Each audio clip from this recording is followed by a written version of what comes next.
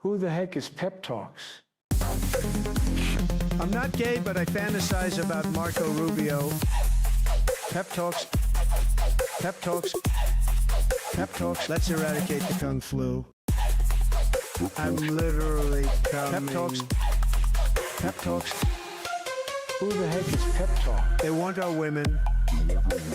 They want our children. Pep Talk. Sometimes no means yes. Grab them by the Pep Talk. Grab them by the Marco Rubio. Obama is a racist. Pep Talks. I'm literally coming. I'm Pep literally coming. Pep Talks. We found weapons of mass Pep Talks. destruction. My fellow Americans, it has been confirmed today from Pep Talks that we are indeed all high on politics. Yep. Hopefully. Well, we're gonna be high on the stock market today because it's a lot of stock news. But how's everybody doing? Welcome to a new week. Welcome to the show. Man, hope you guys had a good weekend. As you guys may have seen, I had a good Saturday, had a good weekend. Definitely feel like some stuff was accomplished. And you know what? Just paying attention to like my local chats, like we have a lot of them.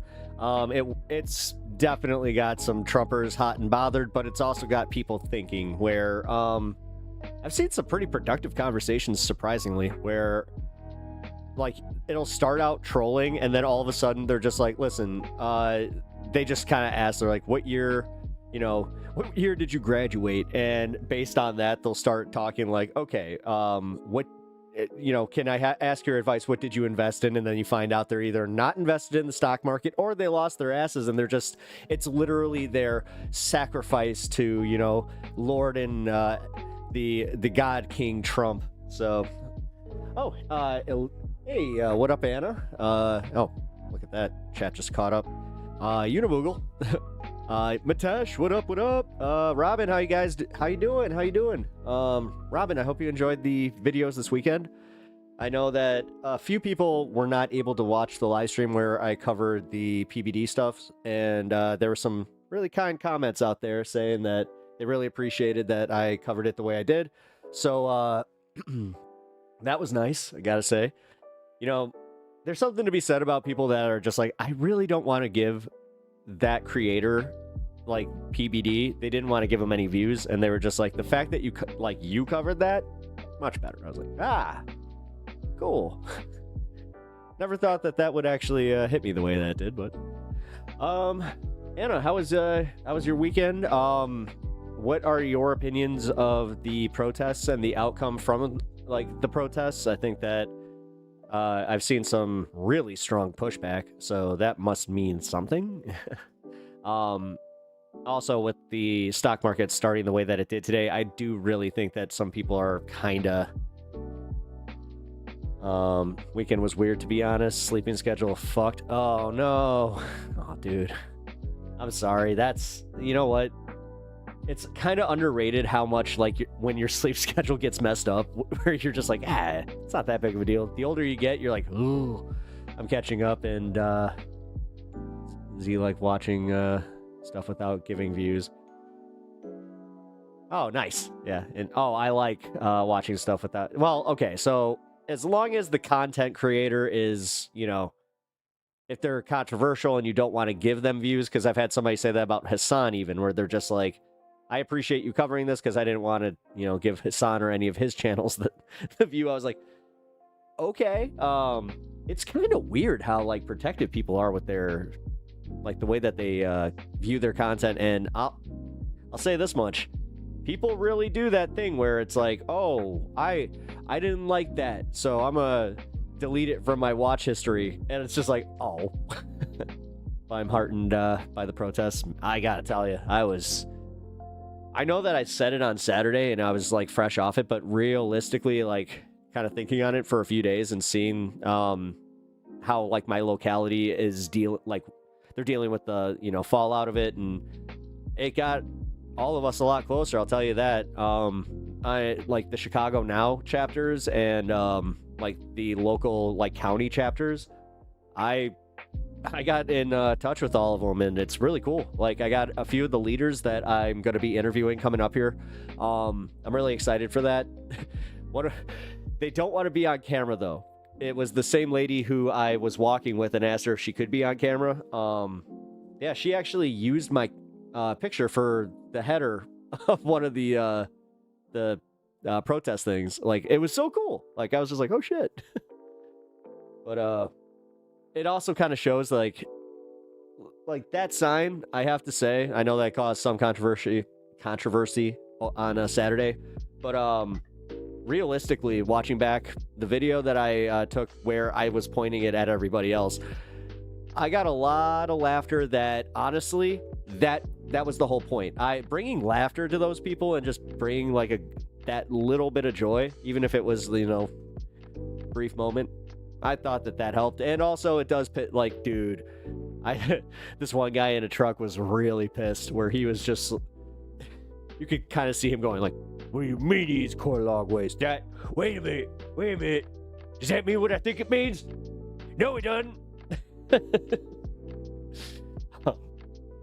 I felt good after my first protest. It was small though. I can only imagine how you feel with the amount of people. It was crazy. Like, that was crazy. I mean, that wasn't my first like protest ever, but that was like my first protest in my new modern age, I'll say that. Where honestly, it was like kind of nice having a cause. Because before, you know, the Occupy Wall Street movement, it really was more out of necessity and also misunderstanding. I didn't understand how the loans worked. I'll be honest. I realistically was just like, they're never paying these back. They don't bail us out. I was like, oh. That was one of the more embarrassing conversations I had with my old man, where he was just like, do you think you still would have protested had you known? It's like, I don't know. I'm like, I think so. I'd like to think so, especially with the influence I had, but they can use AI facial recognition to comb through available videos to identify people. Like, I don't put myself out there anyway as a political activist. I mean, I'm already a registered public figure. I don't understand, like, I mean, for you guys, I could see where, yeah, you might want to take that, you know, into consideration. But for me, what am I going to do? Well, like, stop doing the content that I'm doing? And listen, what am I supposed to do? Fear the man? Fear the fact that they're paying attention to me? You do. The protesters don't necessarily. Well, that's what I mean. Yeah, like, honestly, the protesters, like, they weren't who you think they were. Like, that's the one weird part that the narrative going around on, like, Facebook specifically is, it was the youth. They're just like, oh, look at these confused youths. It's just like, they don't get it. But then you watch my video back and, you know, I would go, dare I say, 60% of the people at the protest I was at were over the age of 50. So, like, it was actually more rare to see people my age. And I remember saying that to one of my buddies that was there, where I was just like, hey, man, like, did you notice, like, I think we were the younger ones there. He's like, yeah. No, I'm not saying that. Stay in front of the, stay at the front and camera facing the cops or traffic. Yeah, well, yeah. I don't know. The way that Florida's just like making it okay for people to roll over you in traffic, I'm thinking maybe blocking traffic not the best idea, especially if you don't have actual protections for, you know, your health and safety. You know, especially if they're going to side with the guy who owns the F-150, who bought it just specifically for that reason, because he doesn't have the patience to wait 5 minutes or, you know, learn an alternate route. Trust me. I mean, as much as I wrestle with that one, because I've also been, I hate to say, I have been late to work because of a traffic protest, and it had it been a cause that, like, I agreed with, that would have been, you know, something that I probably would have been okay with, but it was a fucking mask protest, like, ugh. Which, again, those people strangely totally okay with blocking traffic when it's their cause. I mean, I know I'm not breaking any new ground here, but realistically, just gotta love that stuff. But no, for real, I do have to say that the age demographic was, like, really cool. I want to speak to a crowd again. That was maybe a little addictive. Dude, start. Do some, just some, I mean, you don't even have to do comedy. Just go to like an open mic and do some slam poetry if you want. Or just be like, hey, I want to speak on this issue. Or start going to all your city council meetings and speaking. They record those too, dude. Hell yeah. Request, after you do that, request the footage. Or like the link to the footage, because they have to give it to you. Dude, hell yeah. That's awesome.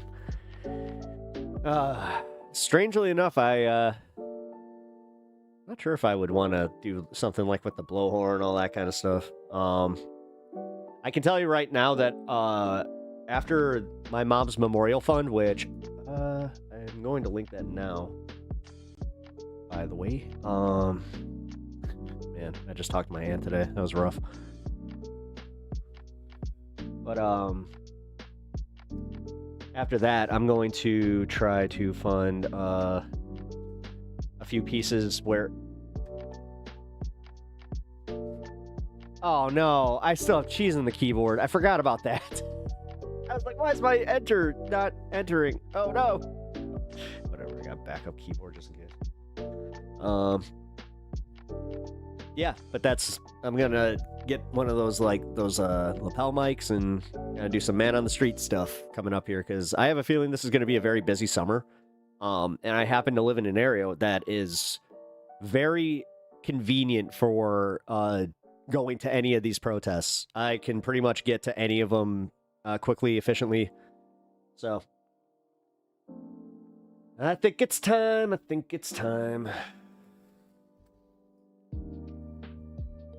But yeah, if you guys would consider donating to my mom's memorial fund, we're getting pretty close to the goal. I'm actually, like, I'm shit shocked. Like, I'm also humbled, man. Like, you guys are so awesome. Thank you. My mom would, oh my god, dude, she would appreciate you guys so much. I think I've told you guys that before, but yeah, things are interesting right now. I'm actually going to not talk as much about what's going on with the grief right now, because this is one of those times where I want to keep it a little more for me right now. So maybe I'll talk about it a little bit later, but I just want to say I miss my mom. It sucks. I'm at that point where I'm starting to really miss her, and just not being able to call her fucking sucks. It sucks, especially with everything that's going on with the stock market and the news, because, like, on top of it, I will talk about this. Her husband, not doing too well as far as, like, his finances, and, like, he was one of the ones that he missed the Social Security check, and then on top of it, now they're, you know, knocking out all of his retirement, so it's almost like, you know, we warned him.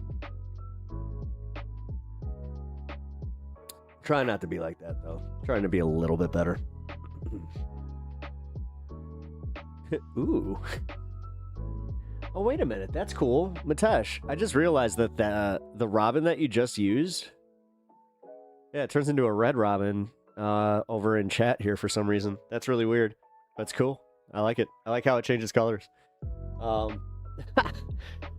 Just don't be like, it's red, it's blue, it's red, it's blue. It's like, technically you're both right. What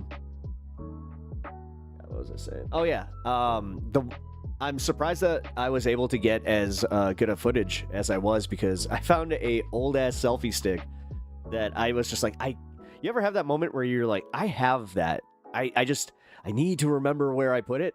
It was like right before the protest started. I just had that moment where I was just like, I know where it is.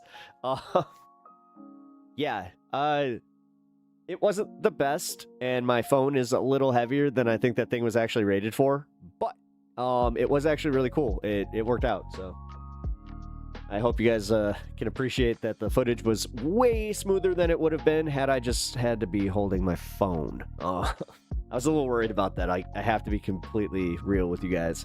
I was even, like, debating not filming if I couldn't find that thing. So Twitch is hungry for red robins. I want to see if it turns red. Oh, it did. I mean, can you not see that on screen? I think you guys can. Welcome, welcome. Welcome over on Twitch. How you guys doing? So y'all guys are just fine. Oh, shit. I'm still marked on just chatting. Give me a second. Okay, so per my understanding, the just chatting thing is, yeah, there's an adpocalypse kind of thing, and I guess if you mark your content as politics, they just payouts suck, which I can kind of confirm. It's definitely different, but I almost want to just mark it as politics because that's the way that I would like people to see it, like, and be like, oh, hey, look, political discussion. You know what? Screw it. Okay, what do we got there? Is that a phoenix? That's awesome. Actually, kind of on the feet, it looks like Huo or Ho-Oh. Ho-Oh? Damn it. I've never been good with Pokemon pronunciation. That's one thing. As I open up like Pokemon packs, you will see like I have my own special pronunciations for some of them. It's also kind of fun with like my dyslexia, where I never fixed a few of them. It's just like, let's see which ones I still call by their wrong names. Stream info. Screw it. Let's do politics for now.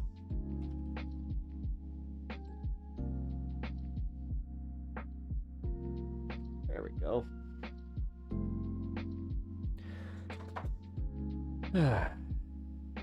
Dang, too fancy. I mean, that's a really... For emotes, I actually really like that emote. I mean, as a Phoenix, like, just fan, like, the Marvel Phoenix, just the mythical bird, the Phoenix, and even Dumbledore's Phoenix. Dumbledore's Phoenix was pretty cool, man. Gotta say.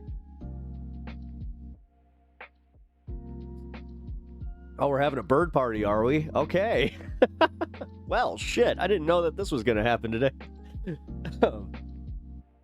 Let's see. Penguins. Wait, we need a penguin in there. Come on.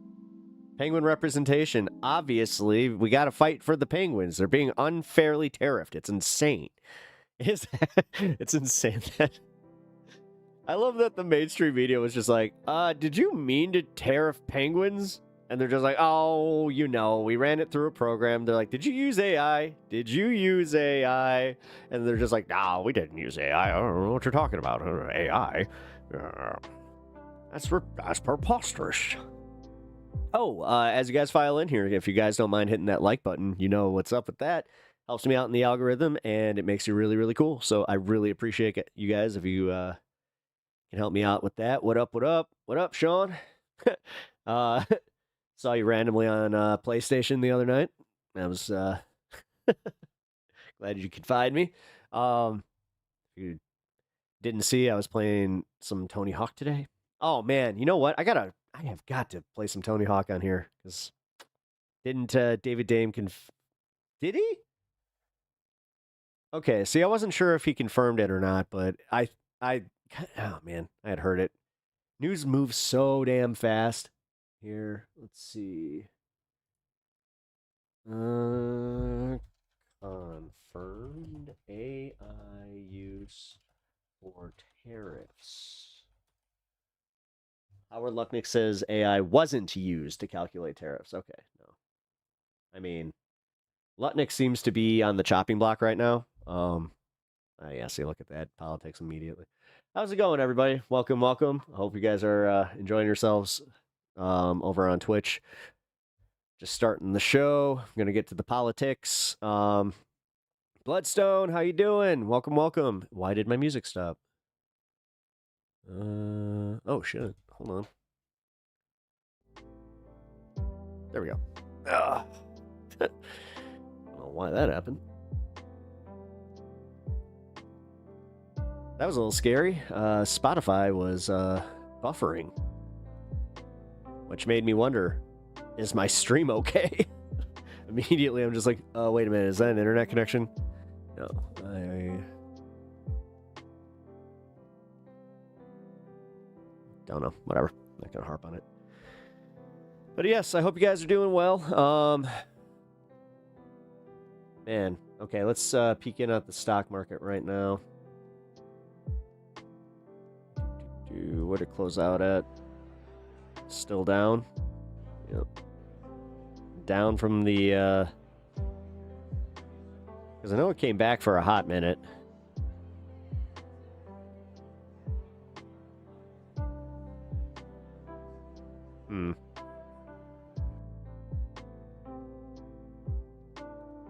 Alright, let's get a updated news feed on this. Oh shit.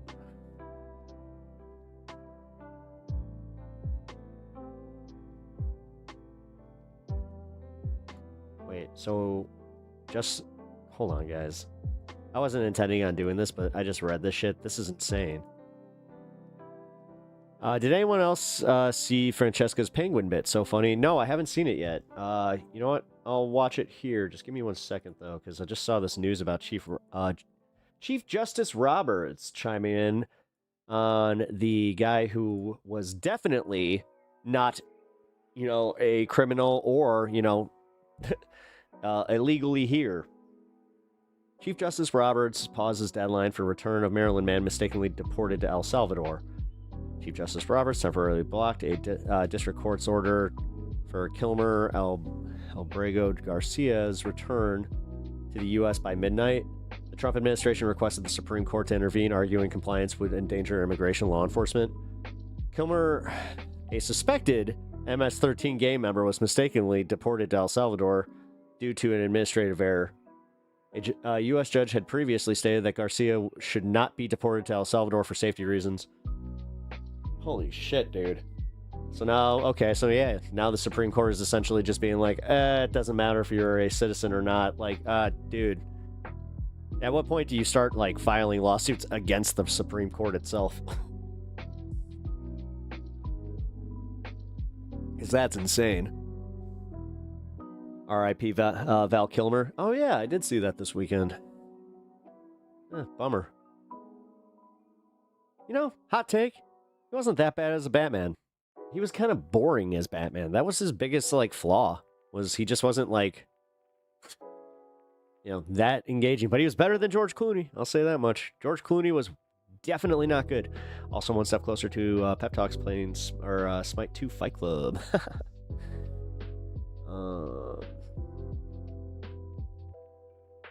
Global stocks and U.S. futures plunge as Trump tariffs reverberate across the world.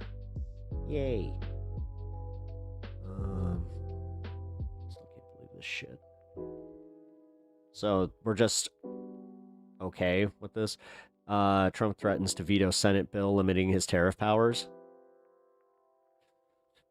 President Trump threatened to veto a bipartisan bill aimed at limiting his power to impose tariffs, stating it would dangerously hamper the president's authority and duty to determine our foreign... I mean...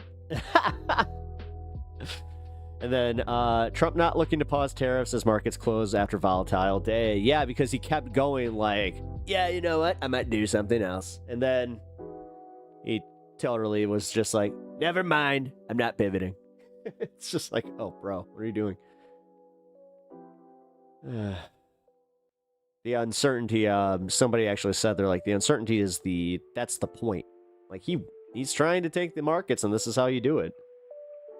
U.S. stock sends slightly lower after day of turbulence on Wall Street. Let's just see. Let's go AB.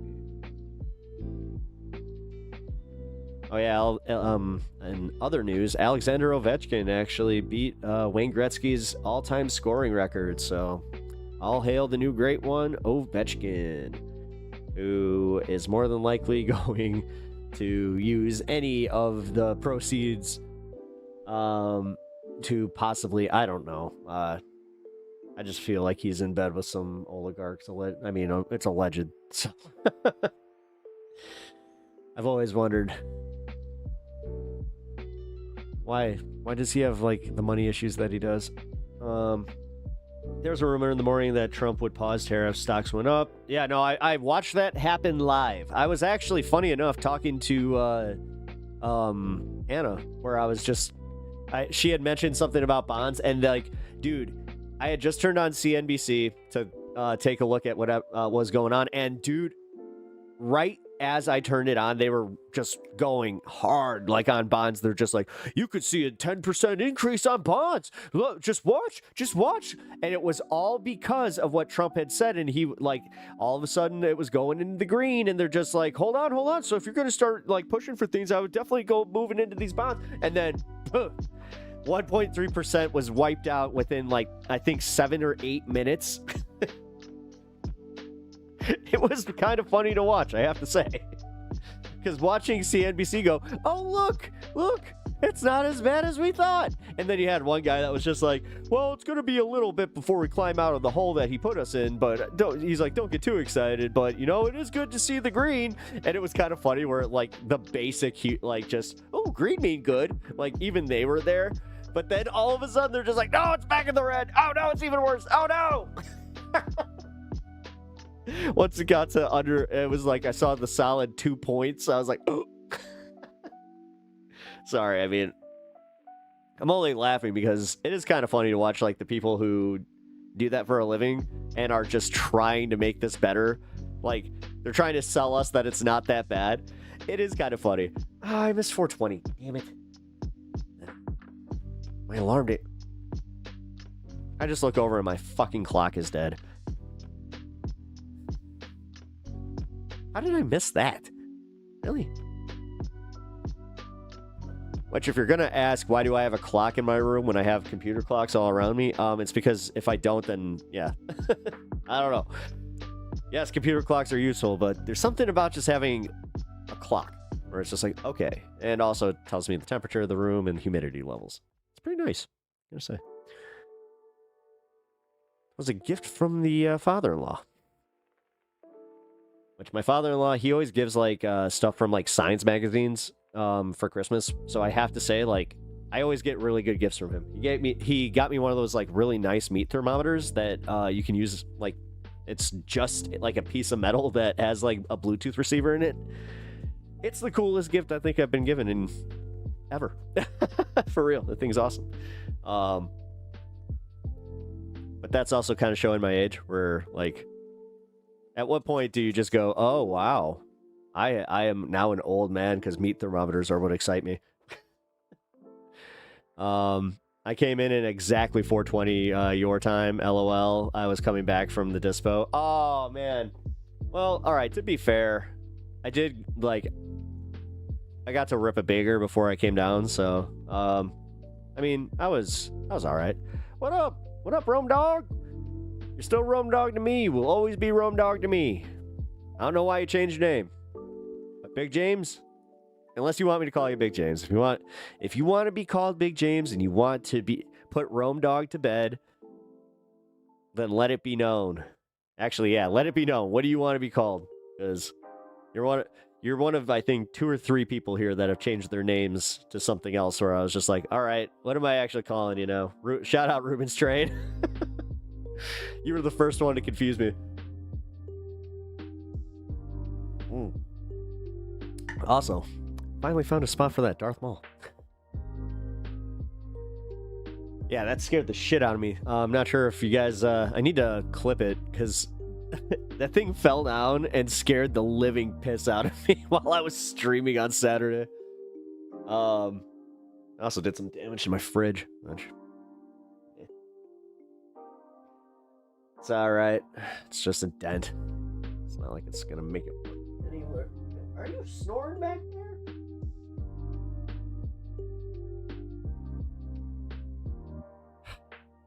Snoring. Yo, dude, my sister got me a kitchen and a mixer for my birthday. A KitchenAid mixer for my birthday last year, and I was so dang excited. And I'm either or, just don't call me late for dinner. Or safety meetings. Alright, fine. Rome Dog it is. Alright, that's actually, like, yeah. When we got the KitchenAid mixer, and that was something else where I was just like, look! We have a really nice KitchenAid mixer! Which I don't use nearly enough. I need to find more uses for it. I make, like, you know... pretty much... cookies, soup, potatoes, and then some you know, green, well, wait, what? It wasn't donuts. Our friend made green donuts. No, we made brownies. Like, we're boring. I think I'm gonna try cookies this time, though. I don't know. I have so much stuff to, like, make the butter, though. If you guys don't know what I'm talking about, I think you can figure it out. Matesh. Italian dog? Wait, right? Italian? I mean, dude.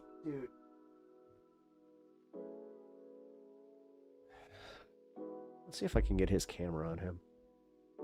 Because he is out cold, and I want you guys to see, because he is snoring up a storm. There's his butt.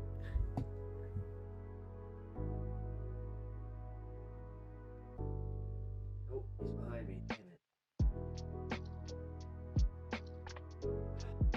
Crap. Yeah, I'm also going to get that new camera here soon. Once everything's figured out, or well, past my mom's memorial, because that's it's gonna be fucking, dude.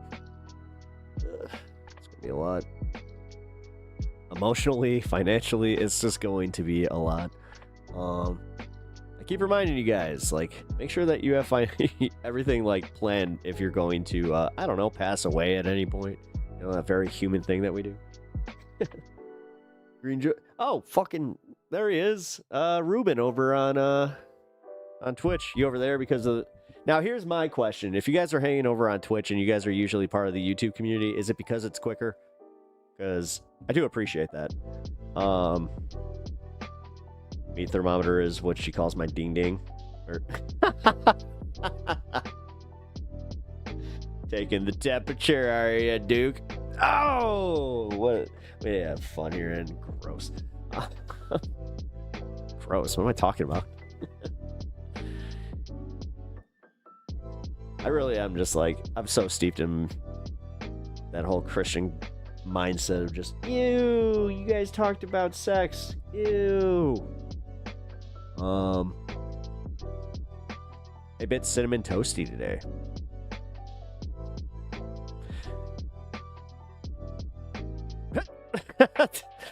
Yo, I said meat thermometer. What the hell? Like, I'm talking... Yep. This is you guys. This is all you guys.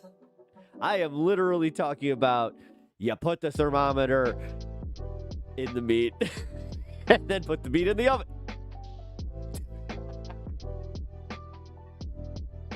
I'm just stopping. Yes, it's because it's faster. That's what I thought. I mean, dude, it's almost instant. I mean, the few times that even I've, like, popped on just to put something, like, into chat, I'm like, oh, wow, that's instant compared to fucking YouTube. YouTube, for some reason, is just like, we need to make sure that what you're saying is okay. Which, it's okay. That's how babies are made. Well, when you put the the meat thermometer in the meat. Guys, you know what sucks? I'm not going to be able to smoke meat this summer without, like, literally just being like, those motherfuckers. Like, every single time I'm going to just be like, and baby making. That'd be even worse if it makes the noise where it's like, well, actually, that's not the noise that I'm talking about. You know which noise I'm talking about. It's the ewy, the ewy noise. Oh, man. As I said, we have fun here. Smoking that meat. You know what? Hey. You get your mind out the gutter, and can we just talk for a second about some good old smoked brisket? Goodbye, horses. Wait.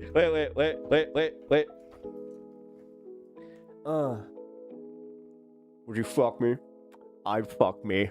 I'd fuck me so hard.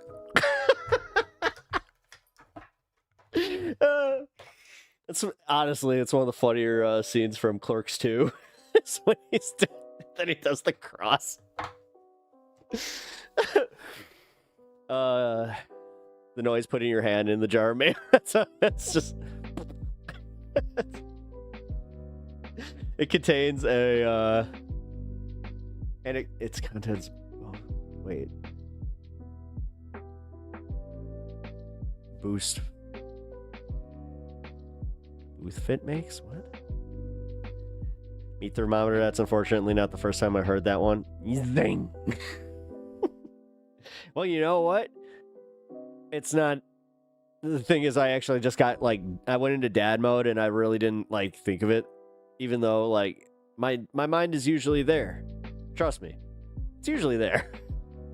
But I was just enjoying like the idea of, I don't know, bragging that I got this awesome meat thermometer and then being like, yeah, you know, I'm gonna smoke some brisket, but then all you guys got weird about it, so whatever.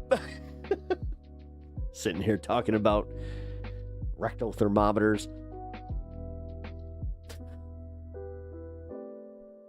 I don't know. But if you guys actually have it, I mean, again, back to my my dad moment, like, yeah, if you guys have any pointers for, you know, smoking some different types of meat, I will take that. And also, I can't wait, but I'm going to be smoking some aged cheddar. I've been aging this damn cheddar brick for about 7 years. I'm excited. Oh snap, I just found a pen that's full. How did I forget about this? I've done that before. Yeah. It's one of my favorite, like, that's one of the best moments ever where you're just like, what? It's Christmas. Because I'm so forgetful. It's Christmas. Actually, that happened kind of today, where I went to my dispo and then I got home and I looked in one of the jars that I thought was empty, and there was stuff in there. I was like, whoa, how'd that happen? That's crazy. That's like finding an entire bag of flour. That's what I'm saying, though. That's kind of what happened to me, where like it was enough where I could definitely classify it where it's like, no, it was more than enough. It's like I could definitely have a few more like good days where, but also, I would have had to go to dispo anyway this week, and we're still having some car issues. I think my wife's battery died. Ugh. So fun, so fun. You know what I hate? Having a toolbox and losing all the 10mm sockets. You know what? I'm kind of in the same boat as you. You ever have this one happen where your 10mm socket has been stripped and now it doesn't work anymore because somebody definitely they abused it? Yeah, that happened to me. It definitely wasn't me. Because, yeah, I'm kind of like, done fit. I will literally go get, I have one of those special sockets too where like you can adjust like the pressure around it or whatever. It's cool. I like that one. It doesn't work as well as you'd like hope. Like for instance, I have a broken license plate bolt that will not work on it. It's pissing me off. So I'm gonna have to find a new solution. I abuse. Man, you guys are in a mood today. I will allow it, but I will not partake. I'm keeping my mind out the gutter today as much as I can. Craftsman lifetime warranty. I know. Unfortunately, this was not one of them. Actually, it was from good old Lowe's, you know, the blue brand. Cobalt with a K. Ew. Whatever. Listen, some of us couldn't afford that Craftsman shit when we started, you know? Like, man, you gotta get all fucking, ooh, look at this guy. Although, in my case, it's just like, really? Really? So when you were buying those Warhammer figures, you couldn't get yourself a decent set of tools? It's just like, shut up.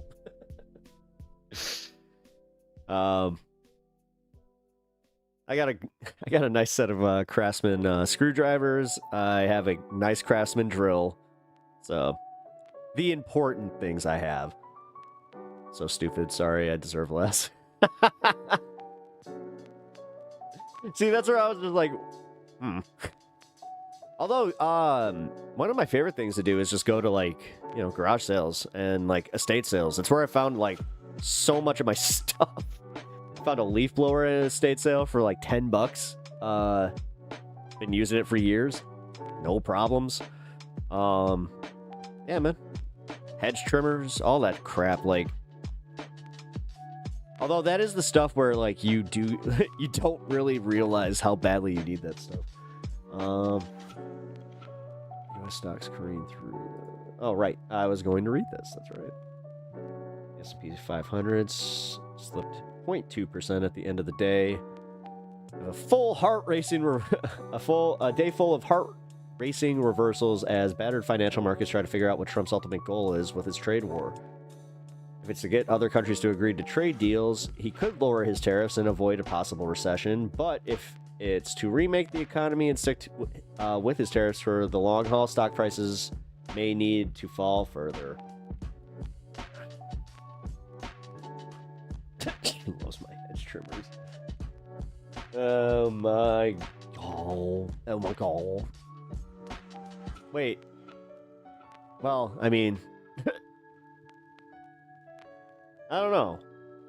I have found, like, the interesting secret from a lot of ladies recently where they all admitted to just using men's deodorant. I'm like, what? They're like, yeah. Like, women's deodorant sucks. It's just like, wow. I was like, yeah. That was a weird secret to find. Like, a secret. Like... I really do think like a freaking 10-year-old. Whoa, look, they let me in the clubhouse for a minute. We maybe can let one girl into the what was it? She Women Haters Club or whatever. What was that called? He-Man Woman Haters Club? Was that it? From the Little Rascals?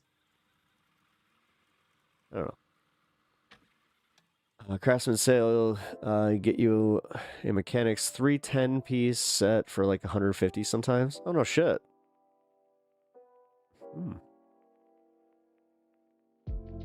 Yeah. One of my big regrets was I didn't have a truck, and this guy was selling a toolbox that like dirt cheap, man. He might as well just been giving it away for free, and I didn't have that damn truck, and it was so heartbreaking because like this guy lit up behind me where he's just like, I'll take it, I got the truck. I was just like, fuck. So, I got some of that Mando because I get blister from deodorant, but yeah, Mando spray is the shiznit. It's aluminum free too. Ooh. Yeah, I just use the normal, like, what degree or whatever the hell. And that's actually, like, where I was kind of... I thought that was a weird thing, because my wife started stealing my deodorant, and she explained that to me. She's like, no, it's because it's better. And then, I remember I thought I was kind of making fun of her, like, where I was just, like, doing this thing where, you know, spilling the tea, if you will, and immediately... I got, like, teamed up on them, where they were just like, yeah, that's normal. Like, what are you talking about? How? What? I didn't know this. Men's stuff is usually better. Women's stuff just makes you buy more. Like the fact that we don't have pockets to force us to buy bags is, yeah, that's insane.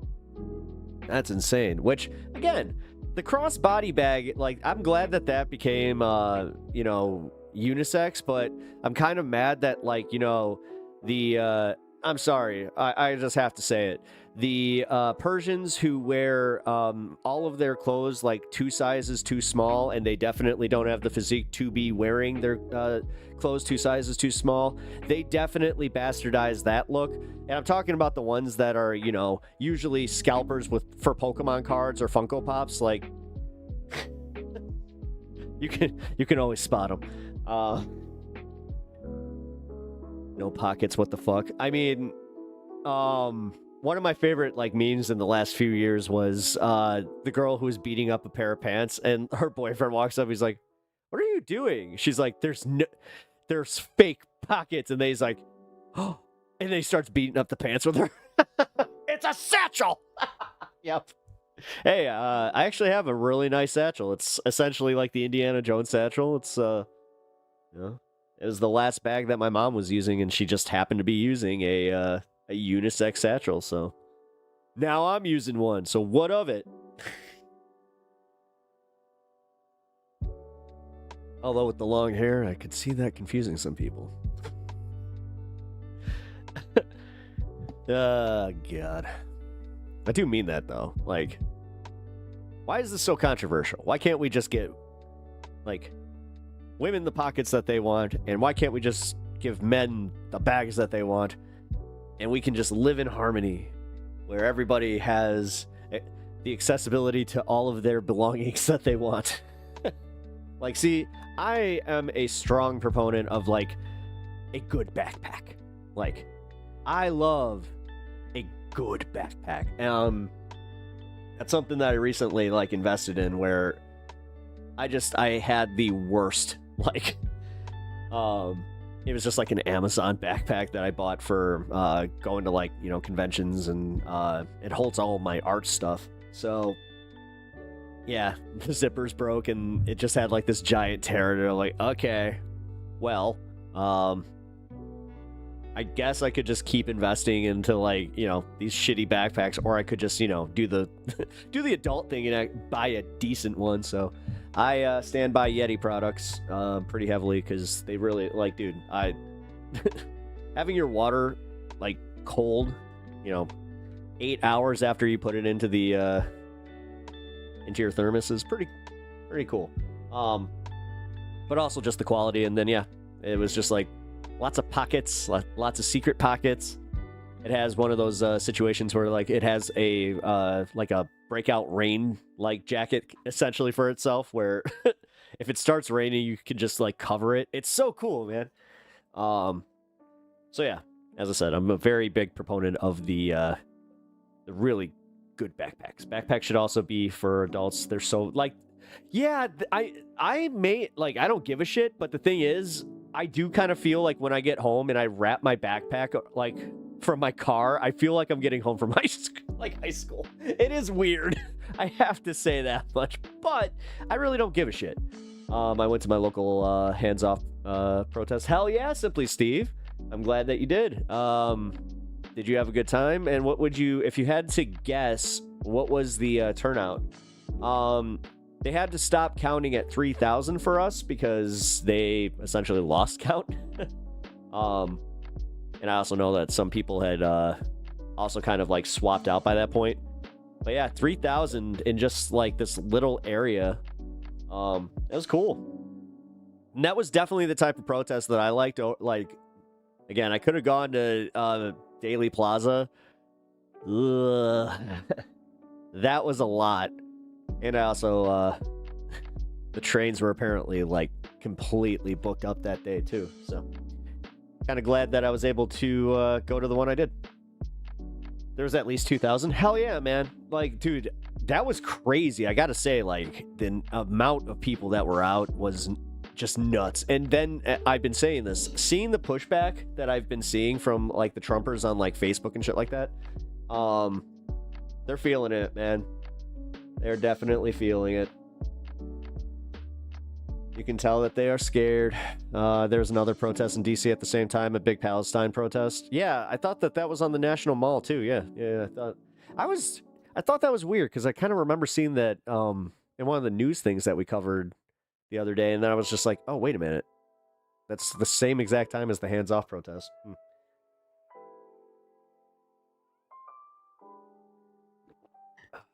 Feel like we should do a different Palestine protest, one that's not overshadowed by the hands-off movement. Also, for deodorants, they usually just cover up your stink. You need something that's says antiperspirant, and men's stuff is usually stronger than women's antiperspirant. Yeah, that's what my wife was saying about it. You should Google Longmont Company protest.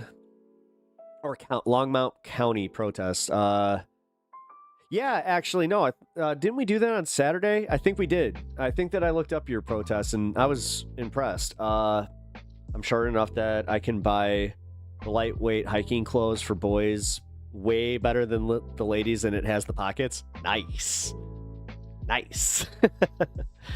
There are still tariff defenders, though, which is insane. I don't get it. Right now, I don't get it. Because even if they're going based off his explanation, it's like, you do realize that's a 10-year plan, right? Like, you got 10 years? What are you doing? Like, what are they doing? Why is it all of a sudden they can think, like, with the long term? Like, when did that happen? When did Trump supporters become the fucking people that are just like, you just gotta wait? Like, what?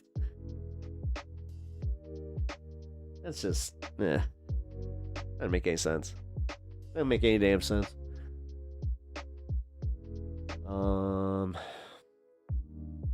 Stock center bear market territory, great.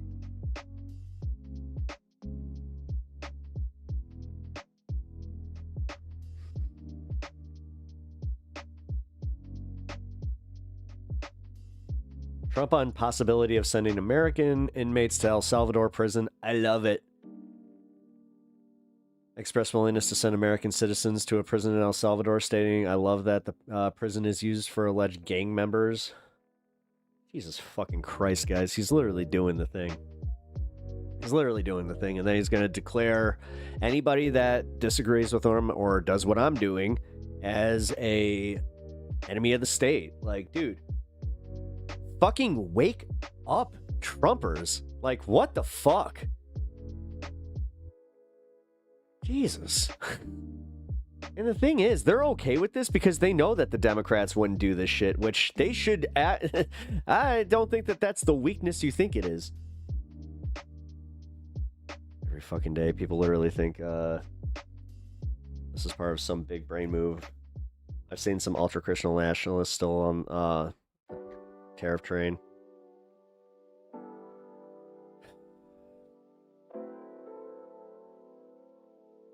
Secret is the best. Same thing, it works. Huh. Well, it's kind of like the what do you call them? The razors, like the God, the fuck are they called? It's like the razors that have the dual edge, where it's like it's got the battery in it. You can trim, and then it also has the straight edge. It's the best damn beard trimmer you can fucking buy. It's the Venus, the Venus shaver. I stand by that, guys. Like, Big J Okerson. No, fuck Harry's. I'm sorry. Until Harry's develops one of these things where it's got the trimmer and it has the straight edge. Nah, man. Sorry. It really is. It's like, at least they got us on that one. Those on the tariff train think that they will ride it out, and it will get better. All it's doing is giving rich people the opportunity to buy up cheaper. Yeah, no, and that's the thing. I actually had that argument with somebody that was already planning on buying another house. So yeah, you can see why certain people are just like, we're good. Fine, whatever. We'll ride it out. It's because, yeah, they got the capital to do so. We need to destroy our economy to fix our economy, dumbasses. It really is just, it's so infuriating. And like at this point, the fact that they're putting the liberal moniker on it, where they're just like, oh, you're just some lib who doesn't want the economy to crash. It's like, yeah, what the fuck? Like at this point, I have been asking people, it's like, what happened to you? What happened to you? Like, seriously, in the last few months, what fucking happened to you?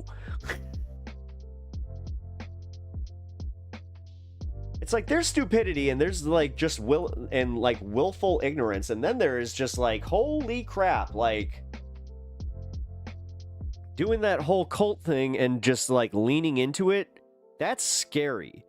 And the fact that they're doing it where they think that they're trolling. Like, also, Can we just acknowledge the fact that there's so many fucking like 60-something-year-olds that get off on trolling people? Like, they're so miserable in life that that's what makes them happy. Can we just acknowledge how fucked up that is? And how just fundamentally, like, miserable that entire generation seems to be. I'm sorry that if you're of that generation, I'm not trying to, like, lump you in, but, like, for real, man. It seems like these motherfuckers, like, they spend all day on fucking Facebook. It's insane. Those with money are going to do well, and people have no empathy for others who are going to suffer. Nope. None at all. Oh, yeah, they don't give a shit. They do not care.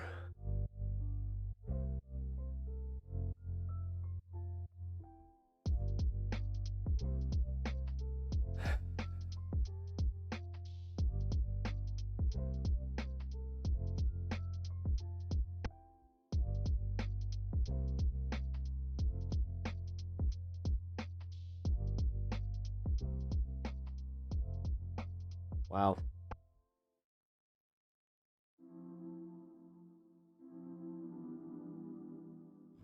Yeah, so this whole thing, if he disappears you to El Salvador, the fact that they just put a stay on the guy coming back and he has every right to be brought back is insane. It's insane, guys. You do realize that Trump is now trying to lock up just an oopsie that they admitted to. Like, oh.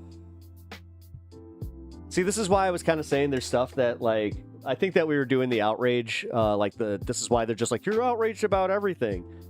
It's like, yeah. But now it is the time where it's like, guys, he's disappearing fucking people who are citizens, and then he's trying to subvert the fucking, the courts. And it's just blatant. Like, he's not even trying to fucking hide it. And he's expecting it, where it's like, okay, libs, your move. You're gonna call us Nazis now? Like, I think Hassan put it best. It's like building a shed. To make a shed better, you have to break it in before fixing it. But Trump didn't buy materials to fix it. Yeah. Building a shed? What kind of shed are people building where you just have to constantly fix it? Wait, what? I don't know about that. Yes, everything's... Yeah, I mean, it is. Older Gen X and are like boomer lights, and younger ones are millennial light. Yeah. I just gotta say, man, like, because it's like, at this point, I am just kind of going through, like, Facebook posts and just looking at them going, whoa, how old are these people? And the average age, I swear to God, it has to be 60s, 70s. And they're all talking about how they're retired. You know? And then on top of it, you big sales pitch on, you know, having kids, seeing how they talk about their own kids and the generations under them. You know, at what point do you just go, you kind of are selling me on not having children. Like, you seem like you're fucking angry that you ever did it. Like, because you also have this thing where, like, the people that are the most angry are the ones that have kids that didn't have the, like, Hallmark life. The ones that were sold on all that bullshit, but they're also pretending that they do. Like, they're the ones that go to church still and are just like, oh yeah, you know, my little Timmy and Eric, they're great, but Timmy and Eric haven't talked to their mom in, you know, 8 years.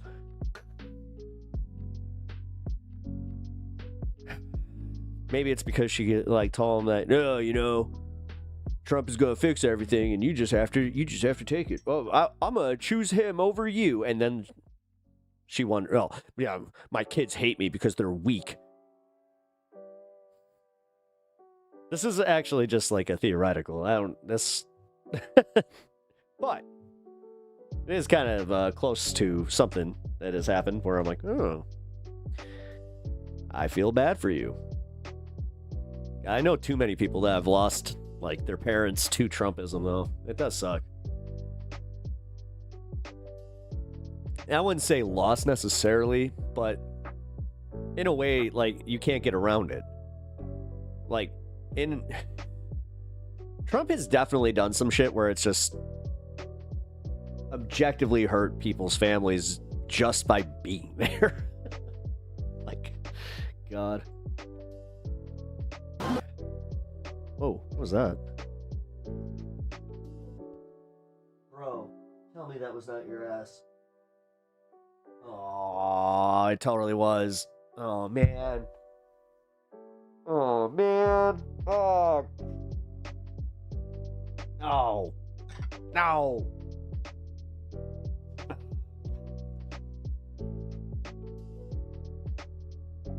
This dog. I swear to God. My dad and his sisters are in deep. My cousins, though, are cool. See, that's, yeah. Well, I'm proving my point there where it's just like, you are not like your dad. What's with that, though? Like, why is it them? And I keep saying lead poisoning, but the thing is, I'm not sure how much I'm joking about that anymore. I do think that the lead thing might have something to do with it. Because they just seem just way too easily convinced on this shit. You know what I mean? Like, I don't know. Maybe I'm wrong, but... What the hell's going on over on Twitch?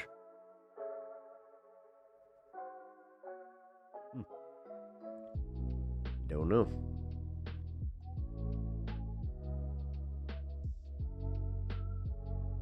Don't lump all older people in together. In Detroit at the hands-on. Yeah, well, that's the thing. Yeah, you know what? That's true. That's true. Yeah, you know what? That's not fair. Because I was just saying that about the protest I was at.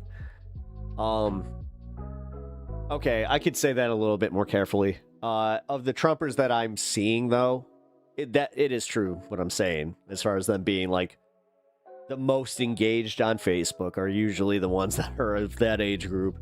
My 95-year-old dad hates Trump. Oh, yeah. No, and that's why... Okay, yeah, you're right. You're right. Not everybody who's... Yeah. I definitely could have said that better. Thank you, Robin. I appreciate that. But I think... Do you understand what I'm saying, though? Like... Because trust me, I'm not saying that I'm not guilty of, like, arguing online. That's not even what I'm saying. It's the people who... It's all day. Like... They spend their retirement on their phone, like on their couch, on their phones, on Facebook, trolling the libs. It's really weird. It is more so a lifetime of propaganda and numerous material conditions. Lead poison is a factor, but ultimately it always is the ruling class at the end of the day. Yeah. Yeah, and the fact that they perceive themselves as the ruling class, and now that they have like this... Oh, you know what? Yeah, because they can, like, they're perceiving themselves as losing their power. So yeah, okay, I could see that. If my pops was still here, he'd be cussing his kids. Yeah, well,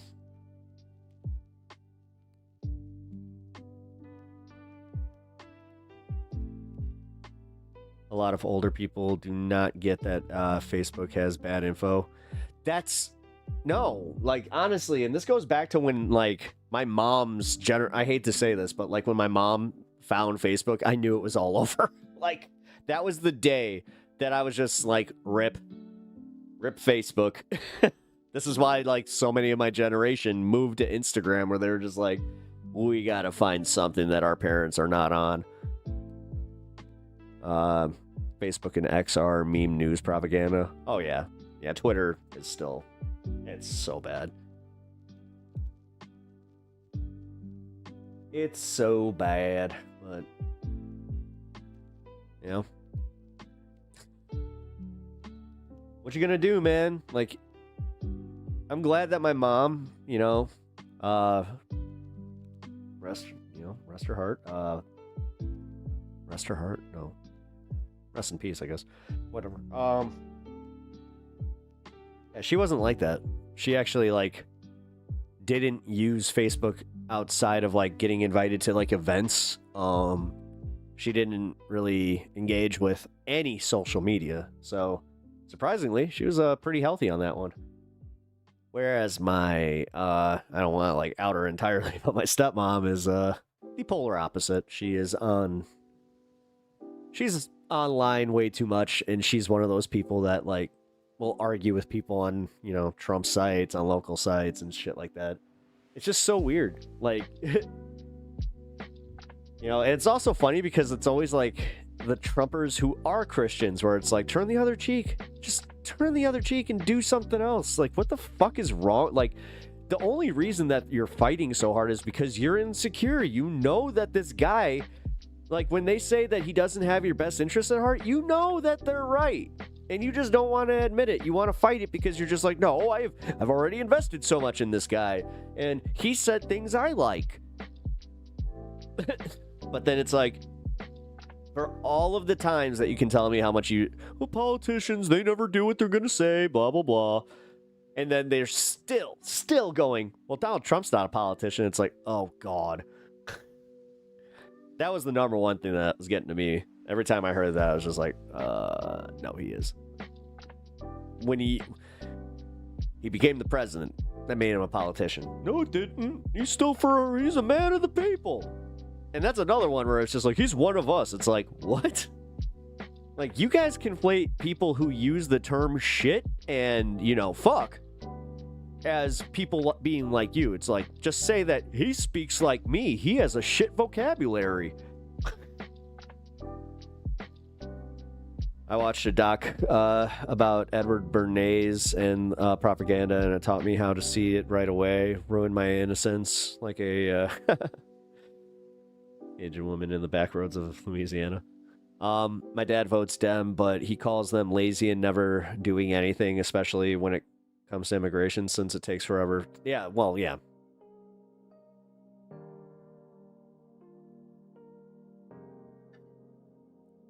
Huh? Huh, what? Sorry, I may have said something and then got sidetracked and just totally let my brain go. Let my mouth go. Not take the brain along with it, so.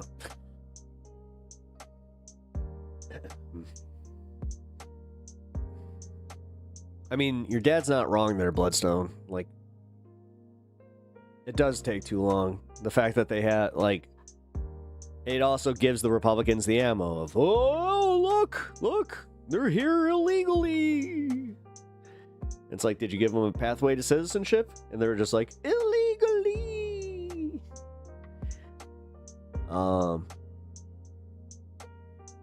Guess who farted this guy? What up, dude?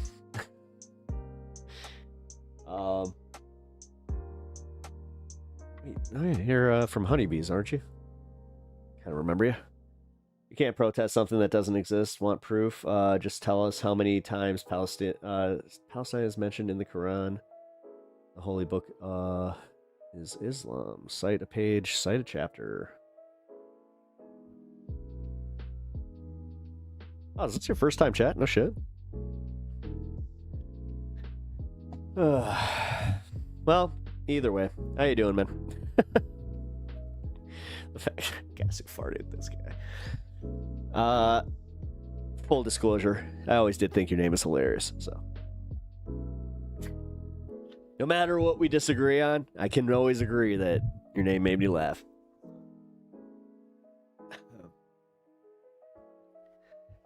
Plus, welcome to the stream, man. Hope you're having a good time. Yeah. Haven't seen Honeybee on Twitch in a while. I was wondering if she was even like streaming politics, let alone just still streaming. So fuck.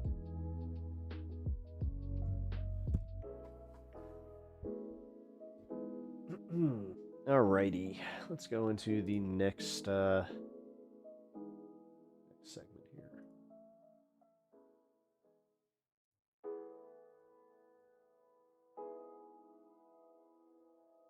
Breaking news. What? Hold on. I got breaking news from CNN. Let's make sure it's actually breaking news and it's not just CNN being CNN.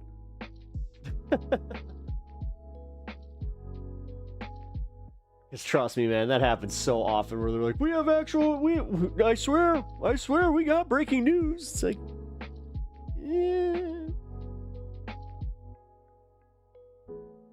No, it's really not. It's the same shit. It's...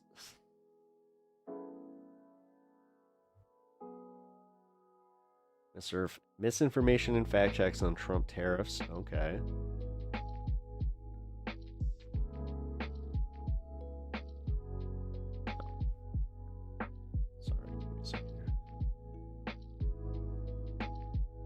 Wall Street roller coaster. Here we go. I'm Afoma DK with the 5 things you need to know for... Hey, this actually might be informative for once. Look at that.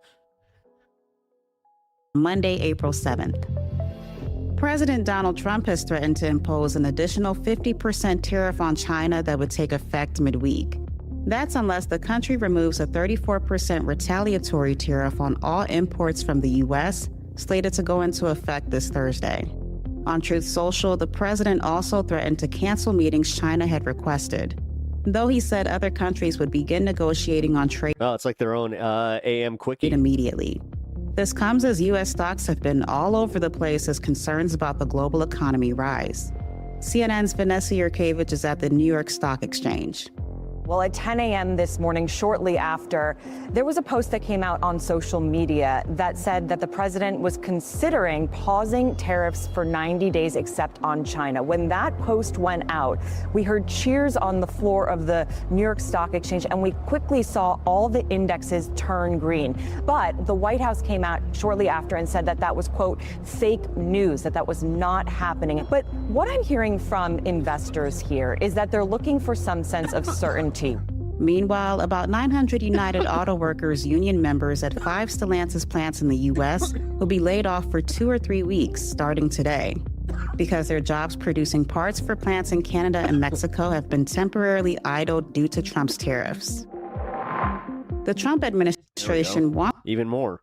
The Supreme Court to block today's deadline to bring back a man from Maryland who was mistakenly deported to El Salvador. CNN's Joan Biskupic explains the dilemma between the administration and the Supreme Court. The administration has conceded that it made a mistake in sending this Maryland man to deporting him with the others 2 weekends ago, but it has said that it does not have the control to get him back. The appellate court that let the district court order stand... And that's why Trump is just like, wait a minute, can you just pause that for a minute? Because we got to find him. A few minutes ago... Wait, we kind of lost the guy. A Reagan judge by the name... Kind of what happens when you shave their heads and put them all in the same clothes, and then you just kind of don't know, you don't keep good records. Jay That's kind of what Wilkinson, happens. he wrote, there is no question that the government screwed up here. Abrita Garcia was subject to a withholding of removal order. He shouldn't have been sent there. And he says that, part of the original order was that he could face further persecution if he was sent there. So you've got a really touchy situation for this Supreme Court, which is being implored by the Trump administration to intervene and not allow the district court order that would require the man to be brought back to stand. What the Trump administration lawyers are saying is that it would interfere with their foreign relations, their international negotiations, to allow the judiciary to intervene. Yeah. Deadly storms across the South and Midwest are finally subsiding today, but communities are facing a new threat of rising rivers and floods. Kentucky Governor Andy Beshear spoke to CNN earlier about how his state has been affected. We have had 4 days of severe weather, which has caused some of the most significant flooding, especially in the western part of our state, that we've ever seen. This is a massive event that thankfully thus far we've only lost 2 individuals, though we have a 3rd missing, but we're still not out of the woods. It's going to take days to recede, and we need to make sure people aren't driving through high water, that people are staying with relatives if they live in a dangerous place. The Idaho mother who was convicted of killing 2 of her kids is on trial again. This time, Lori Vallow Daybell is accused in Arizona of conspiring to murder her estranged husband, Charles Vallow. The 51-year-old woman has doomsday-focused religious beliefs. She isn't a lawyer, but has chosen to represent herself in the 6-week trial. Really? Prosecutors say she conspired with her brother to kill Vallow so she could collect money from his life insurance policy and marry her then-boyfriend. Daybell has pleaded not guilty and hasn't spoken publicly about the details of her ex-husband's death. Coming up, slow and... Okay.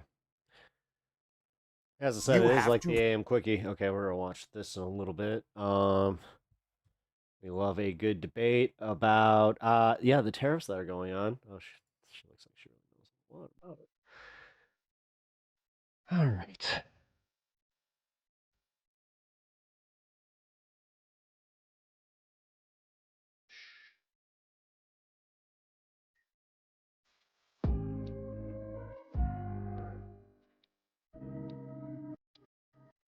Second.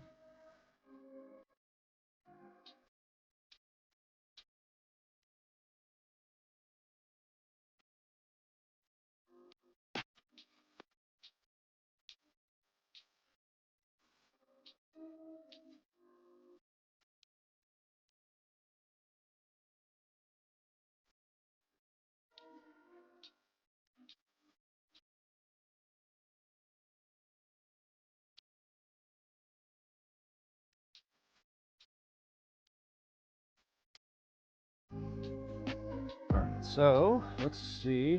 When America sinks like the Titanic, I want to be the guy playing the sad violin music. Dude, you better get that violin out. Fuck, man. We're like right there. Pretty sure that the iceberg, like we're at that point where the iceberg was hit and everybody's still like, what was that sound? Weird. All right, let's see. We are following the breaking news of President Trump threatening to slap China with additional tariffs. Let's go live to CNN senior White House reporter Kevin Litek. So, Kevin, what is the president saying about this potential escalation here?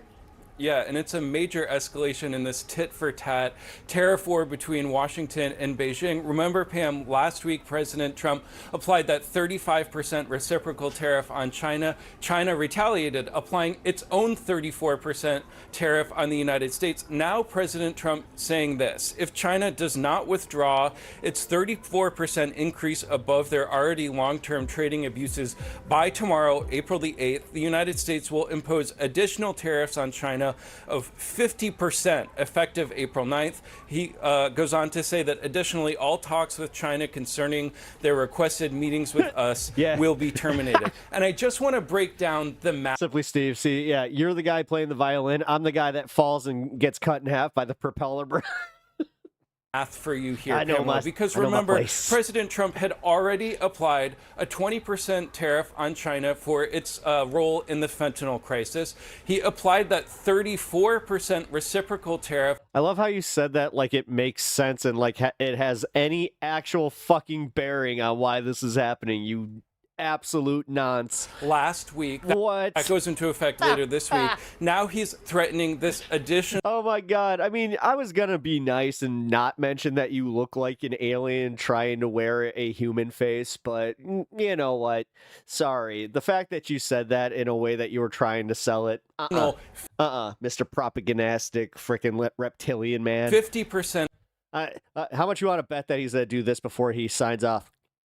Retaliatory tariff on China, this tit for tat back and forth. That would bring the total tariffs on China by the United States to 104%, which is a huge Ave Maria number. China, the world's second largest economy, one of the United States' largest trading partners. This could have a serious. He looks like an X-Files extra. He really does. Effect for. But he looks like somebody that Mulder would just be like, "Excuse me, I need to talk to you. Come here. Just can I have a word with you? Have you ever heard of this alien race? Gotcha. American consumers, given the Sully, I need you to come here. Amount of I got something to prove. Goods that come into the United States. And I think just as we have seen today, the market's clearly looking for some kind of off-ramp here for fifth time exposing an alien, and somehow, some way, Sully's still like, or Sully, some kind of, it's just like, nah, still don't buy it. He's just like, come on! Easing on the part of the president. This shows that the president is very much committed to this tariff plan, exactly not what the markets were looking for, Pamela. Yeah, no, you're absolutely right. And, you know, the Ew. He's got a creepy, weird stare after he's done talking. I don't like White House it. has been talking about how all these. Imagine this dude staring at you across the bar. Excuse me, ladies. The gentleman across the bar has just bought you a drink. The guy in the, God, is that green?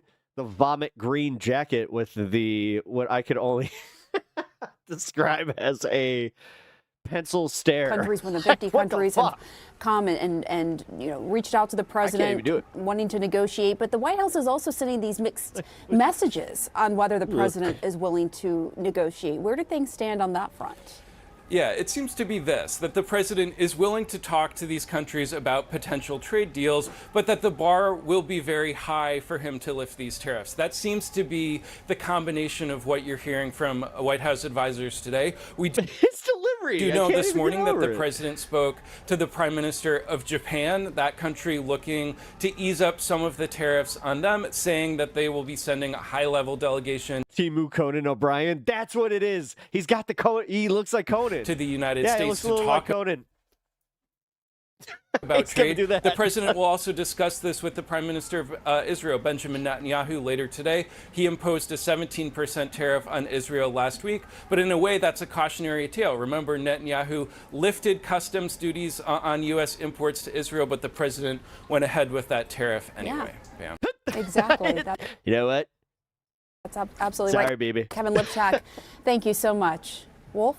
Gotta get mine. All right, Pamela, I want to get some more of the breaking news right now. Japan market shut down. Joining us, Democratic Congressman Mike Quigley of Illinois. Congressman, thanks so much for joining us. First of all, what do you make of the president's decision to escalate his trade war once again? Do you see any chance for an off-ramp before this gets a whole lot worse?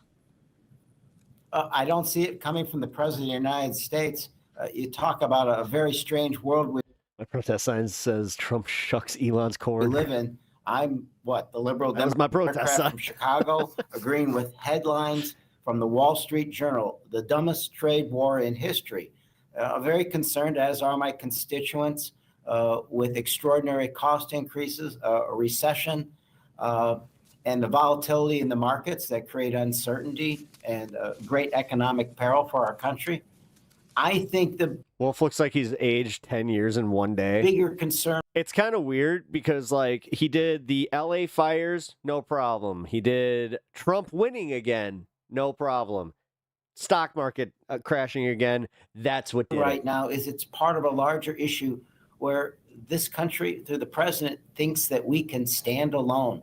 4% of the world's population, we're going to be less secure financially, and we're going to be more vulnerable in every other way from threats from across the seas. I do want to start by talking about this sort of tit-for-tat trade war between the U.S. and China. Obviously, a lot of threats in the air between both countries. Donald Trump now threatening to slap an additional 50% tariff on China if China does not pull back its 34% tariff hike. Just explain to us the potential consequences and which economy stands to lose more from this escalating trade war.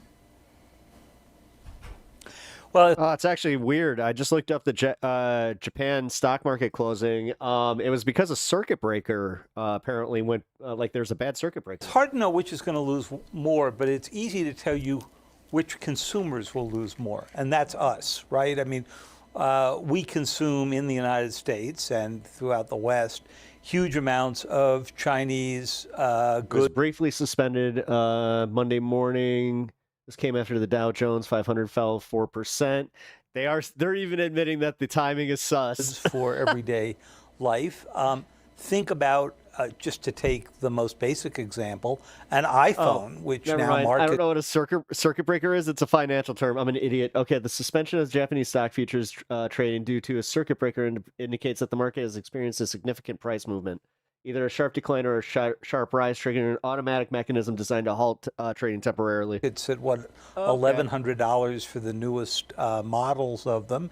God, I really thought it was like... if you ended up doing the 50% hike on thank you, Anna, for taking care of that. On components, you're probably adding. He looks like a Goomba from the Super Mario Brothers. Another. From the live action one, yeah. $500 or so to that. I'll be back later. My library is having a presentation about slavery and enslaved people of this area of New Jersey. Awesome. Hey, yeah, definitely check back in later. But yeah, let me know how that goes. And of course, there's everything you're looking at Walmart and heavy content, but still enjoy much of what you're looking at on Amazon. So these would flow through. What really sort of struck me about President Trump's Truth Social posting, which was just less than an hour ago, was if you know much about the Chinese structure and about Xi Jinping, the idea of setting him a deadline to back down in 24 hours, he's not going to do that. He's not going to end up looking weaker to Donald Trump. And it's just not in the DNA of the Chinese leadership right now, because he will think that will transfer to the confrontation over Taiwan or something else. So I don't think the ultimatum strategy is likely to work.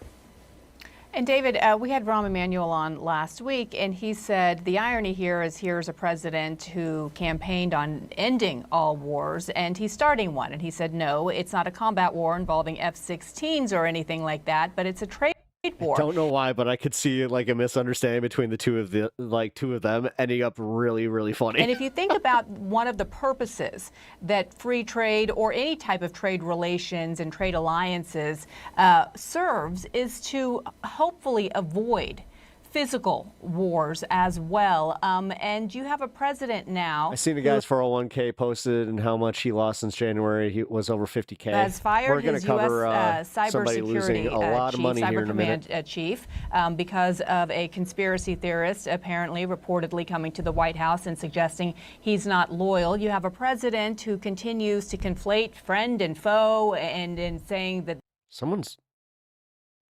that even our friends somebody in this video is breathing into their mic. are treating us worse than our foes. Just give us a sense of where that puts us in terms of security risks here in the United States. Sure. Well, first of all, I mean, just any reading of the history of the past century is trade conflict can frequently spill into military conflict. We've seen that happen time and time again. It was the source of the War of 1812 with Britain, right? But you also saw elements of that in World War I and so forth. Separate and apart from the history lesson here, the conflation of our adversaries with our allies is bound to come back and haunt the United States, I think. What is our greatest military strength as a country beyond our nuclear weapons? Yeah, you're right. It is like right under his nose, so. Which you can't really go use. And the answer is it's our alliance system. Who is it that we have tariffed heavily in the course of this? Japan and South Korea. Yeah. Who are Canada. Linchpins of the effort to contain Chinese expansion, to say nothing of North Korea. Why poison that relationship? I don't know. And if the president turned around and said, well, this is about trade, not about politics, go explain what we heard over the weekend about why it was that he did not put any tariff penalties on Russia. Because we're in the middle of a negotiation for peace in Ukraine. By the way, there are tariffs that were put on Ukraine.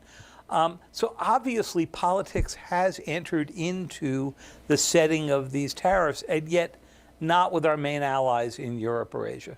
Yeah. All right, David Sanger, live for us there. Thank you. Does make you wonder. I mean, I think that we kind of know.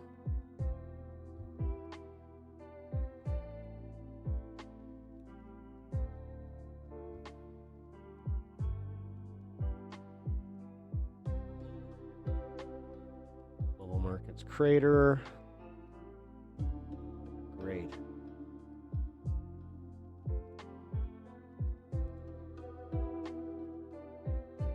Oh, hey, look. The Republicans are finally turning. Some of them are like, man.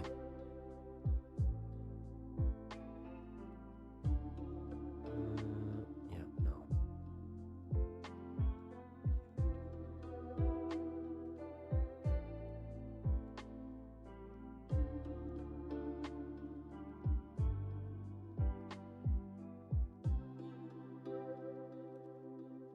If other vacation... All right, hold on.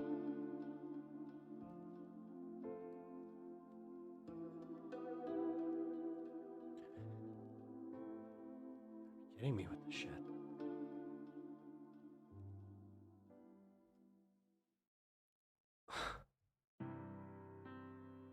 Okay, never mind. I can't play this. God, I need a better way of dealing with this because literally the ads just crashed the page that I was on. All right, well, I guess I'll just move on to the next story. All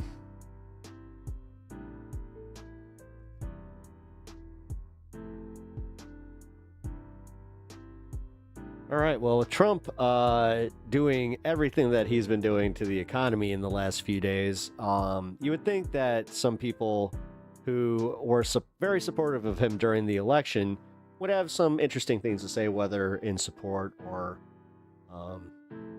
against him right now, specifically with their portfolios. So you'd be surprised at who has actually joined the conversation, who was part of the election cycle, who became pretty sycophantic towards Trump and moved a good number of people towards the right, specifically in the younger male demographic. I'm only speaking about Aiden Ross. Now, if you don't know who Aiden Ross is, congratulations. I envy you. He is one of the, what I would consider OG annoying streamers. Like, man, this guy became a multi-millionaire just by being a know-nothing, freaking annoying, just POS person, and in general, yeah. I can just say, kind of one of those guys that, like Andrew Tate level kind of stuff. Well, it turns out that, and this is important to also say, is during Trump's campaign, he was one of the stops that Trump made as far as like trying to reach out to the younger demographic, which I do still think that that was a mistake on Kamala's part for not doing more streamers and also going on Hassan, things like that. Everybody talked about Joe Rogan. I was like, why wouldn't she talk to Hassan? Like if he's going on Aiden Ross, this makes no sense. But then Aiden Ross did something that was super uncomfortable, where he gave him a Cybertruck that had a rap job that had the president's face on it. And it was specifically a picture of him, doing his fist pump after he got shot, not nicked by the glass. Well, it turns out that Trump's policies are not exactly great for Aiden Ross. So let's take a look. Guys, you want to be honest with you? I don't know how many of you guys are invested in crypto or stocks. What the fuck is going on with our country? Guys, why am I poor? Like, what is going on in the world right now? Why the fuck is this going on? Can somebody please explain what's going on? Why are we all losing? Why are we all negative right now? Like, does anybody know why? Sayuki XBT. I lost everything I had left on this move. $27 million gone. I'm completely devastated. What the?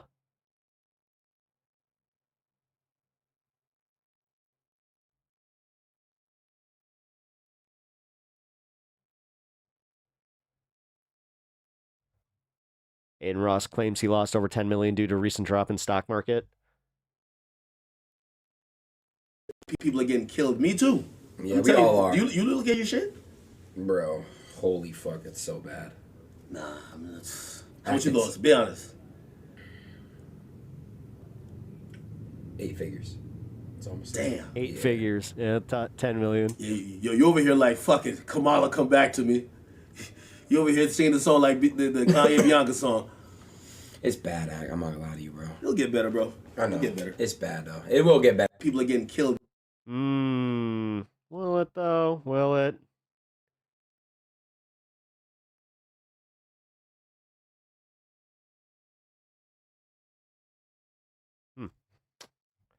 Well, I'm just going to say that that's one of the better things to come out of this was the fact that, yeah, Schadenfreude soaring. That's exactly where I'm at right now. Yeah, it couldn't happen to, a nicer bunch of guys. Also, if you didn't know who the guy he was talking to, I forgot his name already, but I do know that he recently got in trouble for grooming a 15-year-old on a gaming stream. So, Aiden Ross really keeping good company, there too. There's I guess, that's like the whole kick thing is just that, which... That shit's wild to me. Like, guys that they have that kind of background, but they still have these large, lucrative careers in streaming. Like, what? Whatever. But, hey, at least we can take that for what it is. An 8-figure loss. And, yeah, he put all his eggs into the Trump basket. So, you got what you wanted there, Aiden.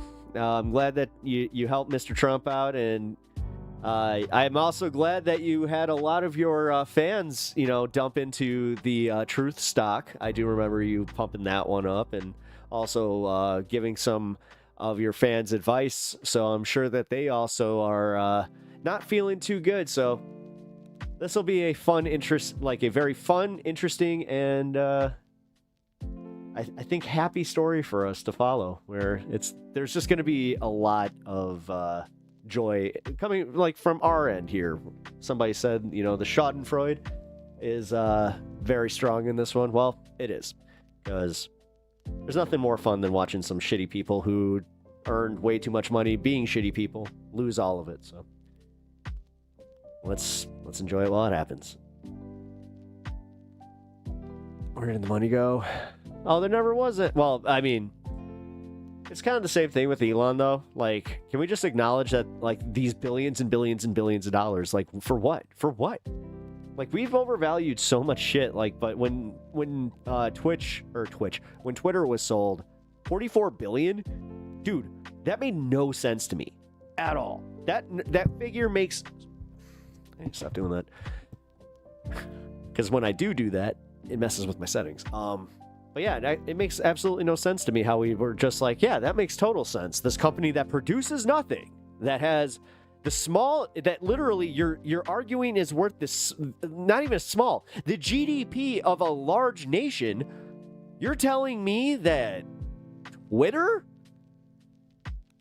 How? I don't care how much ad revenue they make. That's insane. That never made any sense. And then he, sure shit, sells to another company that's a shell company that he owns to take the tax write-off, because he sold it for $33 billion instead of the $44 billion. You see?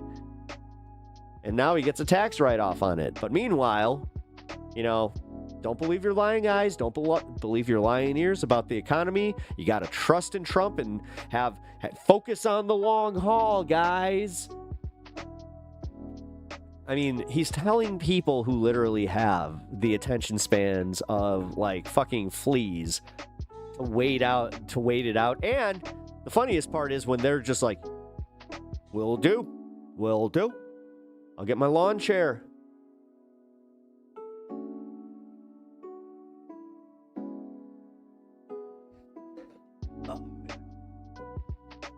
All right, you know what? Hydration break. I just realized that I totally need it, so give me a second.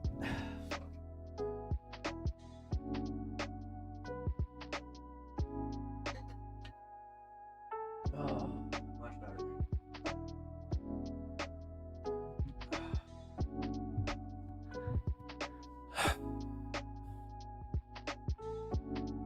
Oh, really? Adam Mockler covered it too? All right, here, let's take a look. You know what? Screw it. Since the Mock also covered the Aiden Ross thing, they're about the same age. I'm not going to lie to you all. Stories like this are kind of my guilty pleasure lately. I'm not one to derive pleasure from other people's misfortune. Shut up. Yes, you are. Yes, you are.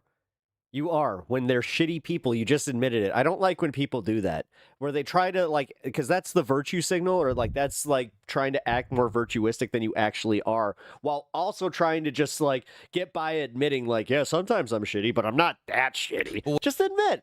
Just admit you like Schadenfreude. Most people do. Most people take joy from seeing other people that they think are shitty get fucking, beat up on. The problem is Republicans tend to punch down all the fucking time. So it is kind of nice where it's like when you punch up and you get that uppercut to just see them get knocked out. Just admit it.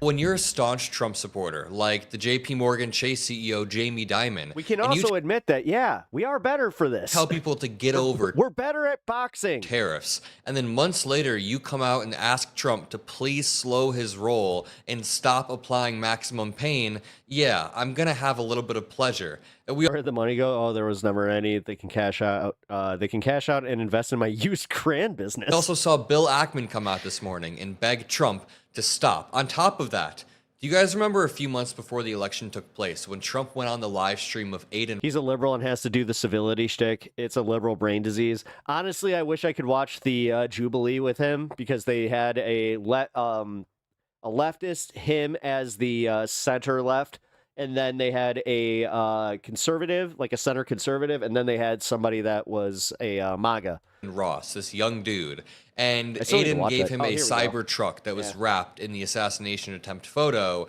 It was kind of an awkward live stream, but apparently it worked. A lot of oh yeah, I forgot XQC was there too. Young dudes enjoyed seeing and Nick Fuentes. Trump in this environment. Well, now AIDEN Ross is just a who's who of complaining humanity relentlessly on his live stream that his stock portfolio is tanking. We've also seen Dave Portnoy complaining. Before we jump into that, let me give you the gold mine. Here's the gold mine that I've found of people who are really struggling under the Trump admin. I think I posted Maybe I shouldn't call Discord it the if you gold guys mine want to take a because look it's at actually a very I also did a little Twitter compilation of people just complaining about Trump. Grim sight to see, but just let me know what you think about this. Tammy says, I voted for you, but at 60 years old, in my first year after retirement, your policy is killing me. Everything I've worked for just keeps dwindling away. Oh, so shit, disappointing that you're banking everything for the future and are screwing me and my family. Maureen says, at real Donald Trump, at Elon Musk, the market is absolutely tanking. How could you do this to the people who voted for you? I'm actually terrified to wake up tomorrow and to see if I have any retirement left. How could you do this to a struggling middle class? Or this person, I voted for you 3 times, but I'm completely appalled at what your self-inflicted tariffs are doing to senior retirement accounts. I'm appalled as well, to be honest. I know that I was saying sometimes it's ironic next to Trump. Why? But no, it is very... Morning. Because he was supporting AIDEN Ross in that whole thing. Appalling, and I feel terrible for anybody who is nearing retirement. I mean... This is what's scary. You can actually pinpoint that I think they got something like 20 million as far as like youth vote. I'm hoping like an actual that the youth vote. maximum It was like 19 to 20 million identified as people that were watching these streamers. Goes away soon and the stock market That's recovers. kind of scary. He says, we can't afford your recession that you're throwing the USA into. Everything you say, tariff. Although I'm sure Joe Rogan was also lumped into that because the question was it an online streamer or an online presence that got you to vote? We fall several percent. Stop it. 2026 election at risk. Ron says, I've worked all my life. Put away a few bucks for retirement. Less than you probably spend in a day. I voted for you, and now you... All right, seeing MAGAs out side by side with leftists at the protests. I mean, the thing is, we had a MAGA guy at our protest. The thing is, somebody tried to do this funny takedown of our protest, and it was ours because he spelled impeach wrong. Which was kind of funny, but it was also one of those situations where you could tell that he ran out of like room on the sign before he could finish the word impeach. So he was like, well, I'm going to license plate this bitch and just take out the A. But it turned out when he was identified that, yeah, he was an ex-Trumper. I hate to say it, but it is kind of funny when the guy that they were using as their gotcha, look at how dumb the left are, got outed as a ex-Trump supporter who was at a liberal protest saying impeach Trump. You want to take... And it was because, yeah, he was one of those older gentlemen who's probably lost everything. I've been talking to my dad about that. Guess what's happening in these retirement communities, guys? They are losing a lot of money. And I didn't think about this until today, that it's mostly people my parents' age that are losing their shit right now. Like literally losing their 401ks, losing all of their retirement money. Pittance I worked my entire life to save. I'm not going to lie. It is nice seeing people wake up and you got it the first time, realize that Trump is only self-interested. He will tank your retirement account. He will tank. But the fact that you're being fair, you're like, I have no idea. The entire economy for his own ego, for his own self-interest. And I keep saying this, but when January 6th happened, the average American didn't really feel it in their day-to-day life. The same thing with Trump's impeachment, or when Trump showed people classified intel, or when Trump was in court. People didn't really feel it. Well, no, because nobody was paying attention. To be completely honest, dude, it is weird how many people don't have politics in their algorithm. Like, they just never see news. It's so weird. But this, and I wish I could have somehow, like, I wish I could have been that, but I'm just too interested in this shit. This is different. People wake up every. Why are they trying to get rid of the FDIC too? Gee, I wonder. Morning and feel this. Someone said, "I voted for you 3 times, Mr. President." However, we welcome the ex-MAGAs. We do not judge. There is no shame in admitting you got conned for your vote. No, it's the people that, like, I welcome them with open arms. You decimated the middle. It's the people that are still pushing back, where like they're just holding on for dear life because they just can't accept it.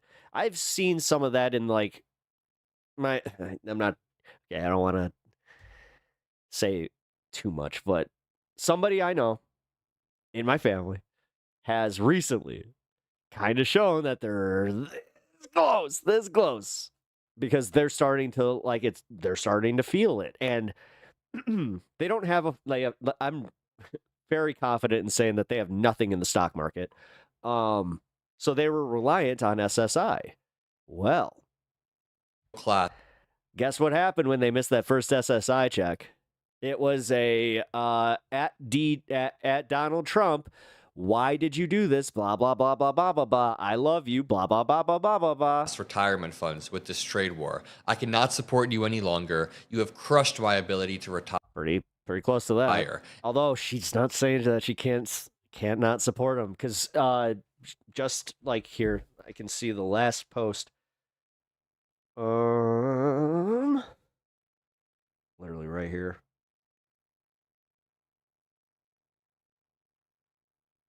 So you mean we just have to wait? I don't understand the logistics behind it, but somebody explained it to me that the long-term plan will be better for me. I'm just going to trust that he has my best interest at heart.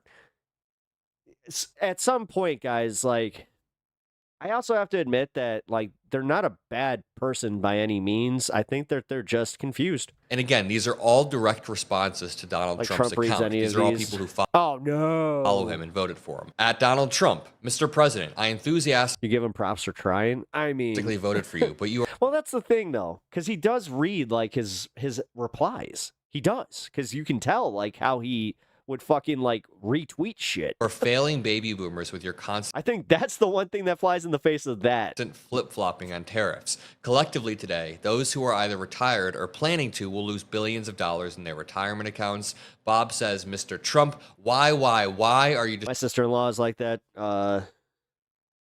and she qualifies for food stamps and thinks she's this close to being rich. Destroying American seniors. Well, yeah, because she literally thinks that she's going to get it on a scratchy. Seniors' retirement accounts, this is not... And then she doesn't understand how she's going to get taxed on that scratch off and then still be pissed at the billionaires for not paying their share. How we voted for.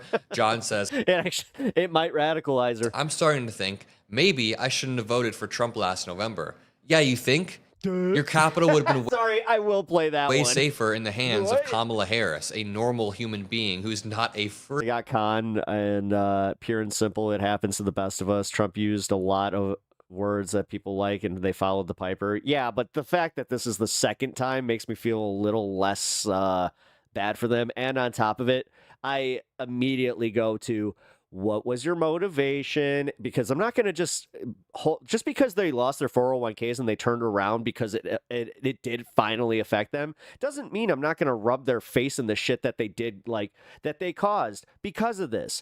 They did this, and they did it for shitty reasons. The trans and sports thing. A lot of people put their fucking trans hatred above their financial well-being, and they just didn't. That's how hateful they were. They let their hate rule. And honestly, those are the people that I'm like, no sympathy for you. If anything, I laugh at you. I enjoy when those people get hurt. Someone said, stock market going down, them, losing man. my retirement. Seriously, I voted for you. The And it only was thing that will ever make them feel like truly, like that will make them change is when they finally feel so alone in the fact, why doesn't anybody I mean, look at the way that they have been responding online, where it's like, how come the Democrat, like, I've seen this coming from Republican accounts where they're like, how come Democrats aren't doing anything about this? It's like, listen, I hate to say this, not their fucking job to save you from your dumb decisions. a big mistake. And as I'm recording this And it's not our job to do the same. Like, no, enough of this. video, I'm getting word that Trump may actually flip back on his tariffs and do a 90-day trial period, or a 90-day period to allow countries to negotiate, rather, before he replaces the tariffs. This guy can only feel 50% bad at this not point. be serious. And you know, this uncertainty just No, because again, I've seen their vitriol. I've seen, like, even in my own life, and I'm talking like anecdotally and like just as a broader like online thing. I've seen it. I've seen enough of it to be like, nah, because most of their support stems from the fact that they're genuine shitty human beings. Just made the market tank even a little. Like, they get off on the idea that they're better than others. They're better than leftists because of reasons. A little bit more. Trump's adding so much uncertainty that his whole plan is done for. Rob says, thanks for fucking up everyone's retirement. Effing up our I'm too effing detached to give too many fucks. I mean, to be fair. savings. For ruining a fun weekend with basketball. Some of us don't have time to wait on a recovery, and I voted for you. Fix it. Stop the victory lap and fix it. This motherfucker, he's going to like a basketball tournament with his kids, and now he's like, oh, wait a minute. Oh, Trump did something that I don't like, and because my money go down. Yeah, Trump is way. Again, if I hate to say this, man, but you go through his post, and I'm betting. Over. It's a lot of this, anti-woke. Yeah, look, the DEI. Oh, you guys should be happy about those. Stepping. Like, how many of these accounts do you think that they just a week ago were going and saying you should be happy about, Elon? It's insane. Greg said, I voted for you, but midterms are flying out the door. Your actions destroy our hope. They wanted to own the libs so bad, apparently didn't look at the price tag. Retire. Nope. Well, again, and the fact is, like, this is where I've been telling people, he's going to try and do away with, like, even voting for Congress. Like, he's going to do something so egregious that it, like, dude, they locked up the White House. Like, the White House lawn is completely behind fences right now, and I don't think it's the economy. Soon, for God's sakes, why decimate everything at one time? That's just going to be part of it. Absolutely agree. And now, but honestly, dude, I think he's underestimating how badly he's fucking his own constituency, and like how, you know. Let's get on. All right, like, people were talking about, you know, civil war before this. To AIDEN Ross. Now they're talking about, like, good luck even having it, because, like, at that point, his own people are going to be hungry at that, and they're going to be jobless, and like. It's the main story. Now, this is the funny part. This is a clip of AIDEN Ross when Trump came on his stream asking why the stock market isn't doing well. And at the time, the stock market was hitting all-time highs. The economy was booming, yet they try to claim that Biden's economy sucked. It's so funny seeing this now. And can I also just point out that we made the top 10 fastest growing political channels for Q1 of 2025. We beat Tucker Carlson. We beat Charlie Kirk. We did not beat Joe Rogan. He's still a little bit above us on this chart, as well as Fox News. So if you want to help beat Joe Rogan, glad that make sure you subscribe and let's watch Democrats. You know, what I just saw yesterday and the day before. You know, I'm in Democrats crypto. is a I'm in very stocks annoying myself, account. and I couldn't believe what's going on. You know, you have Japan, you have everybody just falling, and I want to ask you, you know, how do we basically get it back up and flowing and back up and running, and you know, and Caramucho spicy snack. What's spicy causing hot this? chili? So right now you have no confidence. You have somebody that now is taking over from Biden because he just wants to stay in bed all day. He can't get up. He wants to stay in bed. So they're hot chili potato chips. No, it was a fraud. They tried to tell people he was competent. He knew what he was doing. And in the debate, he was adjudged to be not so good. Yeah. But you can go back 4 years, too. You know, he campaigned from his basement. He didn't campaign.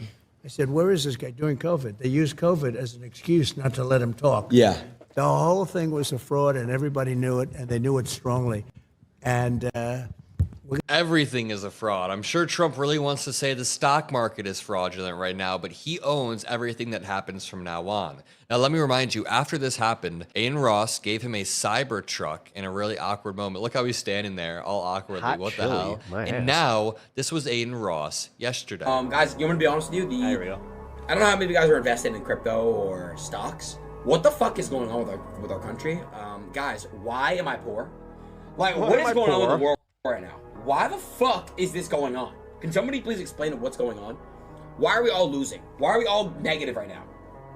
Like, does anybody know why? I know why. I know why. It's because your dumbass voted for Trump, dude. What the hell? He also said this. Well, I mean, that there's more to it than that, but okay. A few days ago. People are getting killed. Me too. Yeah, we all are. You look at your shit? Bro, holy fuck, it's so bad. Nah, I mean, how much you lost? Be honest. 8 figures. It's almost damn. He just said he's down 8 figures, meaning 10 million at least. By the way, this dude is super rich from his live streaming. Yeah. You over here like, fuck it, Kamala, come back to me. I'm sitting here eating spicy Japanese chips, enjoying the hell out of this. You over here singing the song like the Kanye Bianca song. It's bad, I'm not gonna lie to you, bro. Bro, he's saying it's bad. So this dude says, you're over here like Kamala, come back. And Aiden Ross just smiles like he's thinking about it. He's thinking about, dude, Kamala should come back. Check out Dave Portnoy saying he's down a shit ton as well. And this was before the serious drop. I almost tweeted out, Dave, how much are you down right now and today? 7 million. I'm down 7 million bucks in stocks and crypto. And it's tariff city. Trump has put his tariffs all over the place. I've been trying to understand. How do we get better? Well, you see, Biden, he was just shit. He was completely shit at his job. So, yeah, you know, Biden should do better. But how do we get better? Huh? What was the question? I don't. Like, it's more a trade deficit tariff to me. There's nothing to understand, brother. There is nothing to understand. What about this one? Someone said, I voted for you. Stock market is in free fall again today. My retirement saving is crushed because of your policies. Golden age my butt. And this was on April 4th. So this was Friday. It is now Monday and the stock market fell even more, even harder. Someone said, at real Donald Trump, I voted for you, but 30% loss of my retirement funds was not what you promised. Not at all. Myself and others are now sorry we voted for you. You are killing people's accounts. Dude, I voted for you, but you are destroying my retirement account. Pump the brakes. At Donald Trump, recall the tariffs. It cost me over $3,200 in my retirement accounts just on Friday. Costing somebody $3K just in one day. And I voted for you 3 times.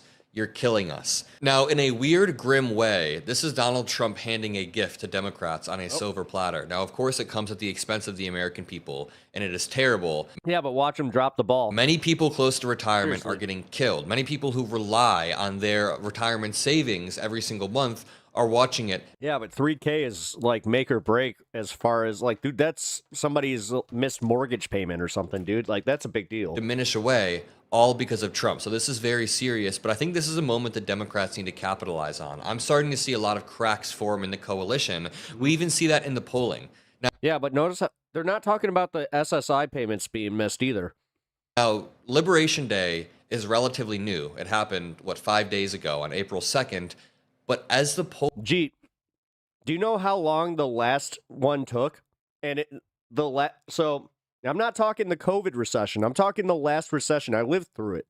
I was of age. Trust me. I was engaging in the economy at that time. It took over 5 years for that to bounce back. It was year 2 into Obama's second term. So polling. Gotta go, D&D. Lucky. Begins have fun to come out throughout April and throughout May. Roll a 20 for me. I would bet some money. Actually, not right now. I don't want to bet any money right now. I'm already feeling max pain. But also, the fact that you said it'll bounce back, that shows me your cope right now. Like, the thing is, you're watching this knowing damn well that Adam Mockler's right. That Trump keeps handing the Democrats all of these gifts. That you know people that are hurt. That you might be hurt. That things are getting more expensive, that you have put off something that you wanted to possibly buy or a larger purchase. But you know that you might be wrong. Like this whole, it'll bounce back. Well, this is where I keep saying it. I'm going to buy the dip. Go ahead. The thing is, the dip needs to come back for you to even make that money. So go ahead and buy the dip, but you're still, like, you have to have a lot of faith in these pushes. And you also have to understand that, like, the destabilization that he caused just today is part of the problem. Like, every economist is just saying, dude, just say what you're doing with the fucking tariffs. We get what you're doing with the negotiation, but that, like, you're losing your leverage because they're just going to keep pushing back because they keep seeing how this hurts us. Trump's not paying attention to how this hurts the American people. It's the other countries that are. So why would China back down when they're like, oh, well, you know what? He's going to be pressured by his own people. His own constituency is going to end up hurt by this. So, again, you're actually the quintessential Republican right now. You're only thinking of yourself. So good job. I mean, I'm glad that you can do that, man. But realistically, how does that help anybody else? How does that help the people who lost their retirement savings? You don't get it. Like, I'm glad that the bro culture is thinking that they're doing something here, that, like, you're going to somehow get out on this, but you're not going to, like, I hate to say this, man, but you're one of those guys that I hope, like, if people are going to lose their jobs in this economy, I hope you're one of the first ones, because you're one of the ones that karmatically deserves it the most. But this is also why I don't believe in karma. Because knowing the world, more than likely, you're going to buy the dip. Somehow, you're going to end up on top, because that's just how the world works. The shittiest people usually end up on top. But whatever. That's just usually how that goes. Am I wrong? I need to know when the dipping is done. I'm doing a lot of projection. How? How? I literally gave up a career because I wasn't comfortable with doing, like, the shit that was needed to actually, like, make that extra, you know, that to send me into an extra tax bracket, I should say.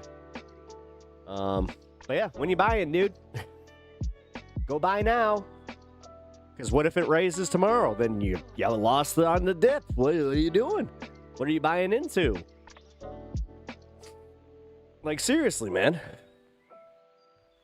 Yeah, buy into Apple? You know, the thing that he just said, oh, yeah, we're going to bring back the manufacturing. So, you know, the millions of jobs, like, it's going to bring millions of jobs where you guys can do screws. You guys can screws.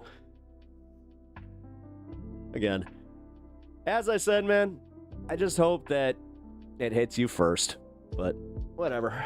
I was told to buy Israeli bonds instead of American ones. Yeah, actually, not a bad idea. Not a bad idea. It's the bootlicking company man that rises to the top, not the man fighting for his labor value. Nope. Oh, no. It's usually that guy who gets, like, literally buried because he's doing something that, you know, will cost way too much from the top. We need a better system. That is true. I heard someone compare trying to buy the dip to trying to catch a flying knife or a falling knife. Yep. No, the thing is, like, the fact that he said buy the dip tells me that he doesn't actually understand what's going on. He's one of these guys that, like, pretends to understand the stock market, which he doesn't. Which I have plenty of people that understand the stock market that are on the right that have actually, like, explained to me how they plan to buy the dip, who have said there's very, very specific stocks, and they even said it's not even buying the dip in the stocks, it's buying bonds, like you were just saying. It's buying Israeli bonds, like. But, and even Alirda here, she was just saying bonds, but whatever, man. If you want an example of how expensive American manufacturing is, look at the Abyss headphones. Again, this is my point. Like, they don't understand it, because I lived through the mid to early 2000s, or both, where the entire thing was about anti-globalization, because Wait. We can't, like, because this was the whole thing. Republicans were so into globalization because they were like, yeah, cheap goods. Yeah, send those jobs over to China because then the businesses can make a lot of money. Then we can just do this. Then we can do this. Don't buy Israeli bonds. I mean, yeah, my advice is don't. My advice is I'm not giving advice. Don't listen. Don't take my advice as my advice because I'm not a financial analyst by any means. The big thing that I can say is, like, somebody that comes into chat just saying, like, with such confidence that they're going to buy the dip, but not, like, say what they're buying on, what they're actually, like, what their main investment source is either. Like, what, like, seriously, you're going to buy the dip, but what's your portfolio right now? Like,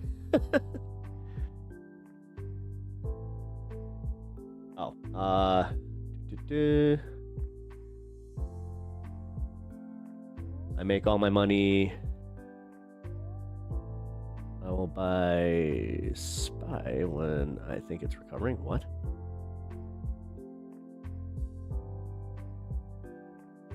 I make all my... Oh, ethically. Well, I mean, technically, that's kind of an oxymoron, but okay. SPI.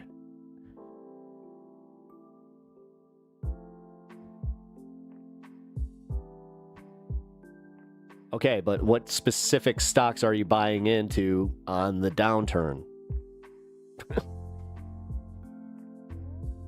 Not financial advice, just moral advice. Not my fault you don't know what an ETF is. Again, dude, it doesn't even matter. Like, I'm locked in. I'm fine. I'm comfortable with what I have in the stock market. Won't crash me out. I have diversified my portfolio way more than enough. This is also why I don't go around talking about my finances, because I'm not the, like, I literally have people that are better at that. That was kind of my whole thing. I knew where my shortcomings were. The thing is, you guys grew up with this idea of crypto broism and, like, sitting behind your computer and playing day trader, like, at the age of, like, 15. So it's become like a hobby for you guys. And then you realize once you get out there with your own money, without the cushion of your parents, like, if you had it to begin with, because trust me, there's way more out there that have the cushion of their parents, trust me. That's usually the ones that speak with that type of confidence. But no, you're sitting here giving, like, doesn't even matter, man. When you say you're buying on the low, I just want to know specific companies that you're going to go support, or, well, the ones that you think are going to bounce back. Where's the bounce back coming, and what's the percentages that you're expecting to earn on this?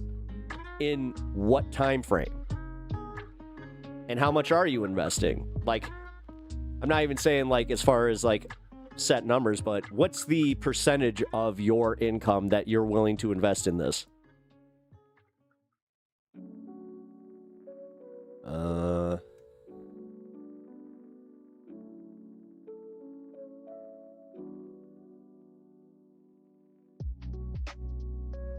What do you mean SPI is a good thing to buy, especially since you can buy when you are not allowed to put money into individual stocks?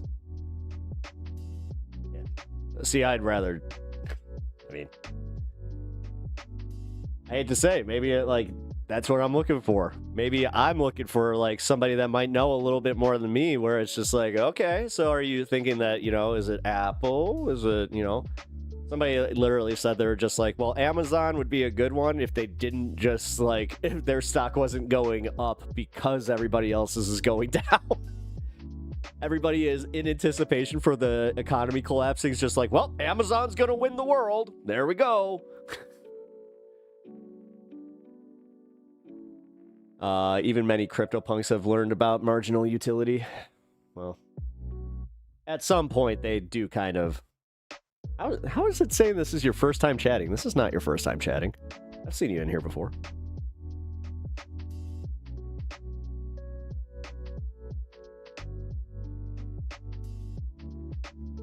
It's more diversified. I wasn't talking about you.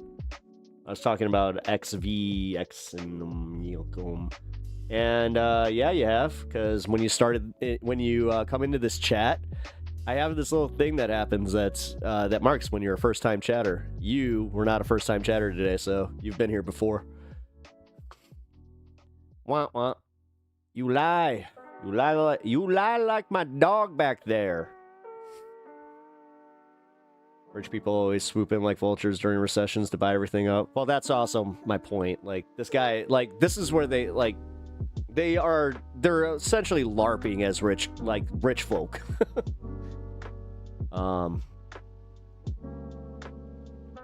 Yo, what up, Distracting?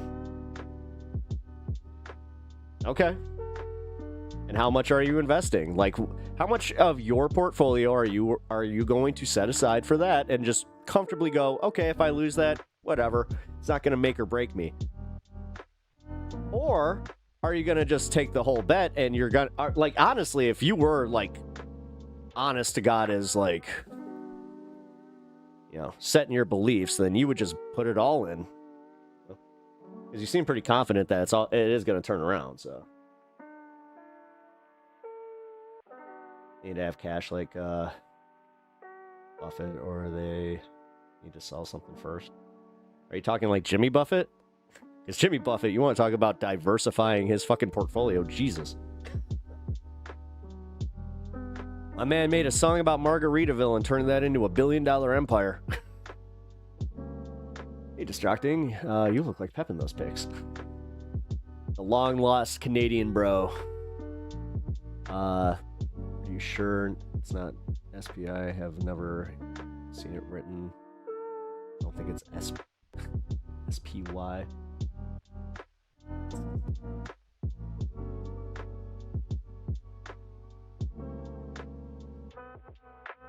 No, I just do find it funny. Like the small percentage of people, because like also I can already tell that you're definitely not like, you're under the age of 30. I can say that right now. And if you're over the age of 30 and you're having these conversations, then that's kind of, yeah. I'm not a gambler. I'm long term. I'm about 10% in gold that I could sell to buy the dip, and I've about 15% cash earning interest, and I will use to buy the dip.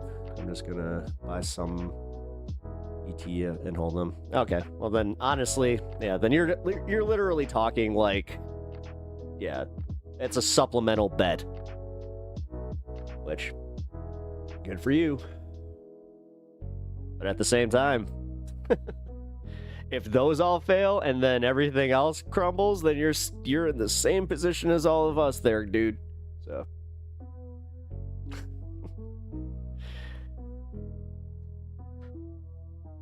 Well, then re-fucking start your Twitch.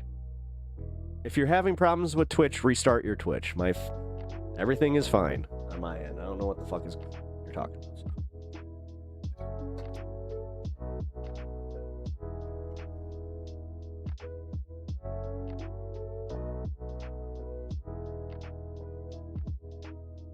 Darth Pep.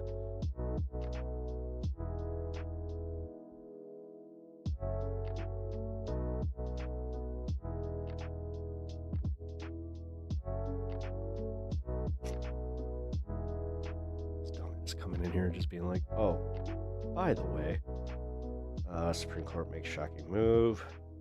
All right, we'll go to Democracy Watch. Thank you for that. Hold on. I appreciate. Warren Buffett reportedly has been sitting on $300 billion in cash, which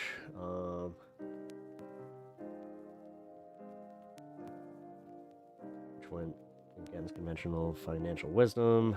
Looks like a good position to hold, right? Yeah, right.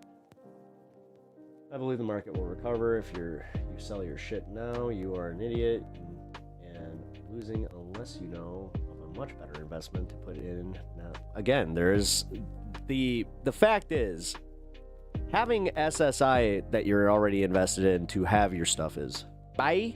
Oh, you taking off, dude? Oh no, Robin. Sorry. We'll catch up later. Well, take care, Robin. Enjoy your dinner. And I didn't say to sell. I did not say that.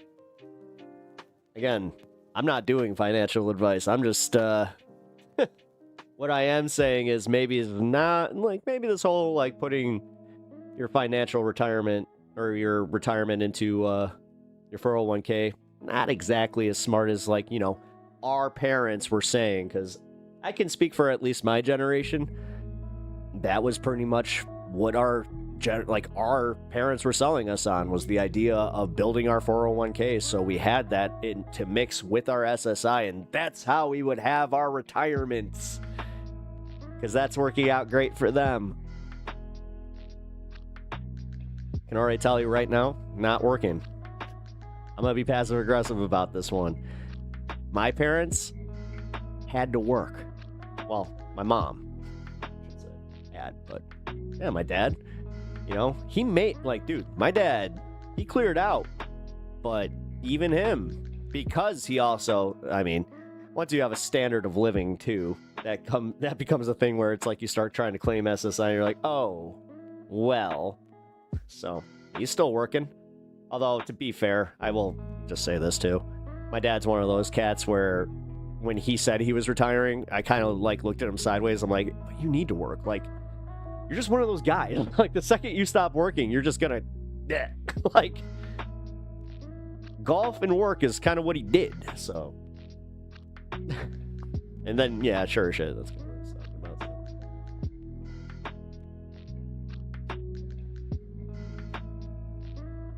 There are a variety of reasons someone might think that we haven't hit rock bottom. China escalating war in Iran. Yeah, that's what I'm saying. Like, we haven't hit rock bottom yet, but they're dude. The fact is, we went from a 30% chance on Friday to a 60% chance to today. So, like, I gotta get to working. Well, thanks for popping in and distracting. Appreciate you stopping by, checking in. Very, very cool of you. Much appreciated. Also, have a good time at work, man. What are you talking about? It was like a 16% drop. That's why I'm still saying on my cash. 30% to 60% what? Wait, what'd I say? 30?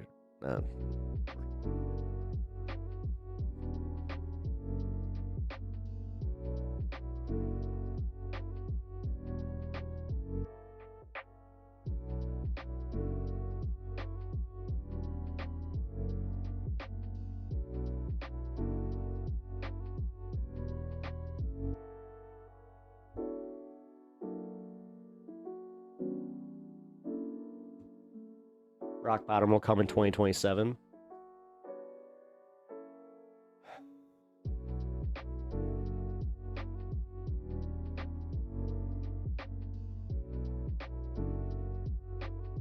Yeah, AI robotics and stuff like that. Yeah. Well, AI, I don't know. No, because AI stocks, they took a huge tumble, because the problem with these stocks is actually what I was saying about the crypto bro bullshit, is they're all overvaluated. Like, dude, this was the dot-com bubble all over again. It's just a miracle that it didn't crash in on itself the way that the fucking dot-coms did. It did take an outside source to finally make us aware, like, oh, we've been overvaluing all of this shit. Like, oh, you did?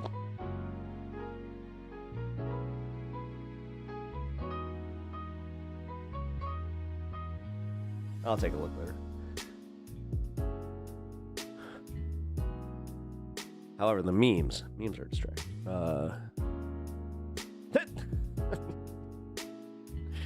Yeah, Tesla was, pretty much anything that Elon was part of, Facebook, like all these technology companies, like, yeah.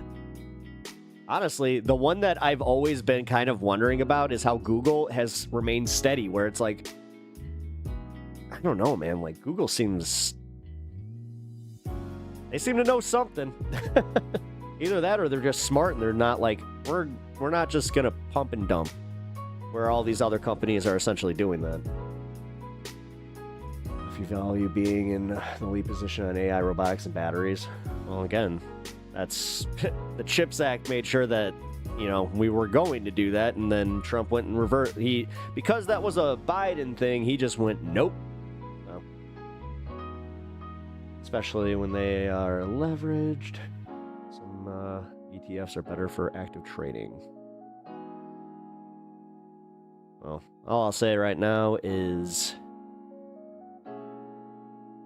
now's not the best time.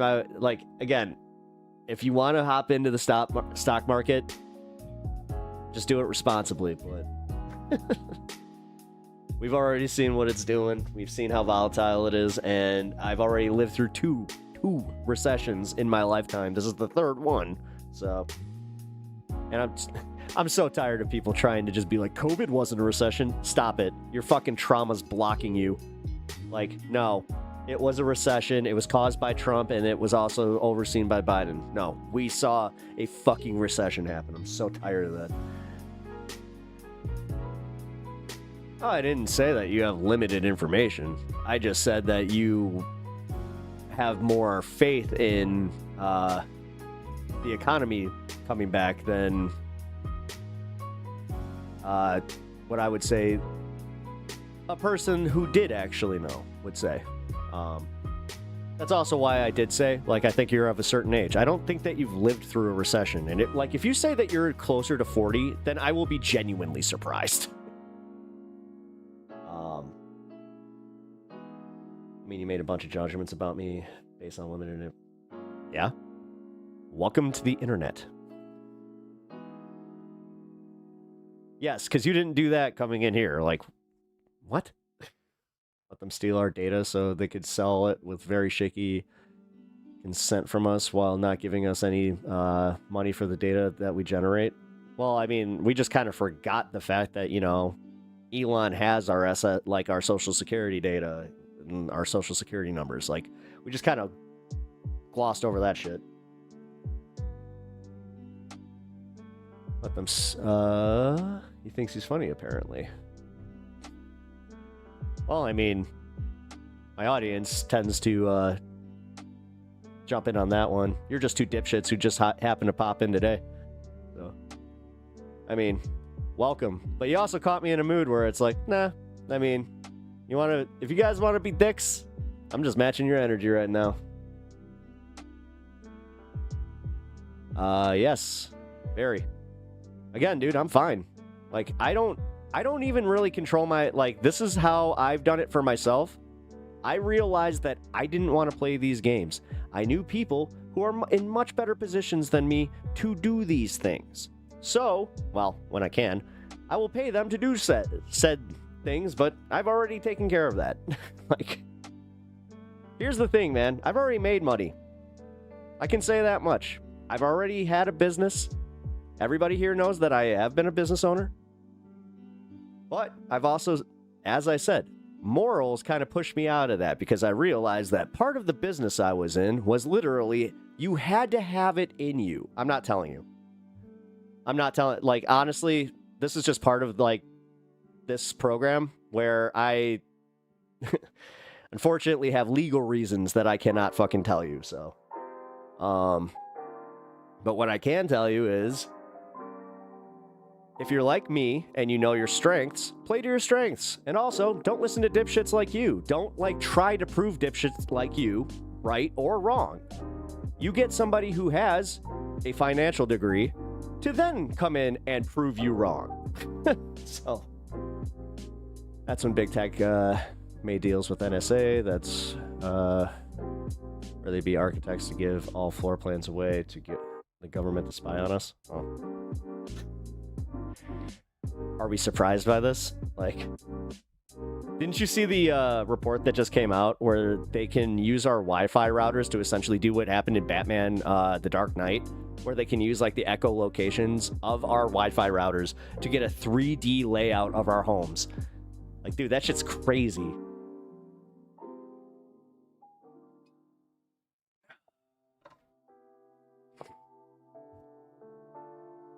But I can also tell you, without, doxing what it was, I can say that it was multinational. I can say that I dealt with figures that would honestly make a lot of people uncomfortable.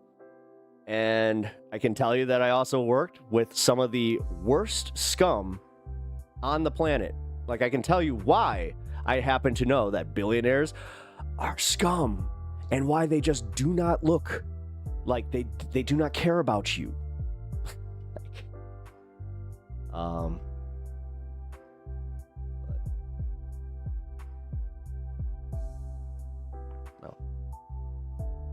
If you're not willing to lose that 10%, put it elsewhere. Again, well, that's where I was saying, like,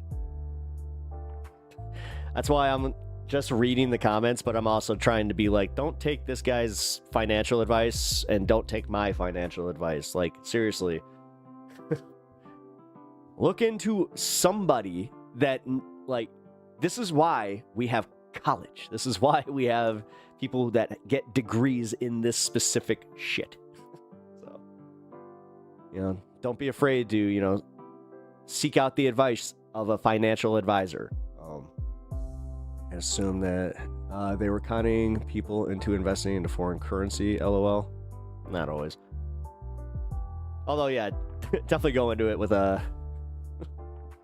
If they do say stuff like that, then you just know. Actually, that's... I just thought about this. Financial advisors might be a little bit different than when I was in the... when I was in business, because, yeah, crypto wasn't exactly a thing, and speculative assets weren't the hot thing either, so... Oh, again, I'm financially literate by myself. What you're like, again, you're trying to project the fact that you're scared that I'm right, that it's not going to turn back, that I have lived through a really bad recession that took another president 5 years to overturn. That was caused by another president, by the way. Not just a bunch of shooting at the hip willy-nilly. I also know about history, the Great Depression was caused by something that was very, very close to this. So, but we'll see what happens. If you make out, then great. I hope that you can make enough money to start donating to this stream to tell me to shut the fuck up and accept that money just cuz. But right now, I can also see that. And this is what I do here, because anytime that somebody likes to come onto this stream and talk about how well off they are or how financially in tune they are, then I always say, put your money where your mouth is and prove me wrong. Yeah, his issue with is you kept asking what stocks he was said the SPY. Oh. If you're going to use financial advisor of some kind, make sure that they have legal fiduciary duty to you. Again. Hell yeah, Mitesh, hyperinflation just means more coins. Yeah, coins, gold. God, what's that guy? The Mad Money guy? He loves him some gold. Buy, sell. That guy, we watched him, on Saturday? It's so weird seeing him, straight up medicated, where he's just like, oh, wow. He doesn't seem like he's, he's not Mad Money anymore. He's Medicated Money. They should just change the name. Medicated Money with John Kramer. There we go. I think I just figured that one out for him. Those people who bought gold will be laughing at us. I mean, gold's never been a bad investment. I'll say that much. This goes back to 2003. It's never been the solid investment that people think it is, but it's not the worst.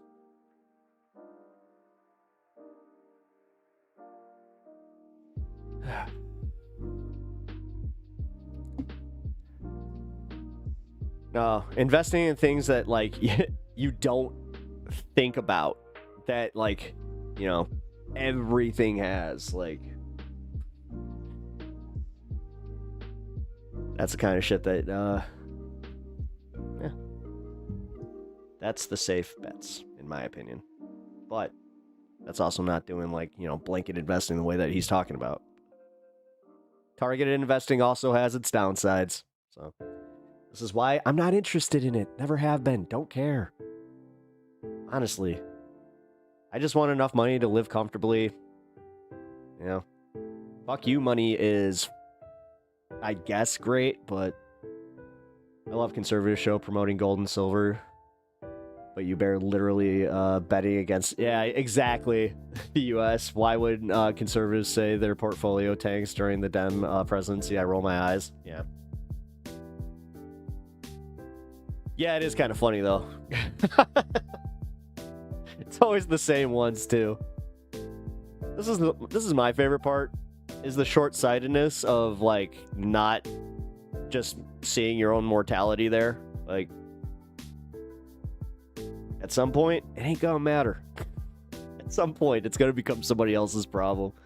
Everybody this is the problem with billionaires. They honest to God think that they're gonna buy, like they think that they're going to be at like the what's that that stupid that shithead philosopher or God, he's the guy that's like, yeah, we're gonna have the ability to transfer our consciousness into robots. That dipshit. Like honestly, Ray Kurzweil, is that his name?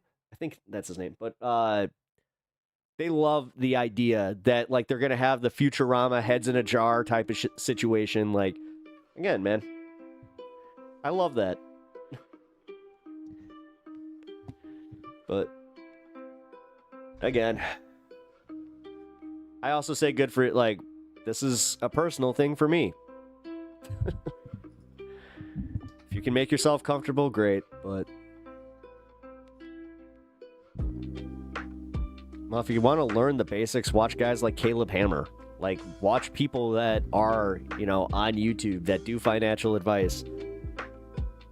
The one piece of financial advice that I am comfortable giving is if you do not already have your money into a high yield, like in a high yield savings account, that is a solid way to build up some equity.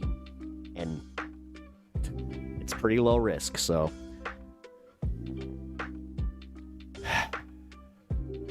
That's it. Because greed is such a powerful addiction that it deludes them into thinking that they'll actually live and be greedy forever. No, that's my point though. Like they never think like that. They don't think in terms of, oh, finality. Like, oh, wait, you mean that like no matter how much money I spend, I'm gonna get old and just die? Weird. I mean, to be completely honest, it's not guys like this dude that I don't have a problem with them. Like, do you. You do you. I don't give a fuck. It's more so the fact that you come in here with an air of superiority. Like, why do you give a shit? If I'm gonna fail, let me fucking fail. Like, if I don't know shit about shit, then just be comfortable with that. I don't know what are you trying to save me from? You look at the altruist over here. Yes, but that system can be gamed.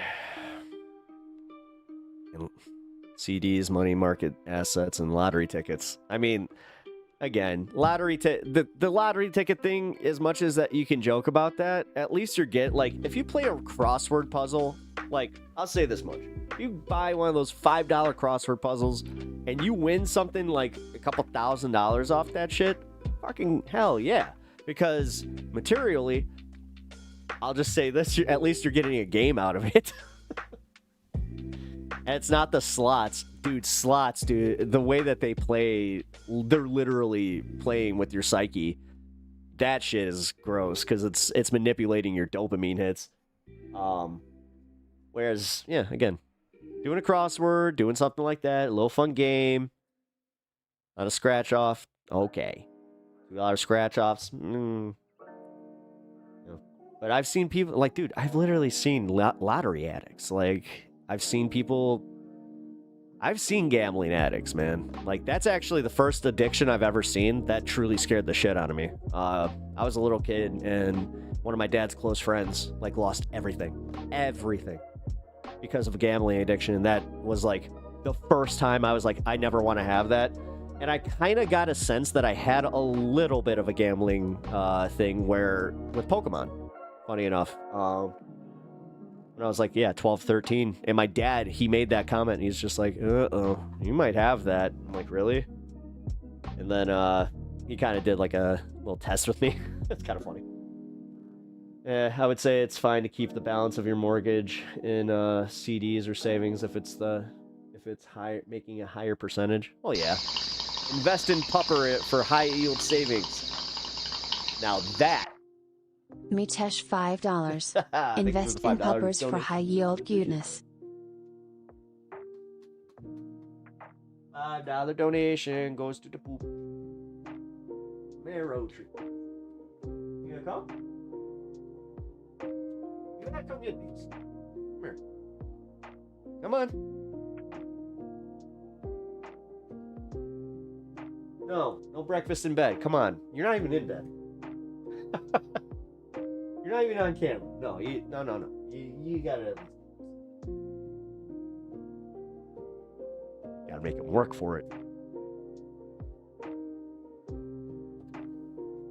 Maybe it comes across different in text. I was trying to be a calm voice during this panic. I think the world will recover from this and create more and more value. Selling now is a bad move, and for people who are investing long term for their retirements. Well, again, the one thing that I'll say is I don't think that that was never my advice here ever. But I also don't think that a lot of people are. I think it's more so they're lamenting the fact that even if they hold on, they're not going to get it back.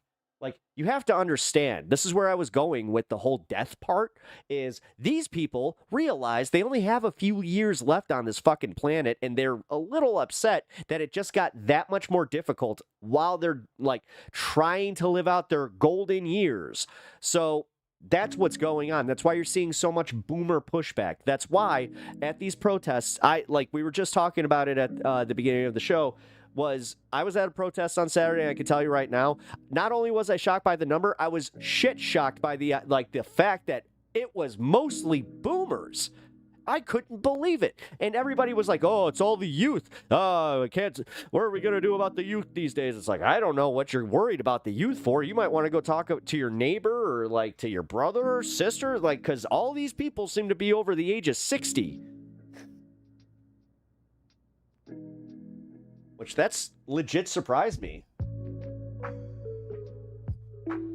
I can already tell you I'm going to win on property value. Sorry. Yes, I bought at a very good time. My property value essentially doubled in the time that everything has gone on.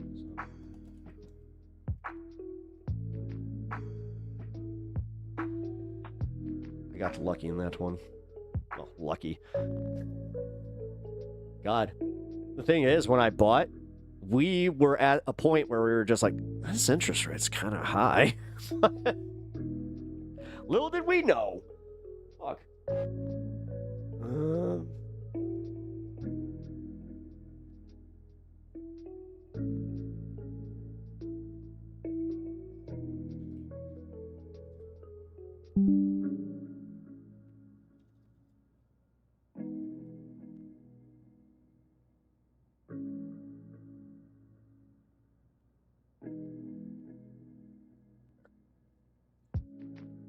So you own property, would you panic and sell your house if the value dropped 30% from where it is now?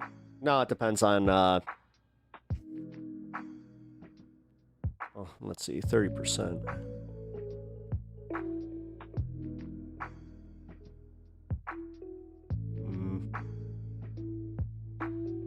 No, because I have to be honest, at what point would I even consider it?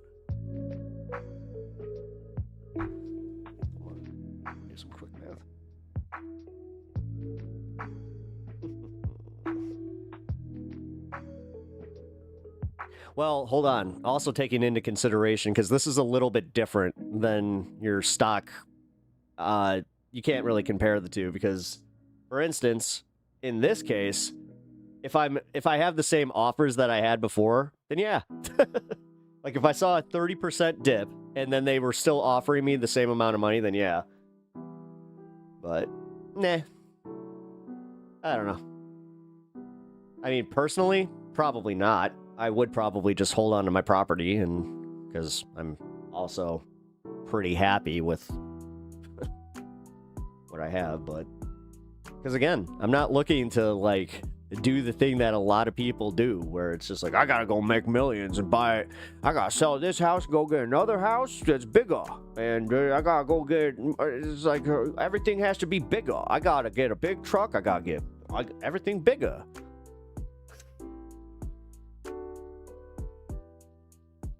Repentant man.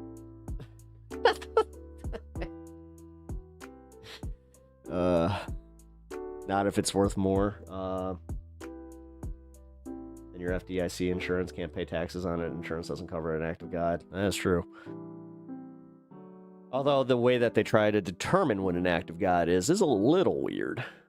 I did just deal with that because we had some wind and hail damage, and they tried to pull some shit. So it sucks. I mean, whatever. Insurance is gonna insurance, though. You're always gonna play that game. Like if you really want to move this year and buy a boat to live in. Again, I will admit that I have like given thought to. Like when I saw the initial like property increase, like the prices on the property increase, and like what they were offering me, like flat out, it was kind of just because again, these banks are getting aggressive where they're like anybody that was locked into a pretty decent rate, they just come in and they're just like, well, are you following me out of pity? What are you doing? Sitting, you pot smoker, you pot smoking loser. I'm gonna hate watch this pot smoking loser so I can tell him how much pot smoking he does and how much of a loser he is. Pot smokers lie around on the couch and watch TV all day demanding handouts. You're so weird. I think he does. I think he has multiple accounts because I'm pretty sure that I've seen him on here. It's either I've seen him on here or... Wait a minute. Are you a Honeybee viewer? I've actually got two of you here right now. Because I think that, like, maybe that's where I've seen you. Because I've been in Honeybee's chat a lot, and I feel like the two of you I've chatted with there. At least you, X. I think that I've definitely chatted with you there. Can likely pay the insurance with the interest. It depends. I mean, the other thing is what you're not taking into consideration here is tax increases. I usually get banned. From where? Like from Honeybee? Like, how are you getting banned from Honeybees? Like, I'm pretty sure that she doesn't ban anybody unless... I mean, dude, you must be saying some pretty reprehensible shit. Fuck. I know that she's pretty cool there, so... Although, again, I was mentioning this earlier. I haven't seen her stream in a while, so... Whatever. Hope all is well. Yeah. If anything, she probably... I know that she did get a new gig, so... Who's good to watch on Sundays? I think Vosh is live on Sundays? I'm not sure. Xanderhall? I think Xanderhall is live on Sundays. Yeah, sorry, man. Sundays is the one day. Gotta take the Sabbath, guys. You know me, you know. I'm very, very big on observing the Sabbath. God, to be honest, I've actually toyed with like doing, Sunday streams. Where I'm just like, fuck it.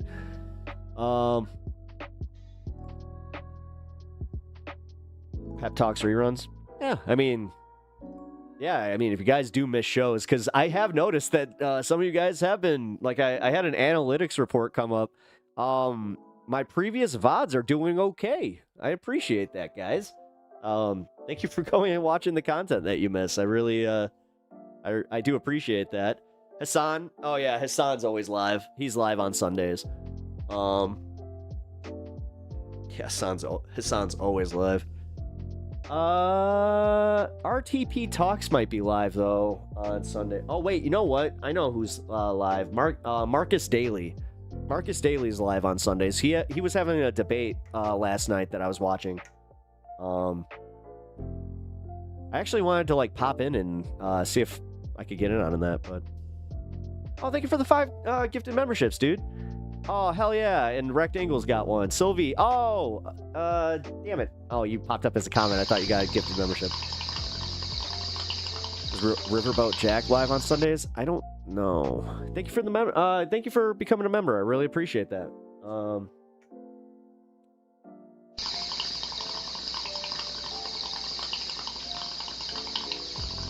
Andrew Clement. Oh, it's because of the gifted memberships.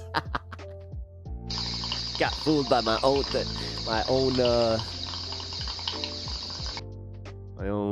oh my god, what is this called? Alerts. Jesus. I had that brain thing where it was just like, you forgot what that was called. I would buy 5 more houses. Why? Like, see? Again, like, the idea is, like, behind you guys doing what you, like, that idea, the passive income of just being a landlord, all I can say is, fuck you. Like, seriously. You just want to be, like, that's my point, man. You guys are so blatantly okay with just taking advantage of other people's situations and just contributing to the shittiness of the world. So, that I will judge. And I'm comfortable doing it. Just because you can doesn't mean you should.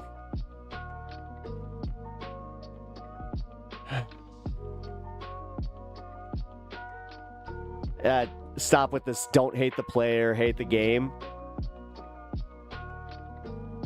You know what? The game stops being a game once the players start retaliating against it. The game can also be changed. I've seen many games change their rules based on, you know, poor play, you know, equipment changes. That's a bullshit excuse. No, just admit that it's the easiest way for you to then go and take advantage of other people and then make enough money for you to not work an actual job and actually produce something. No, just admit it. This is my problem, is you can't admit the actual moral problem with that. You have to play the, don't hit the play, hit the game. Nah, dude, on this one I do have the moral high ground on you, so.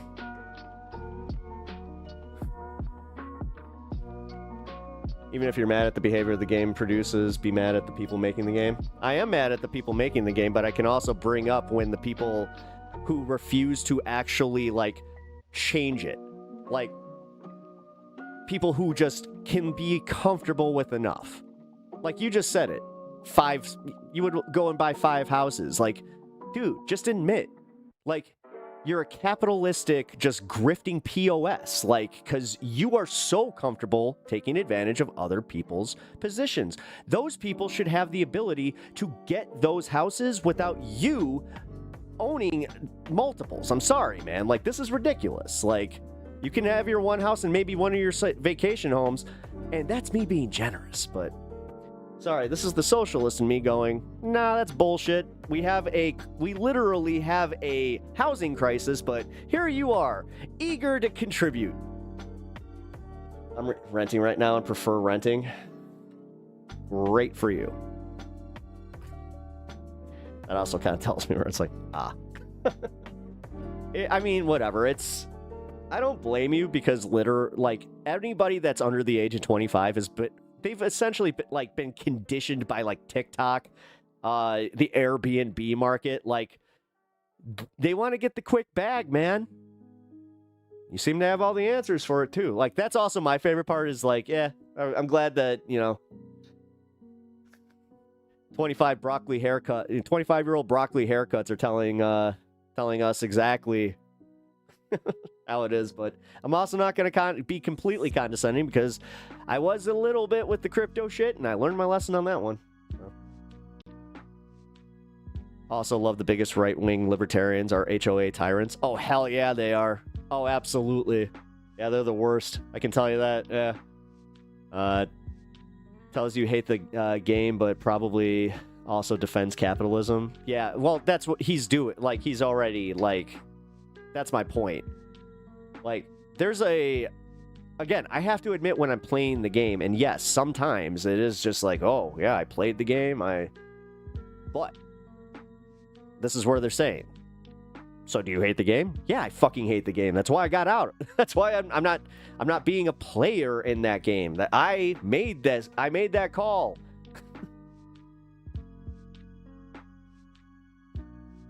You'll own nothing and you'll love it. Well, this goes into my whole point of what you're taking with you.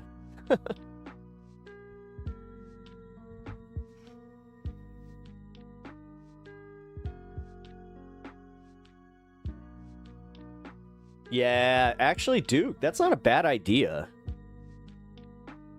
I mean, that's hard to enforce, though. It's already hard to enforce. So, for instance, like vacation properties, there are actually laws like that. So, for instance, in Wisconsin, my dad, he had a vacation property in Wisconsin that you had to actually stay there for a certain amount of time, and they had somebody, like part of the HOA, that paid attention to that. Like, they would pay attention to if your car was there, and they would come and do random checks to see if you were there.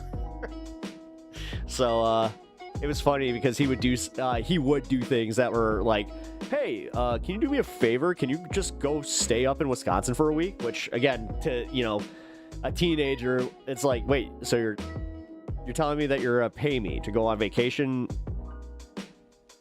at your... Oh, okay. Yes. Hey, pirate, cup of coffee, yeah. Firing up macho madness, Glad that you used the meme, yeah. Best meme on Pep Talks, yeah. Dig it. They will get eaten like the rest. Again, it's, plus this person you are talking to is effing delusional if they think that they're a big fish. Well, again, they're talking about the fact that they're renting. They're talking about the fact that they're going to buy on the dip. Like, dude, yeah, they don't see it. They don't, like, this is my problem with this mentality, guys. Like, this is it. This is the get the bag mentality. And honestly, I think that this is where they didn't have the 2008 financial crisis to just check them. I think that's the one thing that the 2008 financial crisis did to a bunch of guys my age. Like, we were fresh out of high school, maybe 2 years in college, and that totally woke us up to how bullshit everything was up to that point. So, gotta say, like, that was kind of nice. The good Karen who only Karen's landlords.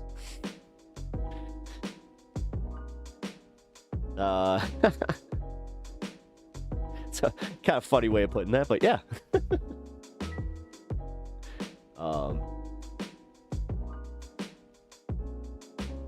I've not been in vacation. Yeah, same, actually. I've been in, I think it's been 15 years since I've been on a proper vacation. I don't want to spend thousands of dollars randomly, every few months fixing shit and worry about how bad the next hailstorm is going to be and what my insurance rates are going to be. That is what you have to do with, like, here's the thing. If you're a landlord, you have to worry about that even more. So, trust me, this idea that your passive income is going to be as passive as you think it is, that's also a fallacy. Unless you just plan on being a slumlord, which, again, I'm going to hold to that whole, yeah, you might be a POS. Just saying, if you're so comfortable doing that, it's like, nah, start to do this whole thing where you have to have a little reconciliation with just like, okay, morally, that is kind of fucked up. People can only claim to live in one house, so even if they don't live there, in reality, they still only get to avoid taxes on the one property.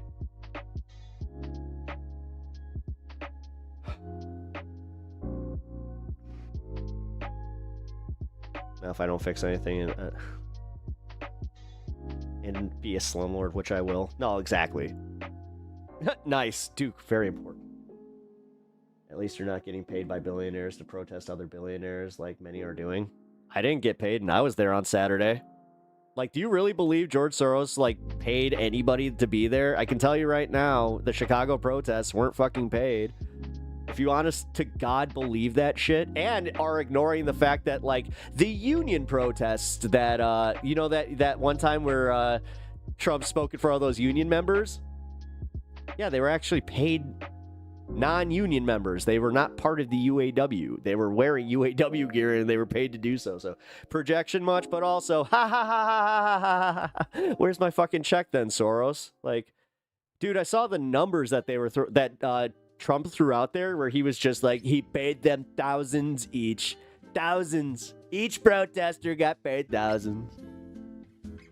The fact that you guys just literally accept his jism, like, down your throats so openly is kind of scary, man. Like at some point you'd be like, my stomach hurts, but let's keep going. Weird how I said, do you not know how to take a fucking, like, that was sarcasm, but apparently others have admitted to being paid. Who? Show me these stories. Show me these stories who you are the paid protesters. Also, are they part of organizations that accept payment for, I don't know, roles like protest marshals who also work for, like, for instance, we also had some state workers that were there that they were there just to make sure that we didn't cross the street. We also had, wait, we had paid protesters. We had the cops there. The cops were there and they were with us. Like, they weren't holding signs, but there was no problems, no arrests, no nothing. But they were getting paid.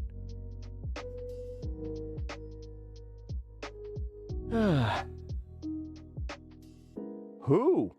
Who admitted it? Show me these people who admitted it. It's always people like you. You're like, I have all this proof. Where is it? Links. And then Simply Steve, you hit those links because you know me and Twitch links. Our mayor was there. She gets paid. Got him. Got pissed. I'll be right back. Yeah, wait a minute. Why the fuck do you care? Elon paid $2 million to influence the Supreme Court and still lose $2 million on top of his $25 million they spent. Why the fuck do you pretend to care now? Like, dude, you're so inconsistent with your altruism. It's hilarious. Like, goddamn. At one point, like, the trolling was funny, but then you guys started believing the shit, and now you guys are also so insecure because the stock market's tanking. He's so unpopular. Like, that was my favorite part, is they're still going with last week's data, where he was so popular. He was the most popular he's ever been, 51%. He saw a 6-point boost. Guess what he lost? That 6 points and then some. And then on top of that, when they pulled on the economy, he's tanking even harder. But that's just whatever. Bunch of George Soros propaganda. Whatever, dude. The fact that you're ignoring the fact that he has Elon Musk, an unelected fucking person, doing the whatever the fuck he's doing in the government. He's he's literally doing everything with shock and awe. He's doing everything that is against the American Constitution. But what the fuck ever? Apparently, you have the answer, so Elon Musk is the deep state now. Again, the fact that they want to talk about deep state conspiracies without looking at the actual deep state's conspiracy that's happening right in front of them. No, again, they need a conspiracy to be in the shadows because they watched a movie once, or they have an idea of what the shadow cabal is, instead of just looking at the fact that they're getting fucked in the ass and they're just like, ow, ow. I don't know what that is. Ow. I have to piss.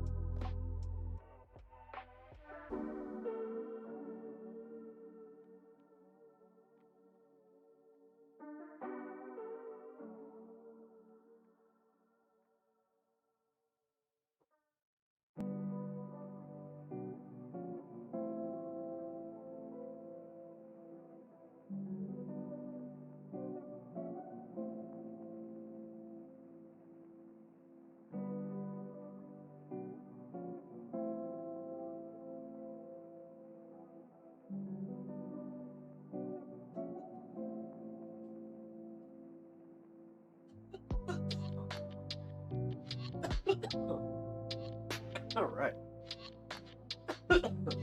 Second.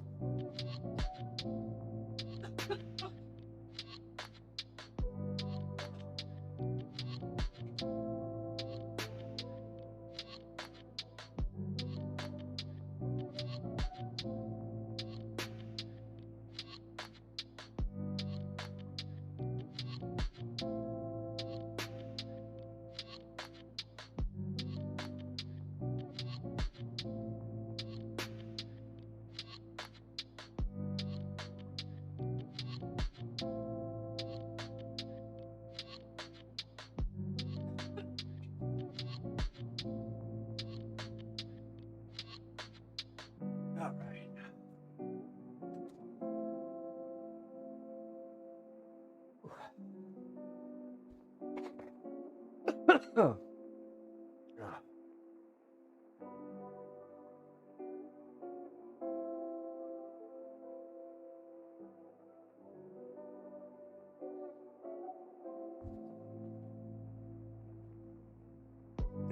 He voted for that orange bastard. I think he's doing a good job.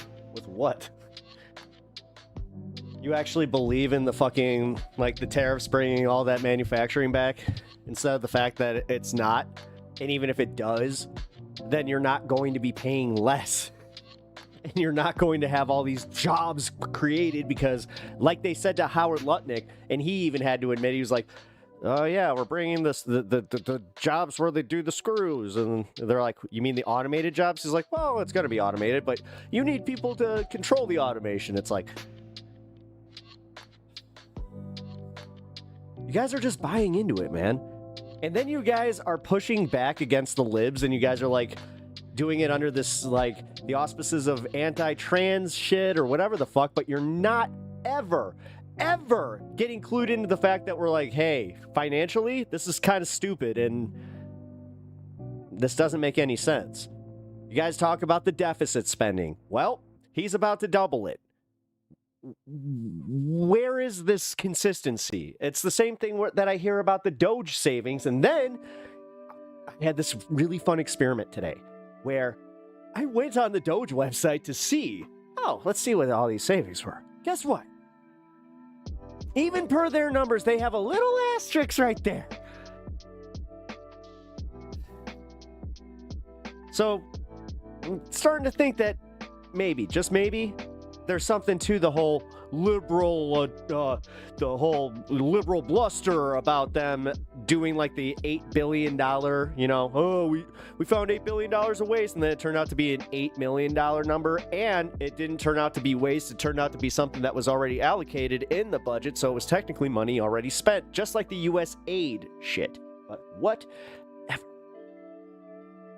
I'm done I'm personally done explaining this to people like that because they don't care. So,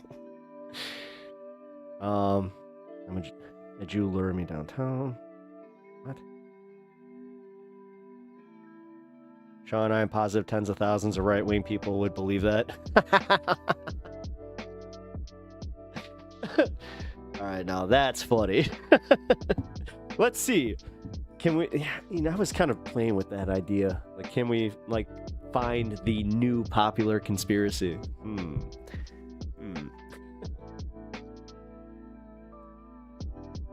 Oh, right. The real reason that Trump is doing the tariffs. Somebody sent this to me, so let's take a look.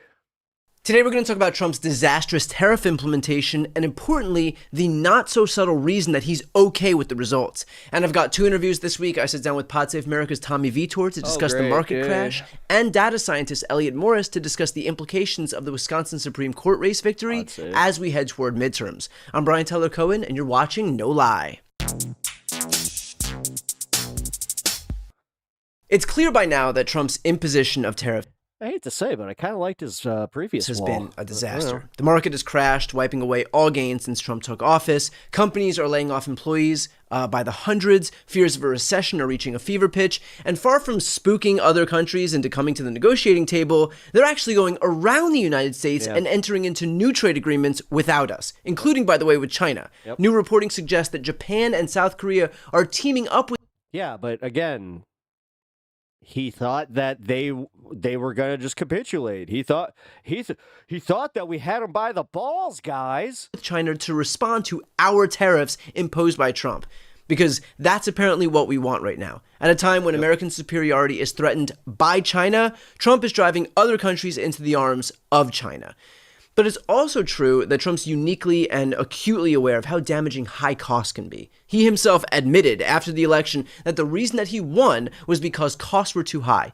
In fact, we've spoken about this for months. This global phenomenon of high inflation, and therefore high costs, is responsible for nearly every... No. Okay, explain. Where do they have us by the balls? Where exactly? What goods do China bring in that we're getting fucked on, huh? The incumbent government across do you actually believe that? The globe losing majorities or outright losing power themselves. And so, given how disastrous... It's almost like we told them this would happen. These tariffs are on the economy, and giving how... But they don't, again, they were too busy doing the whole libtard shtick, making fun of Kamala for whatever reason at that time, or doing the thing with Joe Biden's, or whatever. They're still ignoring the fact that this dude's fucking up. They're like, there's nothing. He's right. There's nothing that he can do that will ever get them to just go, oh shit.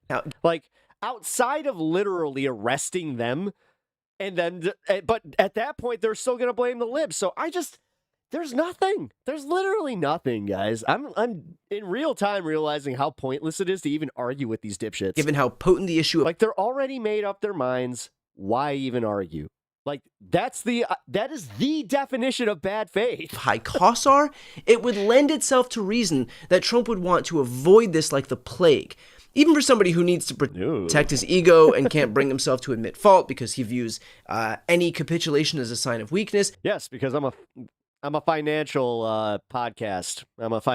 That's what you're here for. I'm marked as financial advice. Even he can see how disastrous this is and should want to cut his losses as quickly as... I hope you do well in the stock market, pal. ...possible. So the question becomes, why barrel ahead? The answer is that Trump doesn't care because... Oh, the Fox News is saying that the tariffs are manly. They've gone beyond North Korea's status. What he stands to gain is... I mean, didn't you hear that Donald Trump, he scored the most the points at his golf tournament. He won his second golf tournament at his own club. Oh, greater than what he stands to lose. He's the best. Soon he's going to declare that he's the best non-PGA golfer in the world. He wants blanket tariffs on every country in hopes that, in an effort to remove them, the countries each offer to give him something. And that something usually stands to benefit him personally. Like, think about where he's employed this strategy already. The law firms, for example. He imposes blanket punishment on them through his use of an executive order, and then one by one they capitulate to get themselves off his bad side. And that capitulation includes giving him between $40 million and $100 million in pro bono legal services. And by the way, you better believe that they're also not going to go after him anymore in the courts. That means that he has neutralized them. He owns them. And in turn, one of the most damaging sectors for him, the courts, suddenly becomes a little bit more friendly. Or how about the news networks capitulating? You've got ABC News, possibly CBS doing the same thing with 60 Minutes, both involved in settling these frivolous lawsuits. You think those networks are going to be as hostile after paying him millions and millions of dollars? Probably not. How about the tech billionaires? You've got Mark Zuckerberg immediately revamping Meta's content moderation policies and moving its fact-checking from California to the much more neutral state of Texas. Jeff Bezos also neutered his own Washington Post. He spent $40 million on a Melania Trump documentary that I'm sure tens of people enjoyed watching. And we can go on, but it's the same strategy over and over. Trump preemptively targets the entities or people who threaten him, knowing that the only... Pep, I heard the PGA banned Trump because it would be too unfair to let other golfers if they let him compete. way they can crawl out of that. It would be too unfair to the other golfers if they let him compete. That hole that he's placed them in is if I told you I'm the best. They capitulate and give him something that been... benefits him. It's worked with law firms and I only use the orange balls. Media companies and tech billionaires and universities, and now he's doing it with literally every country in the world. He wants them to beg, because whatever they give him in response to that begging will ultimately benefit him. This isn't just getting some university somewhere to capitulate. It is getting a world leader on behalf of an entire country. If you are a true patriot, you will be fine with paying higher prices and living in a trash can. Oscar the Grouch sitting there with his... That is valuable. I told you I was MAGA. For him. Certainly more valuable as far as he's concerned. Oh, man. Than the pain that he's causing. Because remember, the pain that he's causing doesn't impact him. Elmos. So at the end of the day, he doesn't give a shit. He doesn't need to rely on his 401k. He's not drawing from his 401k. He doesn't need to worry about... I'm trying to think, would Elmo be a commie? High costs from the tariffs. He doesn't have to worry about the impacts to housing or rent or groceries or cars or electronics or food. None of that impacts him. He's a billionaire who doesn't pay for anything. You all suffering is a price that he's willing to have you pay. And so he'll... My mom texted me on Friday after I told her about the protests. I texted her back some anti-Trump stuff because she said they liked what Trump and Elon were doing. I haven't heard from her since. I'll wait for these other world leaders to petition the king and grovel with their offer. Well, they like what they are being told that they're doing. But again, when you actually look at the substance behind any of it, it's always complete fucking bullshit. But whatever. Apparently, don't believe those lying eyes. Don't believe those lying ears. Only believe the dear leader. Only I can actually think for you. You cannot think for yourself. I'm the smartest man alive. I don't know why anybody else. Why do you care? Why do you care? Why would you even have a conscience? You should just listen to this voice right now. This voice in your head. Jay Litzos. I can tell you right now. You're completely right. Get that talent of the Silver Hawk. Expand his own power and his own influence. All the while, we are the collateral damage. We all get thrown under the bus. 350 million people suffer so that one man can benefit. This is the story of Trump's presidency. Donald Trump looks out for one person, Donald Trump. But here comes the hopeful part. Nice. We are all wise to his plan. Nice. There's a reason, for example, that the Trump administration... Turn on your ability to get your gifted sub there, dude. Administration decided to revoke the nomination of Elise Stefanik to be UN ambassador. It's because they were afraid that Republicans would lose a seat in a district that Trump himself won by 21 points in November. And they saw what happened in Wisconsin. He needs the paid protest narrative because he cannot fathom that people are actually that fucking pissed off at everything, that they came out in those numbers and they're going to continue to come out in those numbers because until things get better. Where Trump endorsed conservative... I mean, what happened? Just last week, you guys were talking about the checks that they were going to be sending out from all the savings from fucking Doge.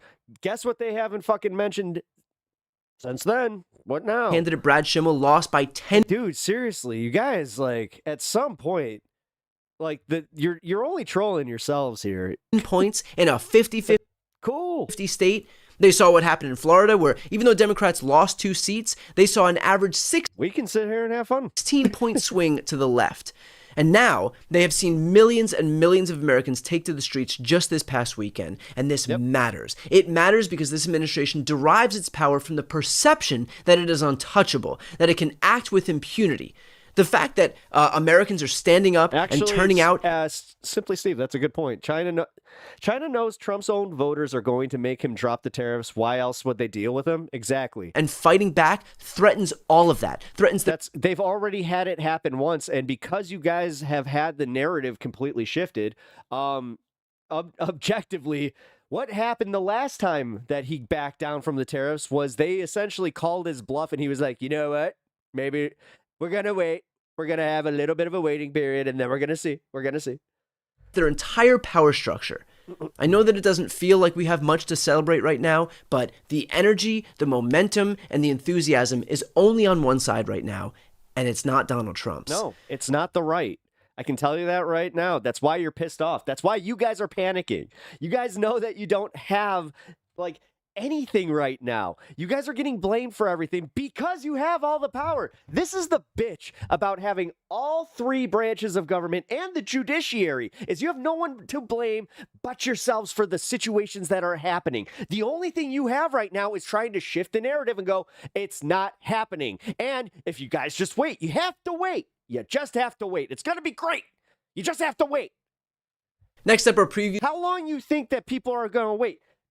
I'm already seeing enough people who were saying they could wait, who all of a sudden had their fucking stocks touched. All of a sudden they're going, well, you know what? I don't want to wait for this anymore. Trump, do something. Of my interviews with Tommy Vitor and Elliot Morris. Man. Just one quick note, as always. You're the only person, like, you're only deluding yourself. And coming into a leftist chat and just being like, yeah, I'm going to convince myself there. Is just like, dude, honestly, if you want to convince yourself, like, if you honest to God want to convince yourself, go to a right-wing chat, man, and make these points. Because even, like, dude, guys like Ben Shapiro don't agree with you right now. One video per week on this channel has sponsors, and that is my video podcast. Oh, well, that's the one I won't watch. Yeah. Actually, that was the subject that I wanted to watch. Nope, we have the Piers Morgan. Let's do the Piers Morgan debate. Oh my God, that's Andrew Wilson's wife. I was set up to debate her, I'm pretty sure. Is that her? Looks just like her. Oh, maybe not. Yeah, she looks very much like Andrew Wilson's wife. All right. Hold on. Wait a minute. Chat time.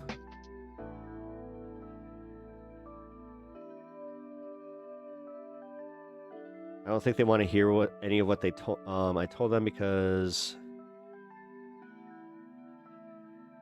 Wait. I read that backwards. I'm bad. I don't think they want to hear any of it because I had told them I would talk to them about it and nothing. China produces everything. They only need to import fuel. It is stupid to try and trade war with them, and also has and they also have a stronger state structure to deal with their population if we would even hurt. Yeah. U.S. is full of burger-loving consumers who are a consumer economy, not manufacturer. If you wanted to do this, you need to invest in the domestic manufacturer before the trade war. Well, I don't see any of these guys stepping up to go. Like, again, we got Mr. Landlord here. You think that he's going to go work in the factories? You think that he's going to go and fucking fill these jobs? I don't think so, especially when they're low paying. Like, they don't know. Like, they want to talk about how we don't know what we're talking about and then just ignore that shit? Bro, at least I can admit my shortcomings. I can. I even admitted it where I was just like, yeah, I'm not that great with like finances, math, never really was. So I always made sure. But you know what I was good at? The business end of things, and you know what Trump loves, negotiating. But I can tell you right now, that's why I always put my trust into somebody that knew numbers a little bit better. And I have no shame in that, man. Like, honestly, I think that, like, delegating, like, responsibilities is something that a lot of people should learn how to do. Because that also, like, this idea that everybody's a jack of all trades and that, like, dude, we live in this social media age where anybody can convince themselves that they're an expert on anything. I mean, fuck. You know how many times like I've seen it just on like social media where like that's a stupid subject. The Blake Lively thing. I saw grown-ass men talking about like the Blake Lively thing like they were E-News reporters. Like, and they didn't know shit. Hell, I bet that like half these guys, I'll even say 90% of them, couldn't name a movie that Blake Lively was in. Hell, I bet they couldn't even name the movie that the whole thing was about. So, I'm sure they do. That's why they are directing their anger where it should be going Trump. I mean, you would think that, like, honestly, if they were so trusting in Trump and like his long-term goal here, that it would just be convinced, like they would be spending this time instead of trying to troll a leftist, they would be on a right-wingers podcast trying to convince them to calm down. They would be finding the people out here, or they would be going on these, on their, you can find it on r/conservative or on Twitter, and just go and try and convince these people, calm down, it's okay, hodl. Like, you got to convince them, man. It's not us. I don't know why you're even like, what are you trying to do? Like, do you even understand what you're trying to accomplish here? Like, that's the weird part. Then we just have echo chambers. Well, see, again, my audience is not all just leftists, but what I don't have is a bunch of like just, Trumpers. And I'll say this much, like, as long as you're good faith, yeah, you're more than welcome to stay. I don't give a shit. Follow, fucking hate watch, do whatever, but realistically, this is how I get out of my echo chamber. I watch Piers Morgan on stream. All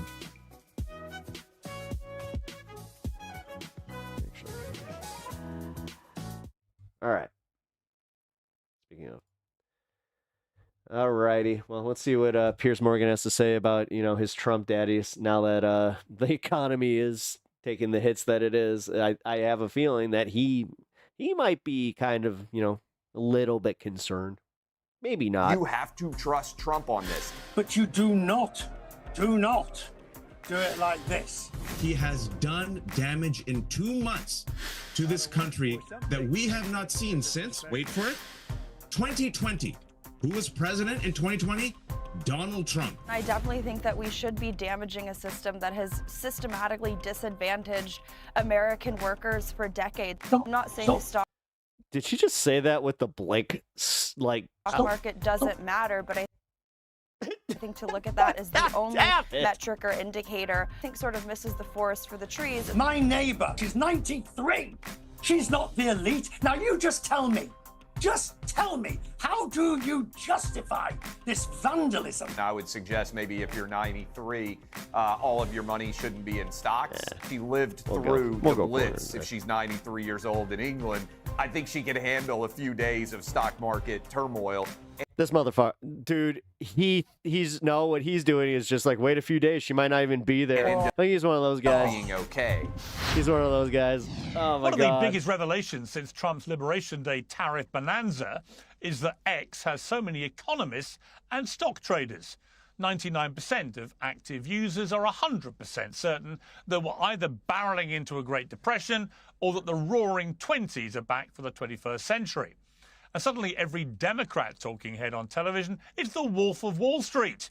President Trump, for now, is holding the line. I don't want anything to go down, but sometimes you have to take medicine to fix something. I talk to a lot of leaders. Sometimes you have to take medicine. Take your medicine. European, Asian, from all Hulk Hogan said it. You got to take your vitamins. over the world. They're what up, Tree? Dying to make a deal. But I said, we're not going to have deficits. Echo chambers are cool when people...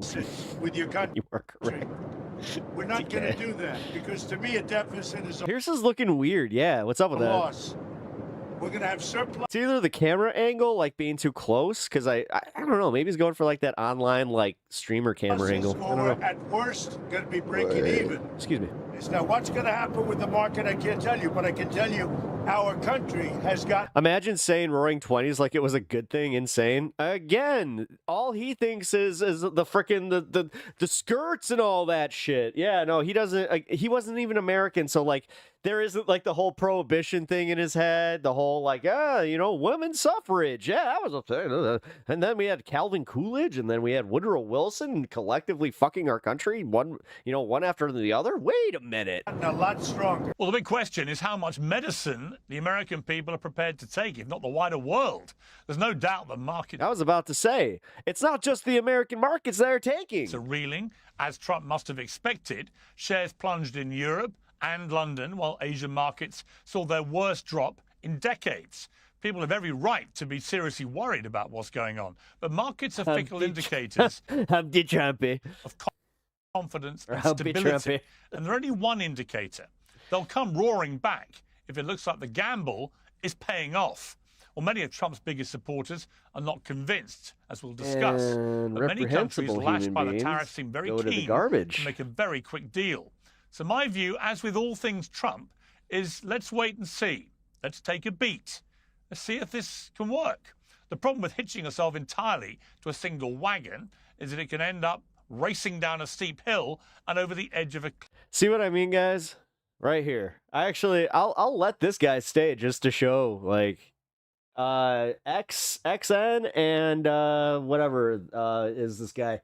They're all yours. That's You why so you have many to in the own these legacy guys. media are taking a very belated interest in everything from Hunter Biden's my widow laptop feelings to President Biden's dementia. A subject that continues to make Democrats squirm. Don't you think your party needs to acknowledge that President Biden was not up for the job of running for re-election and that this was a major mistake by the He made that Democrat- decision.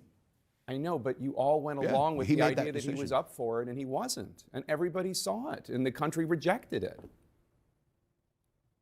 Yeah, well, look, history will tell us to go. Is this like is this like a hobby for you? Like you go stream to stream and you're just like, I'm gonna go troll somebody, not even discuss. I'm gonna just be a fucking piece of shit. Back on that. That very well could That's be cool. the case, Jake. What I'm concerned You about have is won your learning from merit those badge for lessons. that. I would hope we would never do it again, make a mistake, make sure we go through and get someone. But I don't know where it helps us going forward.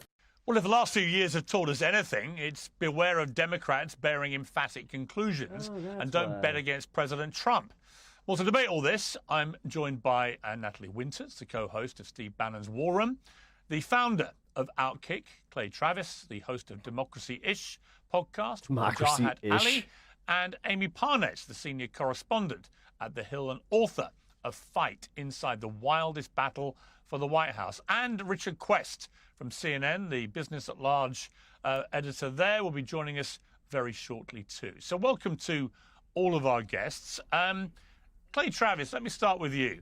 Even for 23, bitch. Donald Trump's biggest I'm on YouTube and Twitch. supporters, of whom there are many, this is a moment of concern where they're thinking, does he know what he's doing? Do you think? That's kind of funny. What do you got? Like 4, like maybe. Do you even have followers? Here, let's see. Account created 4 minutes ago. He knows what he's doing.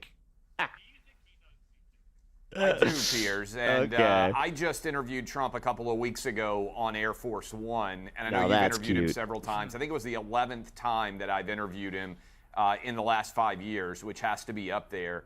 And what struck Trolling me is a hobby, Pep. in No, I terms know. of his overall composure and comportment was It's just kind of weird this where is it's a like guy who doesn't care what anybody else says anymore. And the only people that they're trolling right now is themselves. And it's fun. It's fun to watch. Let's see how creative they can get. I don't think it's been talked about enough, the July 13th assassination Yep. attempt. He couldn't even go one without getting auto-modded. What it did when he survived that attempt and then also survived the attempt at West Yes. Palm Beach at his golf course is he is convinced, I believe, that Okay, so where's your critical thinking when you wait. I need to know this one. This one I do need to know. When you put all of your beliefs and your thoughts into one man, how the fuck are you going to call us or anybody for that matter that's not you? Like, you're going to sit there going, you're the critical thinker? What? Dude, you literally gave everything to one dude to think for you. Like, I'm at least going to push back against that one. Like, for real, guys, if you guys want to own this shit, have fun. But this is not your best and brightest. That he has a short period of time to truly do whatever he thinks is best. She's cute. In Hope she's not the evil. interest of the American public. And I would say there are three big categories that he's focused on right now. One is the border, which nobody talks about anymore because the United States southern border is effectively closed. Yeah. Now, getting the violent perpetrators of crime out of the country is still underway, but he shut down the border.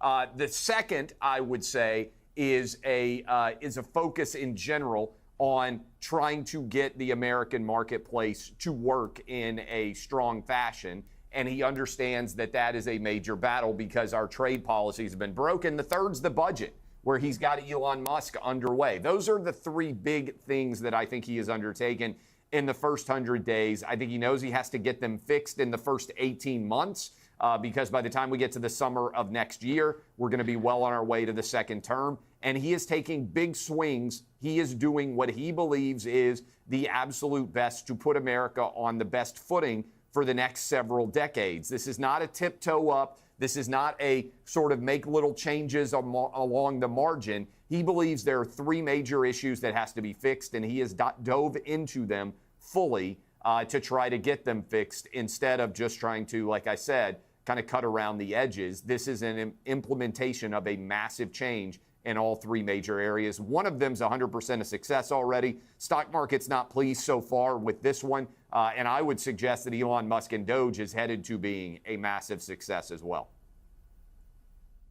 But Clay, very quickly, a difficult question for you. If this was Joe Biden who'd done this and tanked global markets out of nowhere, not because of a...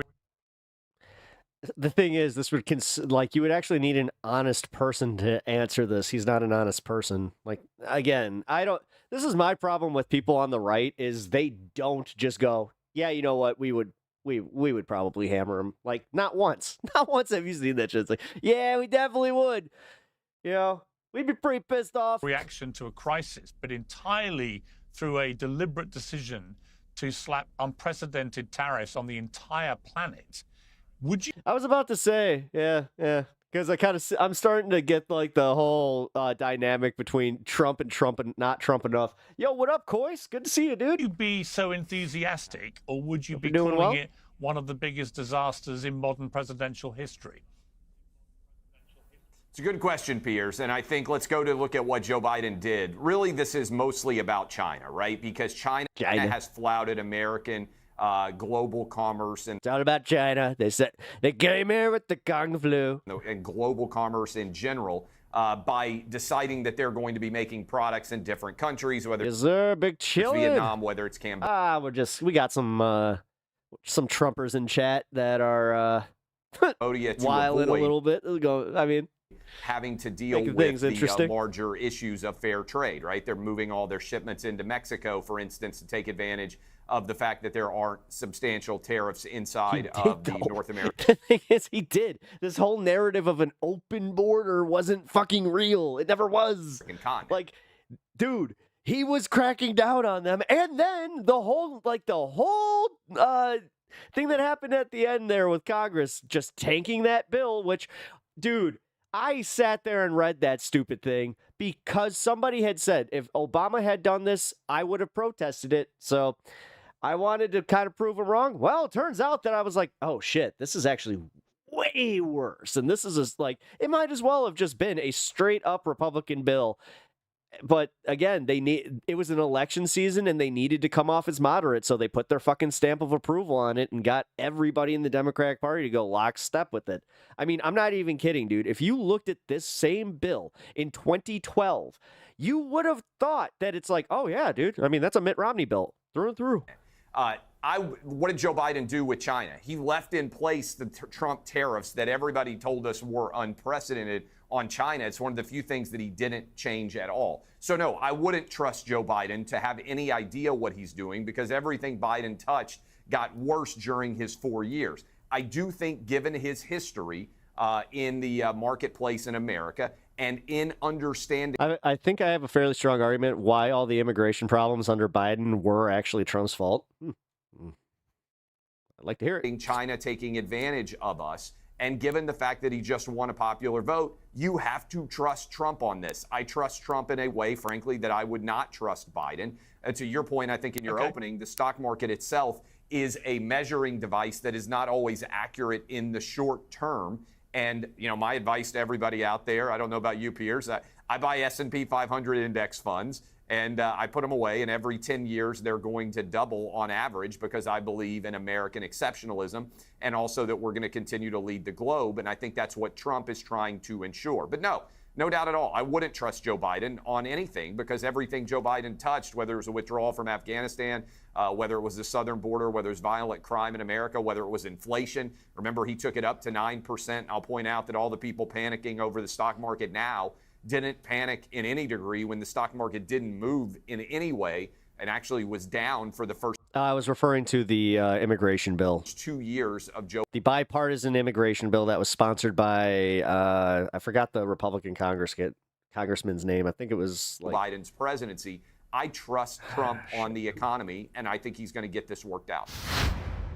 American homeowners are... Hold on. Well, while we do this, who... Republican sponsor the immigration bill.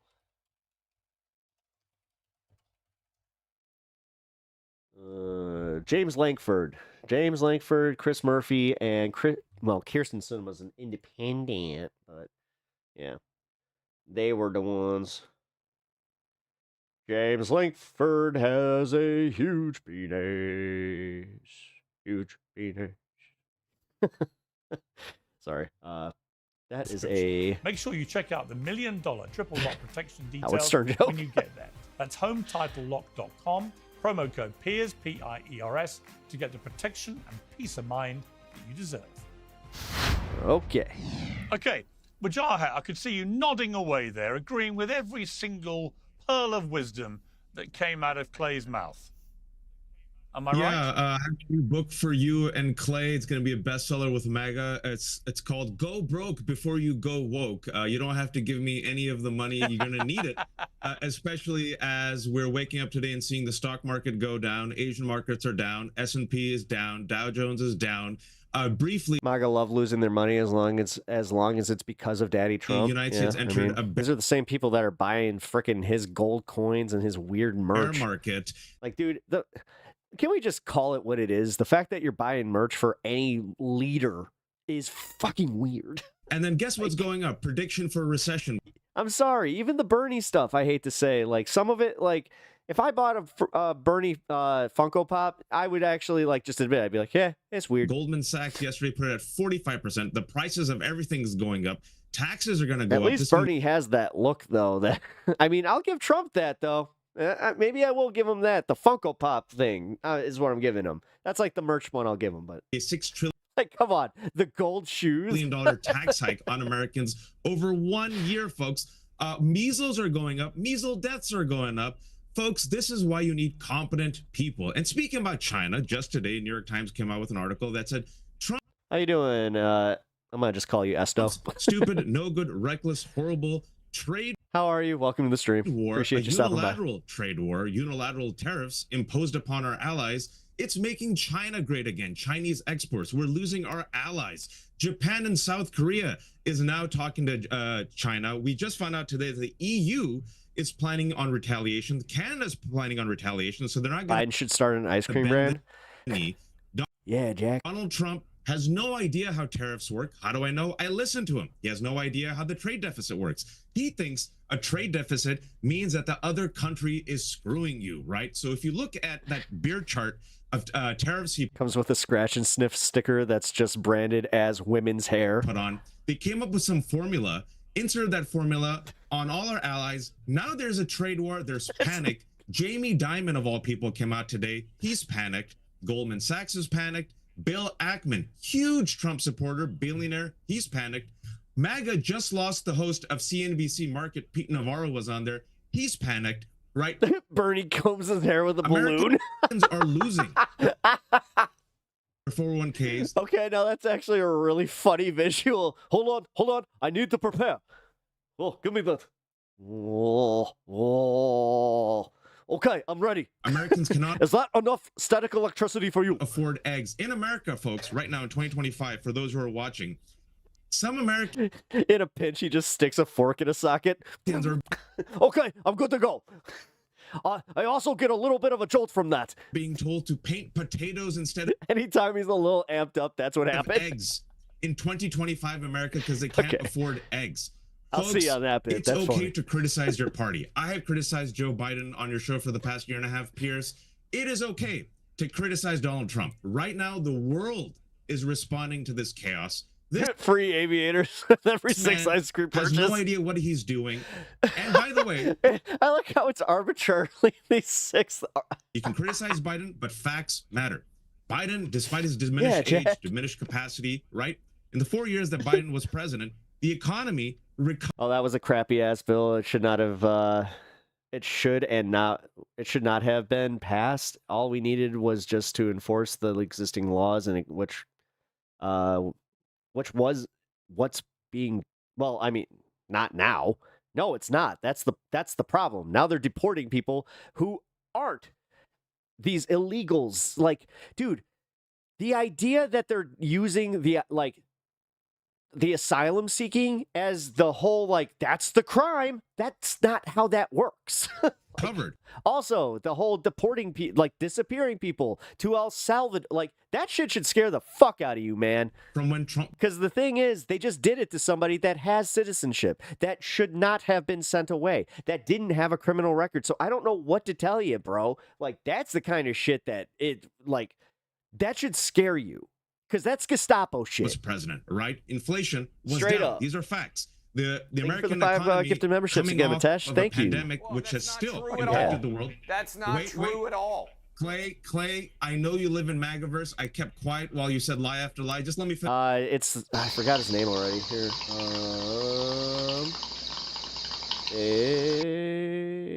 It should be right here. Give me 1 second. It's in here.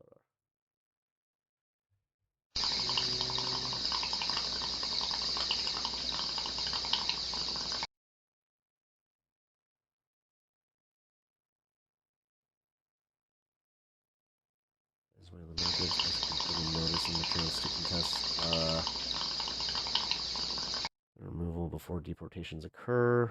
In dissent, 3 liberal justices argued. So apparently the Supreme Court allows Trump to deport Venezuelans under wartime law, but only after judges review. Oh, interesting. So that does kind of kneecap him a little bit. Here, hold on, I'm still trying to find that guy. Here. Oh, shit. No. Where was the timestamp? Damn it.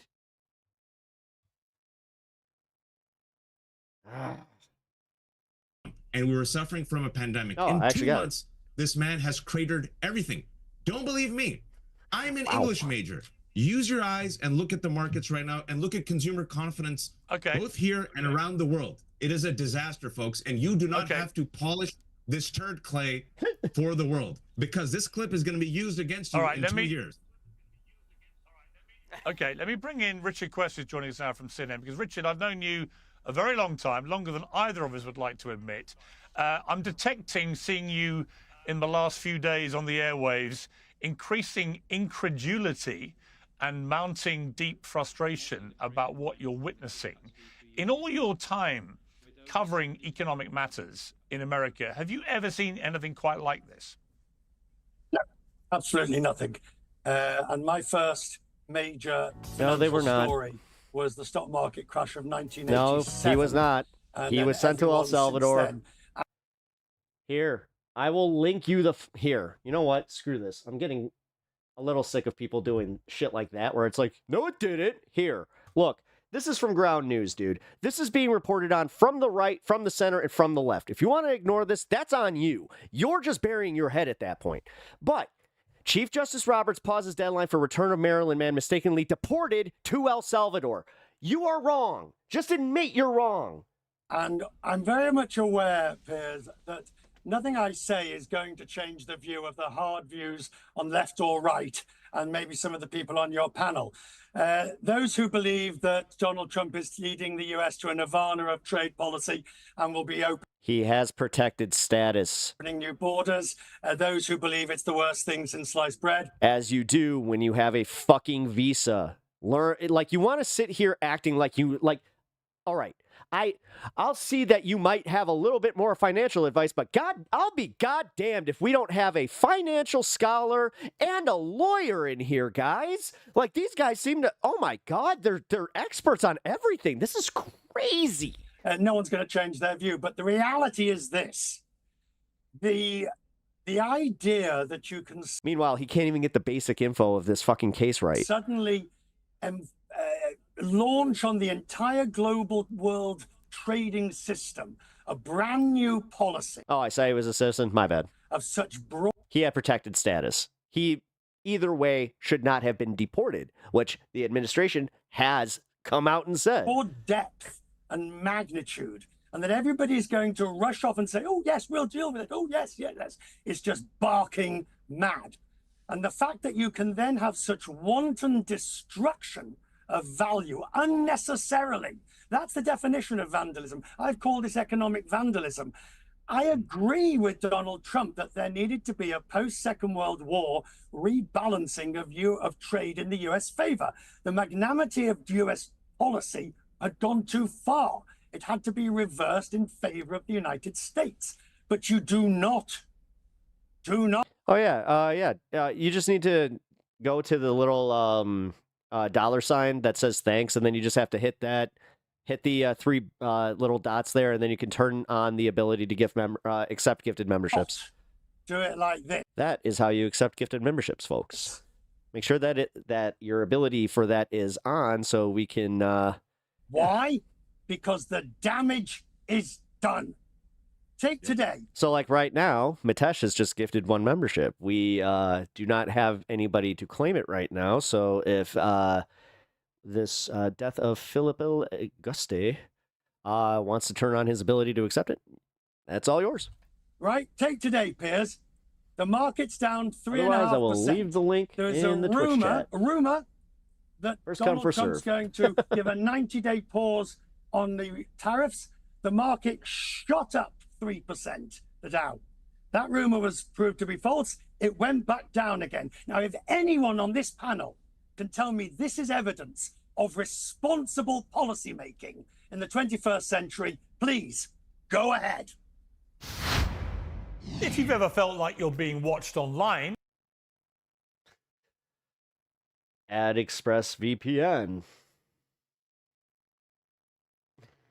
months for free. That's expressvpn.com/. That's what it is. Now, on with the show. More I definitely distracting. think you're right in terms of letting Natalie, this go play ahead. out, but I would just say good Distracting, riddance. got And it. I definitely think that we should be damaging a system that has systematically disadvantaged American workers for decades. I know the critique of America being a country, not a special economic zone. I took immigration law, and my main takeaway is we need to hire more judges to alleviate the backlog. Yep. Is usually heard in the confines of the immigration debate, but I think it applies to economic policy too. Now, I'm not saying the stock market doesn't matter, but I think to look at that as the only metric or indicator of what's going on with what President Trump is trying to do, I think sort of misses the forest for the trees, especially here in the United States, given that the top 10% of people own, what is it, I think 93% of all equities. Meanwhile, the wages of the working class have absolutely plummeted. And I think to sit here and say that it's actually China who is somehow benefiting this, I'd have to fact check you. I think it's the EU saying that they want to lower their tariffs or at least start negotiations. That's a very important word in all of this. I also think Japan is getting ready to send a delegation over to negotiate those very things. But I think you have to understand the systematic abuse that the Chinese Communist Party has waged against this country for decades: intellectual property theft, illegal trade subsidies, currency manipulation, exporting their work to other countries because we sanction them directly. That's why this tariff program is so vast, to avoid any loopholes or cutouts for other countries. I know it's nice to maybe pat on the backs of the Wall Street elites who are apoplectic over what's going on in the stock market right now, but the lived experience for America's working class, the status quo, is demonstrably worse and more radical than what you're seeing happen in the stock market right now. You're sending Richard into some kind of anaphylactic shock. So, Richard, respond. Yo, what up, dude? It's simple. I'm tired of this nonsense. Arrant nonsense. I love his passion. No, say what you will, his delivery. About the top elite and the stock market. This is how you get attention. The reality is, ma'am, the number of people with 401ks, the number of people with IRAs, sales taxes or woke. Roth investment funds over decades that they've put together. Well, you got to choose one or the other, man. They're going to get... The thing is, this idea that no taxation is ever going to happen is the biggest fallacy on the fucking planet. I mean, even in the Bible, Jesus tells you to pay your damn taxes. So, I don't know, man. At some point, people are going to go, oh, that's just part of having a civilized society? Oh, no. My neighbor, who has worked all her life to put together a small amount of savings that she can live on. Say, man. No, this idea, this fallacy that I heard somebody say 11% of American households had stocks. 23. That's an insanely low number of fucking, like, what? And just seen her savings go down by 15 to 20%. She's not the elite. Now you just tell me, how do you justify this vandalism when it was unnecessary to reach the same goal?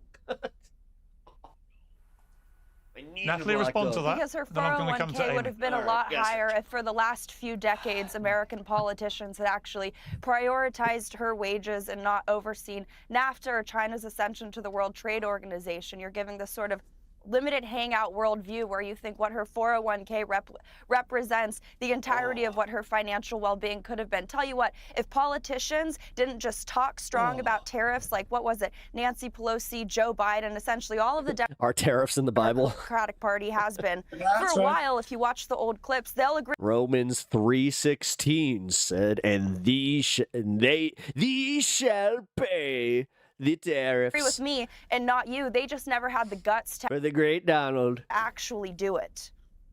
The guts to blow up America's 401k. Amy, been waiting very. Hang on one second, Joe. There's one member of our panel been waiting. Yeah, I was about to say 50% of the stock market is owned by 1% of investors. That is true. Same with cryptos. Very patiently, Amy. Welcome to Uncensored. Congratulations on your book, which is setting the whole of America alight. And we're going to come to Joe Biden and his legacy and the cover-up and so on a little later. But just from a political point of view, this is one of the thing is, who cares at this point? Like, we all knew it. Of a dice. I well, can at least ever on the remember left, we kind of any did. world leader anywhere in the world rolling out. And I honestly, unlike everyone on social media, I don't know if this is going to work or not. What I do know is that Donald Trump's entire presidency, but also, therefore, his entire legacy as a president and politician may well hinge on whether this works or not. Oh, it absolutely hinges on this, Pierce. And here's the real talk. I'm hearing from a lot of Republican strategists, lawmakers, others who support Donald Trump and support his policies, and they are nervous. They are so nervous about what is happening right now because they know that they're going to go home to their districts for the Easter break, and they are going to hear a mouthful from people who supported the president and supported him because he backed the economy and campaigned on the economy and ran a good campaign talking about the economy. And they are going to go home and be face to face with these people who are unhappy, watching their 401ks plunge, watching everything nosedive. This is not what they bargained for. No. Yeah, I mean, Clay. No, you have a bunch of investors that are pretty much begging him to just stop or just be. Here's the other thing. A lot of them are telling him enough with the uncertainty. Stop trying to outplay, like out-negotiate these people, because this isn't how you do it. He doesn't understand trade deficit. Therefore, that is a problem in negotiating something when you don't understand the exact freaking, like, what the trade deficit is. Like, Ben Shapiro laid that out, I have to say, pretty well, because he was finally sick of this shit where he was like, you know what? No. This would be concerning if I was Donald Trump. You've got people like Ben Shapiro, big Trump supporter, coming up. I did not pre-watch this, I swear. Saying he thinks it's unconstitutional. You've got Bill Ackman, one of the most successful business guys in America, now saying we could be facing a kind of nuclear meltdown if this goes the wrong way. You've got a lot of people on the right who are historically supporters of Trump. Elon Musk has said he wants to have effectively free trade between North America and Europe, for example. So clearly he doesn't like this whole tariff. I heard that, like, I literally heard him say that in an interview. I was in the middle of playing Tony Hawk. He made me, like, I was in the middle of a chain where I had probably close to 90,000 points on the chain of the trick. He made me biff that because I looked up just in disbelief that I heard what I heard. I was just like, what? And not surprising, given he's probably losing hundreds of billions of dollars as we speak. So if you're Donald Trump, only he seems to really understand what the grand plan is. He's articulated it. If any of you played Tony Hawk, then you would know exactly where I was on the schoolyard, and I was, I was on the half pipe in the schoolyard. But if you're him, would you not be concerned that so many of your traditional supporters are beginning to get very twitchy about this? Well, so I think there's a bunch of things that matter here, which have been talked about so far. First of all, we're the same stock price right now, roughly, as we were last year at this time. So I understand that everybody wants to lose their minds and throw histrionics and everything else. The 93-year-old woman, I would suggest maybe if you're 93, all of your money shouldn't be in stocks. But also, she has the same money that she did when she was 92. And she lived through the Blitz. If she's 93 years old in England, I think she could handle a few days of stock market No, that's not how that works. And end up being okay. Oh my God! Oh my God! I'm not. Oh my God! Several other things going on out there. Mr. Ali came in to give us all an economic lesson, and he said Biden unrealized loss because it was likely still a game. Inflation was 1.8% when Joe Biden came into office. It went to 9%. It's still not back to where it was when Trump left office. Let me tell you this, Piers. What's today's date? April 7th? If in 18 months of the Trump administration, the stock market is down and inflation is up, I will come on and I will say, you know what? Trump has not handled the economy well. Will you, though? Will you? Because here, no, mark the day. Mark the day. Yeah, he just did. April 7th. Okay. Well, go back to this clip. That is a wager that I would take right now. Go ahead and start the clock. You can put me on the calendar for 18 months from now, Piers. You can play this clip, and I'll wear a clown face if I'm wrong. I think the stock market will be up from. Oh, he has his audio up too loud, and he's got Piers coming in through his audio where feed. It was when Trump was elected in November, probably up from where he was elected. I was wondering what that was. In January 20th when he was sworn in. In 18 months from now. I can save her. I think this is going to moderate. I think American trade policy with China is going to get better. I think the Chinese are in much more difficult financial Okay, so there's resting bitch face, but she has resting bored face. Rates than the United States is. She just looks and the bored. one thing you can say about Donald Trump, whether you like him or I am unamused or hate him, is he is a master of leverage. And I think what he has recognized right now is the United States has a lot of leverage on global trade partners around the world, and he is going to take advantage of it early. As someone who has resting stoned face, trust me, I know. I'm trying not to speak out of turn here. In his term, get this taken care of before we get to the midterms. Yes, there may be people with apprehension around Easter when they go back home for breaks. I hope that there is steel in their spine, like I know there is steel in the spine of Trump. And all of this is going to get regulated. And by the summer, yes, the same steel that sent him to Vietnam. Things are going to be rolling economically in the United States, the likes of which we have never seen before. What I agree with you on, Piers, is This is an extraordinary gamble that I'm not sure any other American president would have taken. And I think it goes back to the comportment of Donald. I mean, there was one. I mean, this is the bitch about not knowing history. His name was Woodrow Wilson. Trump right now. He believes he knows best what is for the country, and he's going to act on it in all three of those. And he signed a bill that was pretty bad. Major categories that I laid out, and I think he's going to be successful. I trust Trump to fix a lot of what Joe Biden got wrong, and I think, again, if you are out there right now and you're panicked over the stock market, buy. If you can't handle the emotion of the stock market, put your index funds in a drawer. Don't look at them for a year. Don't look at them for 18 months. I think you'll be happy. No, he did. Okay, I was just making sure. Yes, Woodrow Wilson was the one who signed the Smoot-Hawley Act that led us, because of the tariff. Okay, before I come to Wajahat, the blanket tariffs and the whole American isolationist policies. hang on one second, chaps. Before I come to Sent us to the Wajahat, Depression. Richard, you were going nuts again about something Clay said. Just respond to that. Right, let's just get rid of this inflation business, if we may, please. If you look back, Clay, at inflation post the pandemic, first of all, I will concede that the Biden stimulus package, when he came into office, made a bad situation worse and was unnecessary. I will give you that. But if you just look at rates of inflation, every single nation, Western nation, had similar inflation to the United States. Every single one. All went up to 8, 9, 10%. It's because they all made the same poor choices. Possibly, but you can't say that the U.S. was unique in this scenario, that the U.S. was somehow sui generis in this scenario. Everybody had the same thing. Now, the next question is, remember, today's people, well, us, you, me, everybody, we don't enjoy the luxury of the final salary pension. Remember the old days, my parents, when my father retired, it was a final salary scheme, where, you know, you got so much of how much your peers will remember those grand old days. He's probably still got a final salary scheme somewhere in his past that he can look forward to pulling upon. Today, it's 401k, it's money purchase. We have to make our decisions. And yes, my 93-year-old neighbor, fine, good, yeah. You're missing SSI here. Is this like, is he doing that on purpose? She's still got enough money. She's like, but she's worried.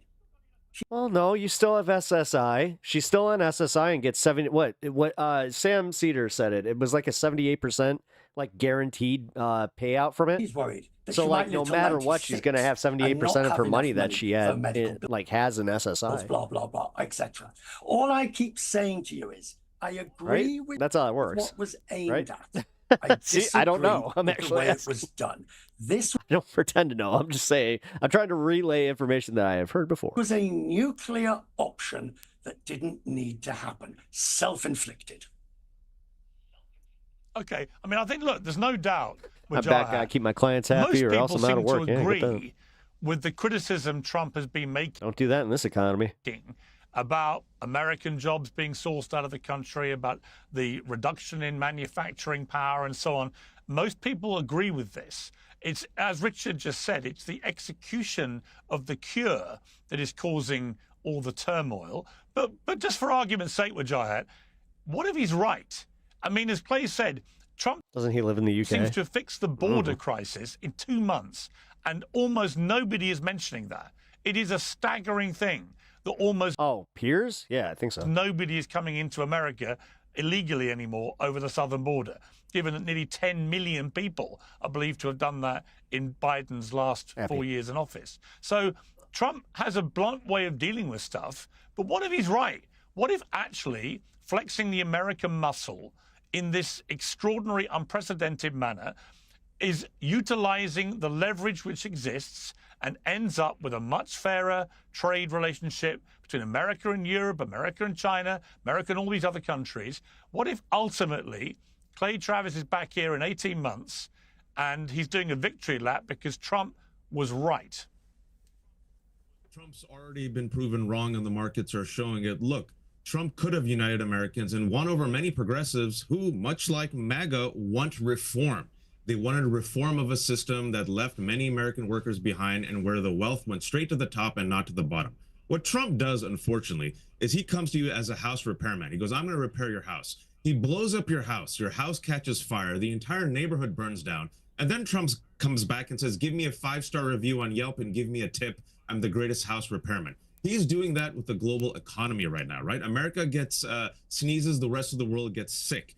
You and Richard know that sentiment, right? And we're seeing it play out in real time. A second thing I will tell Republicans right now, especially Natalie and Clay, this is just unsolicited advice. Politics. Donald Trump was elected because why? He said he will bring down the price of eggs. He will bring down the price of groceries. He will reduce inflation. The number one topic was economy. The number one concern for American voters right now is the economy. Immigration has gone all the way to 4th. It's the economy. So right now, nothing sounds more elitist, more out of touch, more condescending, more cruel, more sociopathic to Americans and Brits. I agree with what Richard was saying right now. You should listen to him. He is actually on point. Then telling Americans and Brits, people who have worked their entire lives just to save a little bit of money, people who have worked their entire lives to have a little bit of Social Security, hey, buy the dip. They're not millionaires. They're not multimillionaires. They're not rich like Clay or like Megyn Kelly or like JD Vance who are telling people this advice. They are struggling to buy eggs, and you're telling them just write it out. They won't write it out when they lose their home, their 401k, their jobs, their Social Security. Hundreds of thousands of federal employees have lost their jobs because of DOGE. They've lost their insurance. Consumer confidence is down.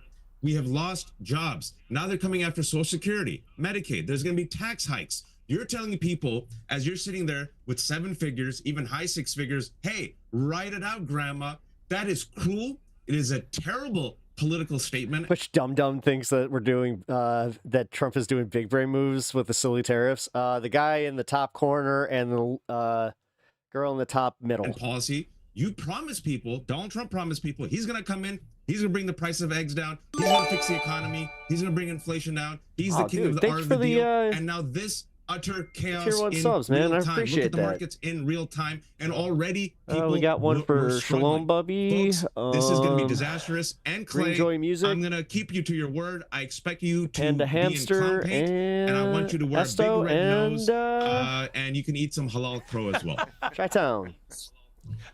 I will be back. Okay, Can I respond to this, Piers? Thank you for Can I that, respond Natasha. quickly? Very quickly, 'cause I want to talk to will Amy wear about the her book, greatest- because that's also I will wear trying to the get the same greatest way. clown costume of all time. The price of eggs down 50%, by the way, since he cares so much, and below where they were when Biden was in office. And the price of gas is at a 5-year low. 40% of Americans have. This is, again, why I said stop playing into this fucking game. Republican and Democrat, it doesn't matter. The fact is, it only matters when they can use it for political points. I told people that this was not the gotcha that they thought it was. Have no stocks at all. They look at the price of the groceries and they look at the price of gas. Both are down since Trump came into office. Clay, they have to pay more due to the stupid trade war and tariffs. All of us have to pay more for goods for an unnecessary reason because Trump installed and created this horrific trade I would say, Vijaya, okay, but I would say, as with all things that Trump does, normally it's followed by a few days of utter hysteria, whatever he says, and then there's a moment to actually see what he's really doing and what he's actually going to do and whether it's going to work. I don't know, right? So I genuinely am one of those freakish people in America right now who does not know what's going to happen here. I think anything could happen, and I wouldn't bet the bank against Trump because he has immersed himself in economic worlds for 50 years. As he reminds us, he went to the Wharton School of Economics, so he's not an idiot when it comes to this stuff. And I don't think he would jeopardize. Yeah. Well, hang on. I don't think he would jeopardize. He's my friend. Yeah, I've got no problem with that. You're my friend. So I've got friends from all sides of the political divide. That's how it should be in a modern democratic society. You and me have not been bankrupted 6 times. You and me have not bankrupted casinos. You and me. No, nor have we won the presidency. Hang on, nor have we won the presidency twice either. So we've all got our crosses to bear. Look, I want to switch gears to Amy to talk about your book, because in a way it all plays into this too, because Trump would not be president again if it hadn't been for, I think, the horrendous failure of the Democratic Party to try and work out a Unimoogle, try your soda. This is which really resonated good. with the American people, mainly because they had in Joe Biden a guy who was by the end a walking zombie, and then they coronated Kamala Harris, despite her having I still think, very I mean, again, and we also gave him this, like, dude, I mean, I'm in not, terms of her back I'm not catalogue owning the of Democrats' experience mistakes to because I'm suggest not a she'd be anything Democrat. but what she turned out to be, which was Technically. a wholly ineffective candidate. And that Stupid Illinois allowed Trump, along with other events like the assassination attempt, which I think had a huge impact on the election because of the way Trump responded. Whatever you think of him, to get back up and punch the air and shout, fight, fight, fight, was an incredibly powerful moment for him, and I think propelled him back to the White House. But the incompetence of the Democrats is one thing. What your book has laid bare in searing, riveting detail as this massive inquest now goes on is that I believe what it constitutes, your book, is clear evidence that there was a deliberate lie perpetrated on the American people for a number of years about the mental acuity and physical ability of Joe Biden to serve as the President of the United States. Now, I say that as somebody who wrote regular columns for the New York Post from the start of 2022, saying that from everything I was seeing and witnessing with my own eyes, much of it from across the Atlantic, it was clear to me Joe Biden was not fit for office. Why did the Democrats persist in perpetrating this lie? And who's going to now be held accountable, do you think? I mean, when you read your book and you finish it, you're like, well, who's going to be held accountable for this? Well, I think, Pierce, there are a lot of arrows being directed at Biden and his inner circle right now, and rightly so. I mean, I think when you look at our book, Fight, and we detail this T-minus 10 minutes, guys, in page after page. until we go to the 420 fun half. And when we do that, we all smoke together, so. At the start of the book, you can see Load up. we kind of lay out what was going on, how he didn't recognize a colleague with whom he ran against in 2020, Eric Swalwell. You know, they were concerned about the optics around his age, and he had a makeup crew meet him in wherever he went on foreign travel. We detail how he was sort of lost. He took a group of people on a tour around the White House, and was sort of lost wandering around, and people observed all of this and continued to let it happen. And then we detail about what happened with the switch and why Kamala Harris. And one source admitted to us, well, we picked her, at least she has a pulse. And that's not the right strategy you need when you want to defeat someone like Donald Trump. Making America healthy again is all the rage, and many people are inspired to put their fitness first again. That's why I'm excited to be working with Don and my team at Jacked Up Fitness, which is an amazing. I mean, Natalie, I was watching, and to be fair to Ujaya, he never tried to pretend anything different. There were people on the left who absolutely saw this for what it was. But in terms of the lie perpetrated on the American people, I'm not American, but if I was, I'd be unbelievably shocked and outraged by the contents of this book, because what it shows is, like I said, clear proof that a lot of people around Biden, his family, the people that work for him at the White House, all the big donors, the former presidents, Barack Obama, the Hollywood crowd led by George Clooney, they all knew for a long time that Biden was not fit for office. And yet he was allowed to carry on not just being president, but also commander-in-chief of the American Armed Forces, having to make potentially incredibly big decisions in the middle of the night. I feel outraged on Americans' behalf. Yeah, thank you for the gifted sub, man. Say I'm outraged, but definitely not shocked. If anything, I think it goes more to the heart of the issue, which is the cover-up, if not outright conspiracy, that I think a lot of these legacy media outlets, in conjunction with sort of the dark money apparatus of the Democratic Party, so many of his top advisors, which is something that I think we on the Republican side have been talking about for years, and we get called crazy conspiracy theorists. My only question would be if you could cover and hide the mental acuity, if not just outright complete mental degradation of the sitting president, which, by the way, I don't think was just happening in the final few months of his administration. I think it was there from day one. I think you look at the just disastrous withdrawal from Afghanistan. I think it goes all the way to the top. But what else are they lying about? What else are they using the legacy media to cover up? I mean, that seems to me to reek to high heaven. I really don't know what could be more of a national scandal. And I think the most important point, too, that I would make as someone who is one of the new media members in that White House press briefing room, Appreciate that. they have been apoplectic about the addition of new media, streaming services, podcasts into that room because I don't quite know, we're still beating and trouncing them in terms of viewership. They had 4 years to report on the decline, mental, physical, was in your face. So if you must know, we are trying fun sodas, and these are really good. On the sitting president, Joe Biden. They're called stupid sodas. And none of them said anything until about, 1 week? Maybe there was a Wall Street Journal piece before he departed office. So that's why the new media is in there, because people don't trust the legacy media. Not that that's a novel or new thing to say, but I think this is a really compelling story to illustrate that. What are you talking about? I think that her cadence is just, it's riveting. I mean, wouldn't you just love to go on a date with her and just have her sitting across from you explaining to you exactly what's going on with Trump and everything that's going on in the world? I mean, she's obviously got a career, so people must love this. Well, Richard, as the honorary member of the legacy media sitting on the panel, I mean, would you concede that the legacy media collectively massively dropped the ball with Biden, was nowhere near critical enough in terms of obvious what we were all witnessing with our own eyes? They are not. They're not like Poppy at all. Yes. No. Yeah. When I say fun sodas, I mean like fun soda.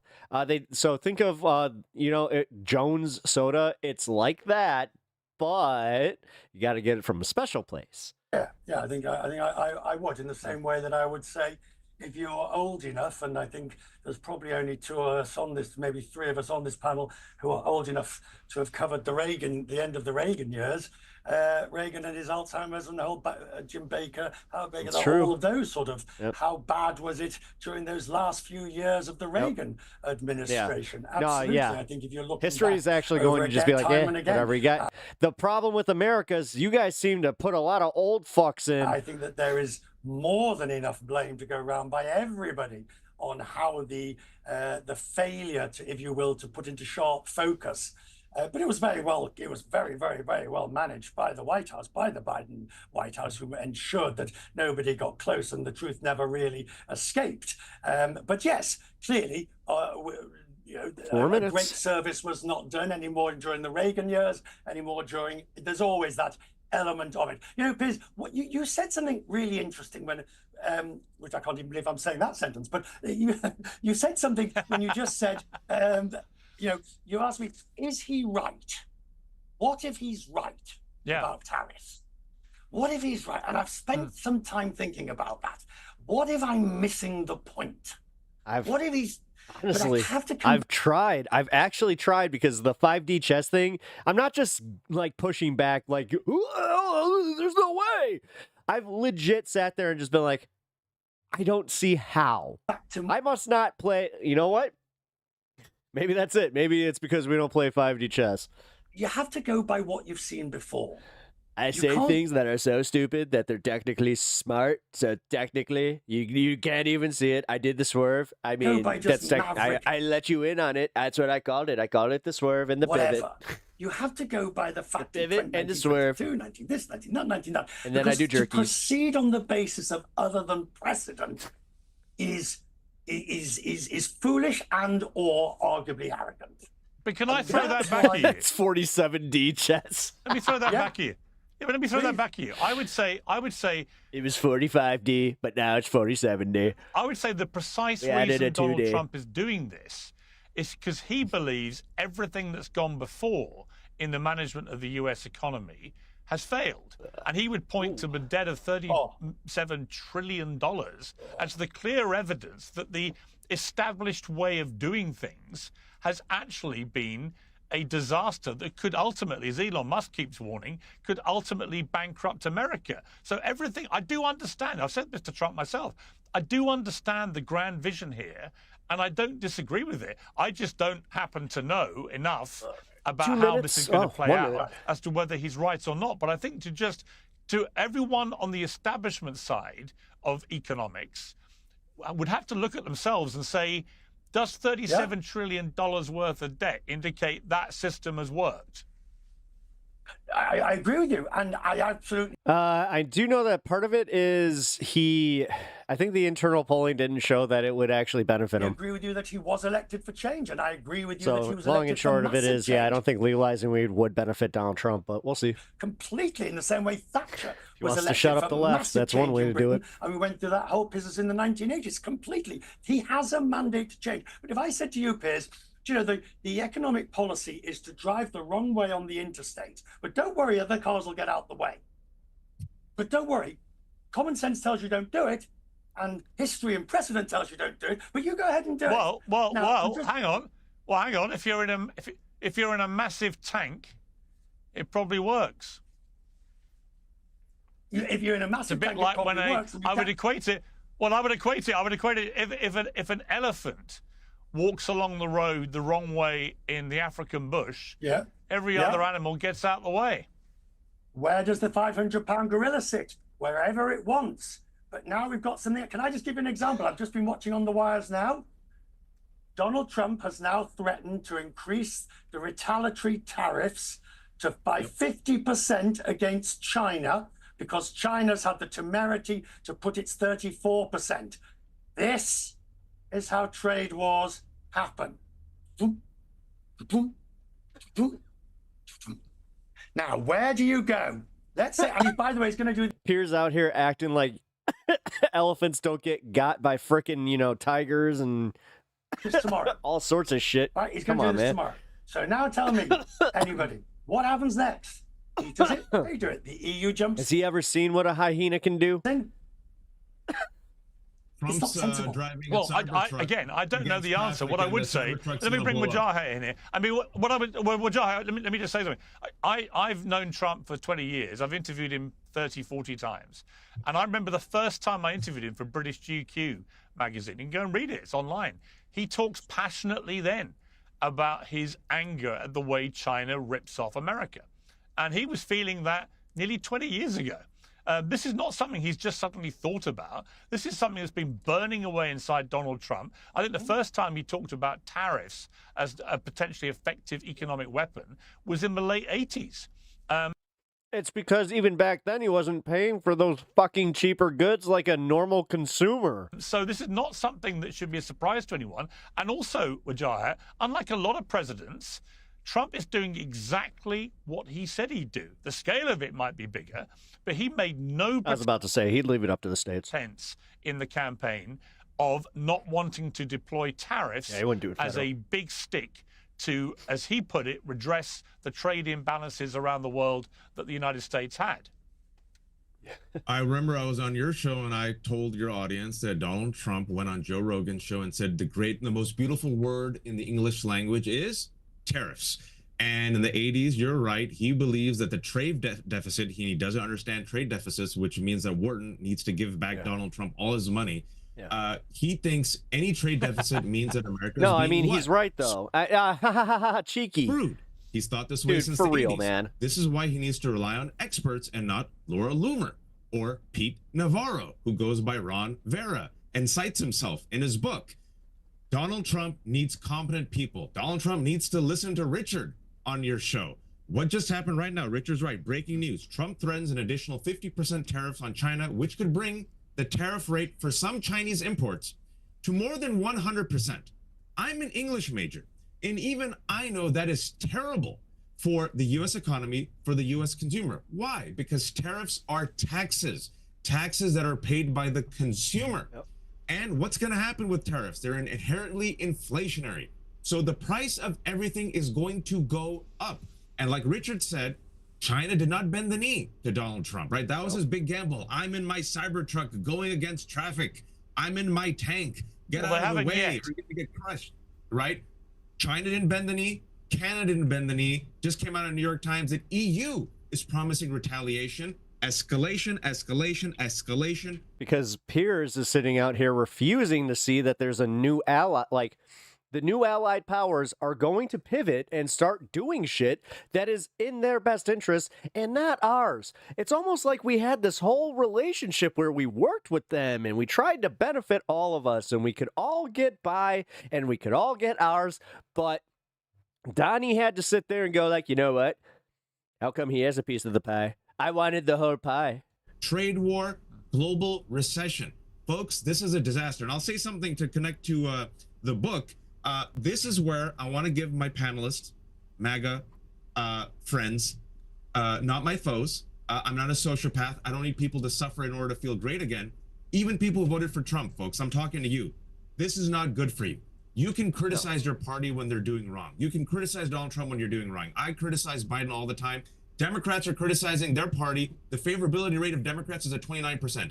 This is disastrous, and Republicans in the House need to step in. Just like, and I'll give credit to a few Republicans. I agreed with Rand Paul for the first time last week. Rand Paul was with Tim Kaine talking about how disastrous. It's almost like running the country like a failing business isn't a good idea after all. This trade war is, these tariffs are not just for the economy.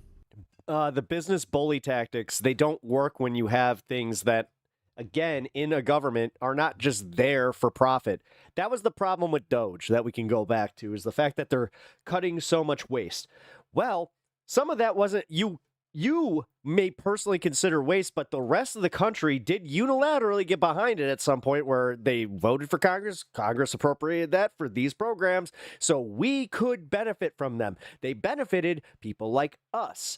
You know, the Department of Education benefits people like us, people who have, you know, children that have disabilities. It's just insane.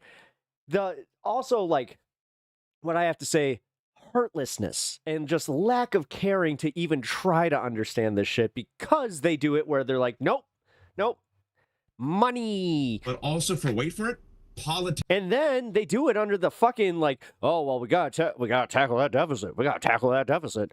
Meanwhile, completely ignoring that $17 trillion is about to get added to the deficit under Donald Trump's tax plan. That is crazy.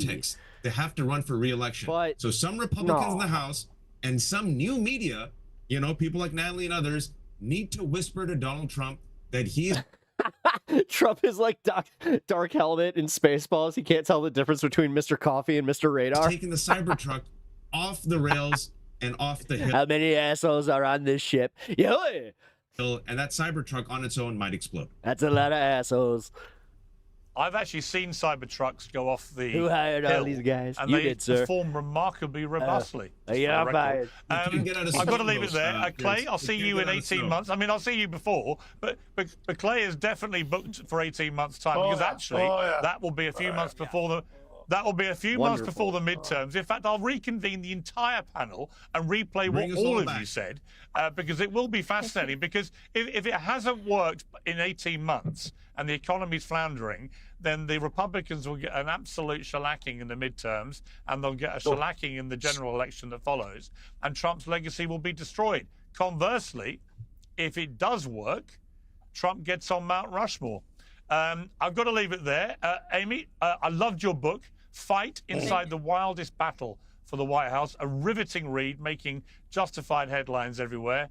Fascist and cruelty is efficiency and caring is communism. To protect America from knowing the truth about its last president. At least this one can string a sentence together, which is a major upgrade. So thank you all very much indeed. It'll be a wild ride to see where this all goes, but I really appreciated all your perspectives. No, it's no balance. Yeah, no, you're right. You're right, because they always do try to pivot, like, oh yeah, so when you try to point out the deficit to them, it's all about, oh, so you only care about money, you monster. Yeah, they really just... No, there's no consistency. I keep saying this, guys. Like, there's no moral consistency with them at all, outside of they're selfish, and if it affects them in a negative way, it makes them feel bad in their tum-tums, then they care. Or then they'll pretend to care long enough for it to make them not feel bad in their tum-tums. Bunch of bunch. I mean, it really is just a bunch of children. I mean, go on any Facebook group that has a bunch of boomers. I'm talking like, dude, go to your next door page. Like, seriously, if you have next door, that alone is enough entertainment for me. I'm not even kidding. When I get off a stream, I'll just lay in bed and kind of peruse next door and just watch the arguments happening in there. It is hilarious, but it is also kind of scary seeing just how blatantly uneducated these people are. And like I was kind of calling out here earlier, where it's just like, wow, we have so many experts on these subjects that seem to know nothing about them. Weird. Trump is it's an ideological culture. They will back their side to the grave. See, and that's the thing. Like, what Trump or what Piers was saying there, dude, like, I don't think that, like, the Trumpers get it. I want to be wrong about this. Like, if he's going to act, like, if he's somehow going to do what Woodrow Wilson and, you know, fucking, God, what the hell is that? Smoot-Hawley, and the Smoot-Hawley Act we're going to do, in theory, instead of crashing the economy and continuing to crash the economy. And like this idea, like what that guy said about the whole, well, it's just bad. It's down to what it was last year. We just wiped out a whole. The fact that inflation is where it's at, and we didn't exactly meet wages to meet the inflation either. Like, this is the part that gets me where I'm like, oh, and then people are going to end up losing their jobs. Oh boy. Whatever. It doesn't matter what happens. There is no threshold. There is no limit to the ideologically breaks, or ideology breaks. Oh, no limit to where the ideology breaks. Sorry, it got typoed. Am I still panicking? About what? What, did you not watch that? Did you not just see what I said right there, where I was like, I'm willing to admit, like, if in 18 months and this shit's going, like, right, I'll just be like, all right. Like, dude, I am an objective observer. I may lean left, but I do know how to actually turn off this whole thing that you don't know. Like, you're so lost in your J-Leet sauce that you're just, I mean, what is J-Leet sauce? Is that Trump cum? That must be Trump cum. I think that, yeah, that makes sense.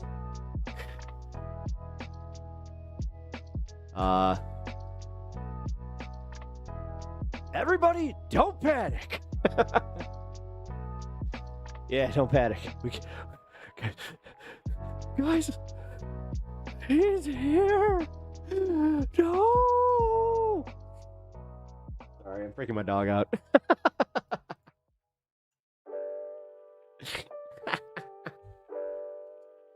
Johnny, she says. Johnny 5 is way cooler than this guy. Laser lips. Your mama was a snowblower. Even the stated goal of tariffs is to help Americans and screw everyone else. So even if it succeeds, it's like, way to go with those, global relations and I don't know. I thought that we were trying to play Empire, which sometimes playing Empire means that you have to put on this, like, the auspice of like helping other countries. I know. And also kind of giving them a little bit of stuff just to kind of keep them happy, Oh.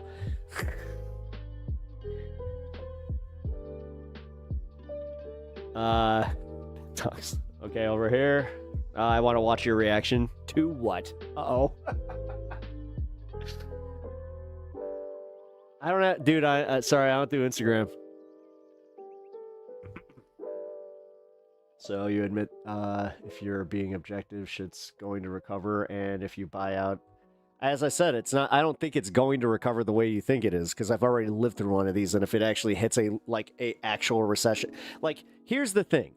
I don't know how old you are, but if you're under the age of 30, I'm going to continue to tell you.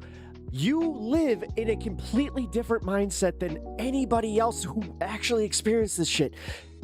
It doesn't happen as quickly as it did post-COVID. And funny enough, Joe Biden's whole little care package thing that ended up actually sending inflation skyrocketing. Do you agree that, like, you should give that back? Like, did you not take it? Like, I do want to know that one too, because I want to know your take. Do you think that helped the economy? Do you think that stimulus helped the economy? Like, guys like Trump stimulus, but not this stimulus. Nobody fucking cares how old you are. You did not learn it. I can tell you right now, yeah, I did. And also, you know what? I care, because if you're younger than the age of 25, you are a dipshit that has a you grew up with fucking Vine and TikTok, dude. You have this idea that things happen so much quicker than they actually do. So, you got traumatized by it? You didn't learn from it? Really? Telling me I didn't learn from it? Okay there, Mr. I Rent.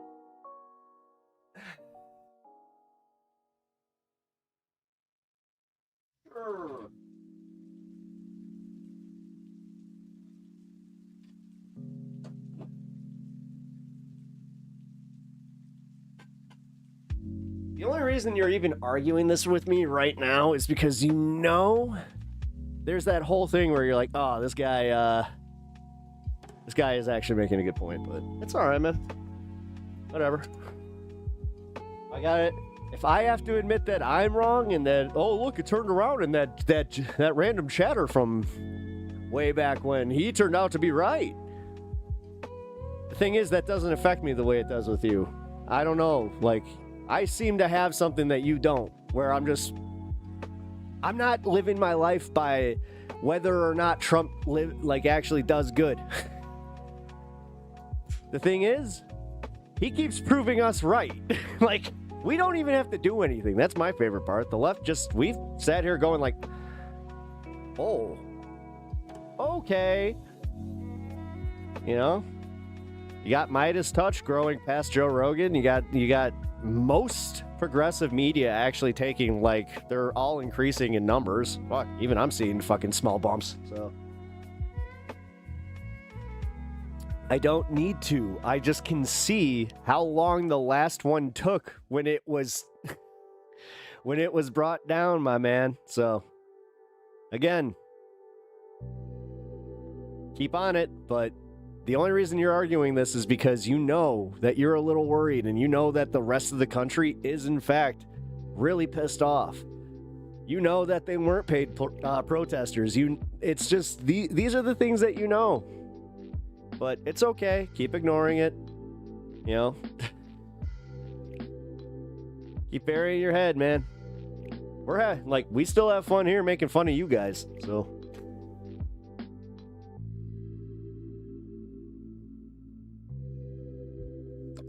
S&P has recovered better than the real economy since 08 anyway. Manufacturing construction capacity still hasn't recovered Yeah, no, they haven't. No, we lost a lot of that. And on top of it, it really fucked up the housing market, like, to a point where it was like, oh, that correction came.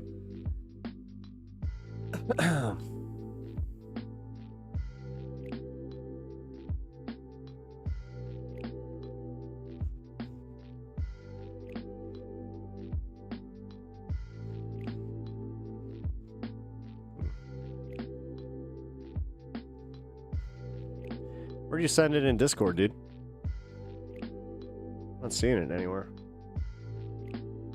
Oh, Discord DM. My bad.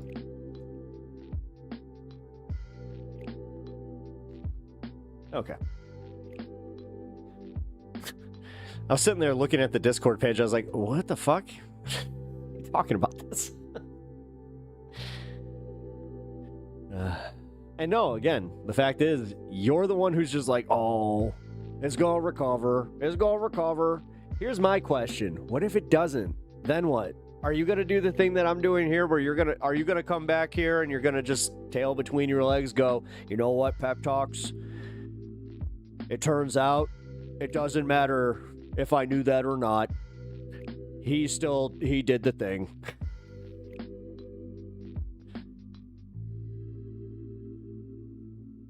I wouldn't be surprised if it does. I mean, If he keeps going, let's put it this way. If he does meet China with 100% tariffs, you don't think that that's going to fucking do it? Like, come on, man. Like, it's all right. Keep saying the thing. Hope in one hand, shit in the other. See which one fills up first.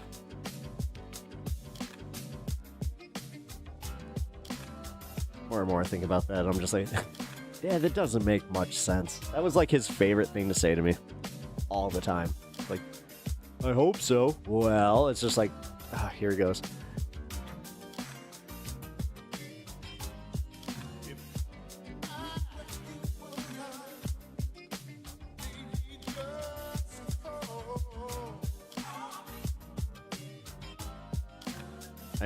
That's if you were speaking from something that you knew. It's not speaking from trauma. Like, I'll just tell you, dipshit, like, I made my money on the back of that. Again, like, I don't have to tell you what I did, but I will just say this to shut you the fuck up, because this ain't my parents' crib, bro. This is one of those situations where it's just like, ooh. That's fine. I don't need to prove shit to you. I'm here doing a stream from a, pretty cush place. It's got its problems, you know. A little bit older house, but it also sucks because we have that wind damage shit.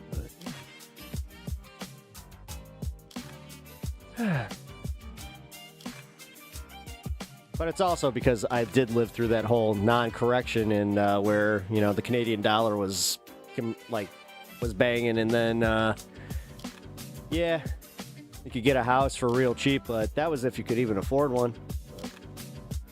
Man who correctly called the housing crisis owns trolls.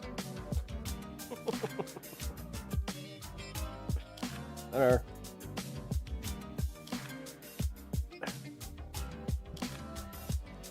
Whatever. I mean, again, he would have tried to prove me wrong. The fact is, I know that what he is. He's like this. He's got crypto bro brain. He doesn't get it, and he doesn't respect his elders, which is also kind of like funny to me. Instead of actually respecting what I'm saying and just taking it with a grain of salt, where it's like, a grain of salt with that pepper, where it's just, hey, this guy might know what he's talking about. Lived experience is something I should probably, maybe, take a little pointer from. I mean, the guy does actually just go, meh. I don't know, shit from Shinoa when it comes to actual, math and stocks or any of that kind of shit. But again, got me some good people. ETF. These nuts. Word. Excuse me. Sorry, I'm Midwestern. I'm not like Hassan. I can't just keep going and not actually address the fact that I just ripped an awesome burp.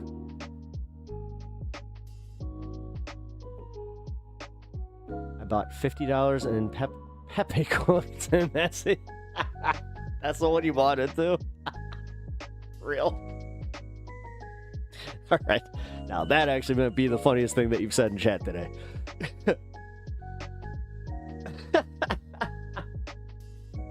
Wordo, by the way, what up, dude? How you doing? I just saw that you're a first-time chatter, so gonna follow my protocol here. I'm Pep. Nice to meet you.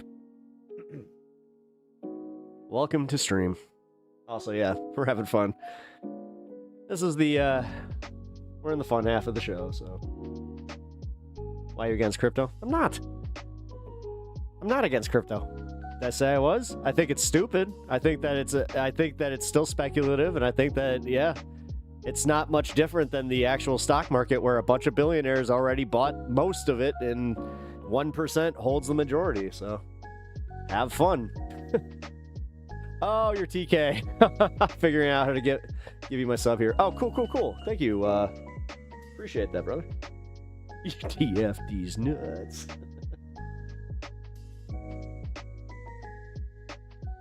I don't know. I was not against it when it first came out because the idea is very like it was anarchist almost. Like I didn't mind it. I'll admit it. But yeah, when I saw what happened to it and the fact that, you know, to the moon, and the second that I like billionaires started getting involved and then they started like doing fucking Super Bowl commercials, I knew it was cooked. Like, let's just put it that way. I knew it was cooked.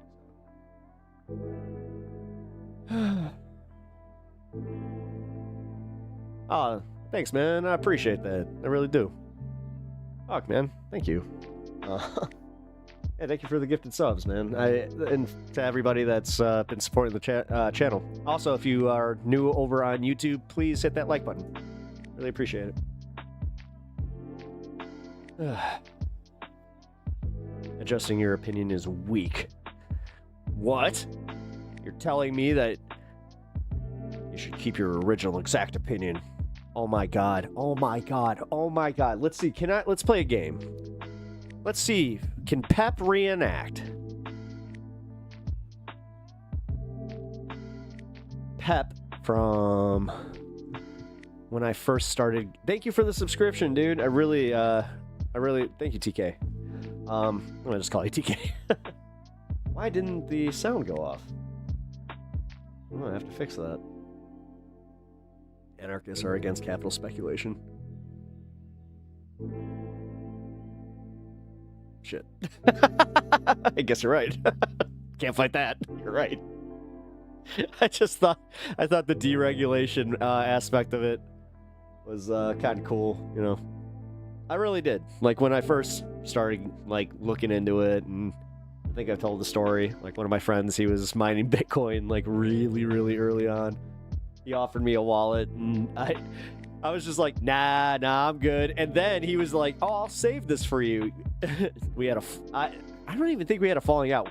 He just like disappeared. I don't know what happened to him. And last time I tried to call him, like he had a totally different number, like that kind of shit. So I was like, okay. And he's also one of those guys that disappeared like voluntarily from social media, where I was like, I thought for the longest time I was blocked, but then it turned out like, nah. Who knows? Maybe I could be a crypto millionaire. Who knows? Dude, that'd be wild if he's just like, dude, I saved your passport or your password. It's like, oh. I doubt it though.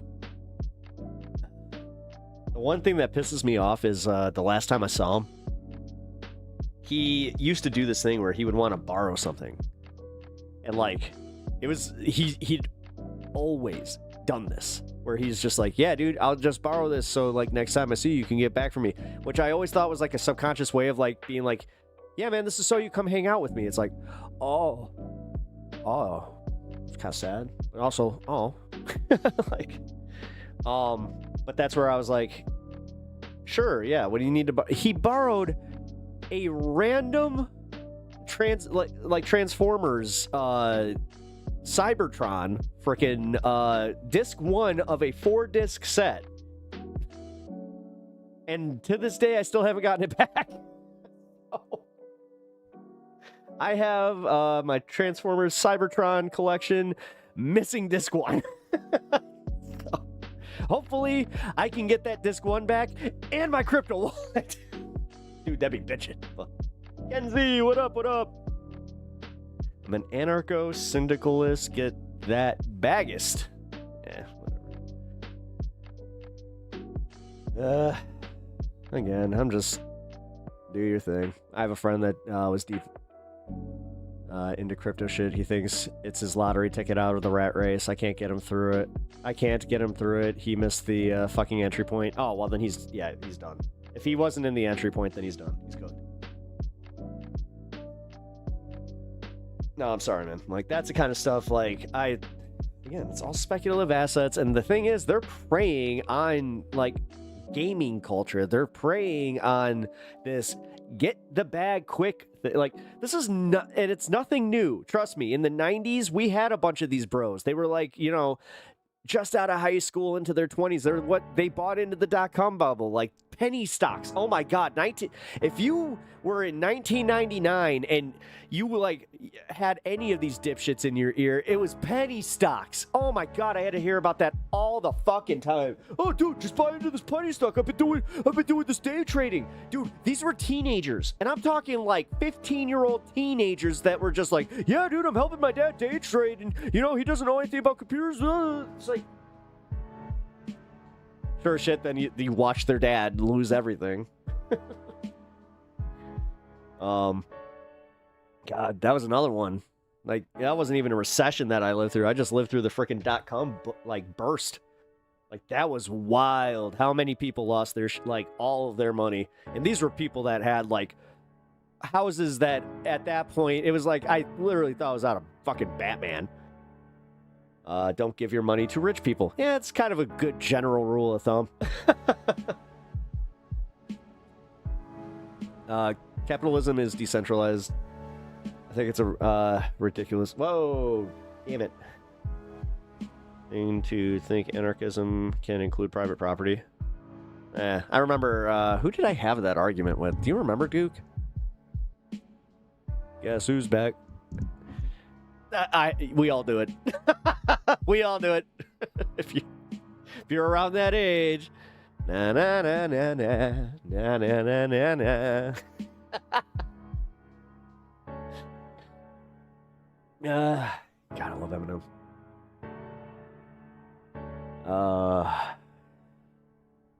Wait, he can't explain the technology or the value of his coins. He could literally make money off of crypto if he knew how it worked. And that it was really just an unregulated pump and dump scheme, but he's the diamond hands bag holder. Uh-oh. It is like telling someone they're involved in a pyramid scheme, but they can't understand their position and how much... I mean, ironically, you saying that's how I view Trump supporters, where it's like, that's the pyramid scheme. Like, he's the top of it, and honestly, they have bought into it, and they cannot get out of it because they're just like, I am too invested. Trust me. I get it. Anarcho-capitalism was made up in the 1950s. You are not anarchists. You are neoliberal corporate feudalists. What? Wait, are you talking to me? I think you're talking to the other guy, but I mean, what? Maybe now. I don't know. Oh, by the way, did you roll that 20 for me? For real. If I said that shit and you rolled a 20, one beard hair that will not fucking behave.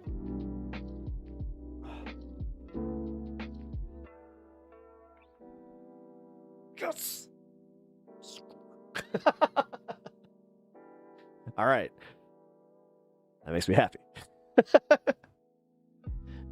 Oh, I love when I can give some good old D&D juju. That is one thing, though. I can, like, totally just be like, here, roll a 20. But then for me, no. I roll awful. To the point where I've almost become a meme with my friends where they're just like, bro. I rolled an 11. At Pep Talks, did you watch privately? Or is the Power of Stone strong? Oh, it is actually. The Power of Stone is strong. You didn't send it. I don't have a message from you. Did you put it in the general Discord? No, you didn't. I don't know where you sent it, but you didn't send it to me. And all my rolls were crap today. Man, I was just about to say, I have had some just days where it's unreal. You ever have the one where your group looks at you and they just want to give you a hug? Had that once. Also, it doesn't help that, like, my character had an AC of 15, so I never made any of my freaking saves. Sorry, we're going into D&D chat. I can't. I'm not gonna suggest, or I'm not gonna do that to you guys. But yeah, when the rolls are bad, the rolls are bad. Let's see. Actually, here we go. We got a D20. Let's see. Let's see. Rolls. Oh my God! No joke. Just rolled this. Anna, I just fucking rolled an 11. That's wild. Okay, let's see. One more. That was crazy, I'm telling you. That was crazy. What are the odds? What are the odds? You call 11. I roll an 11. On a... All right. Oh, dude, I just rolled 12. Okay, this is creepy. I don't like this. I mean, uh-oh. Wait. Did I use all my good rolls? Let's see. Oh, good rolls. Those would actually still be bad checks. 18. Not bad.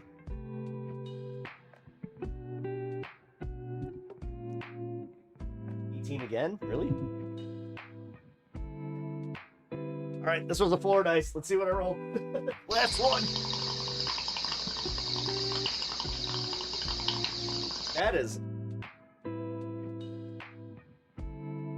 I rolled 18 again. Huh. Is there anything like in tarot for rolling the same number 3 times in a row? That's kind of crazy. Oh, hey. All right, cool. Oh, you found me on Facebook. Look at that.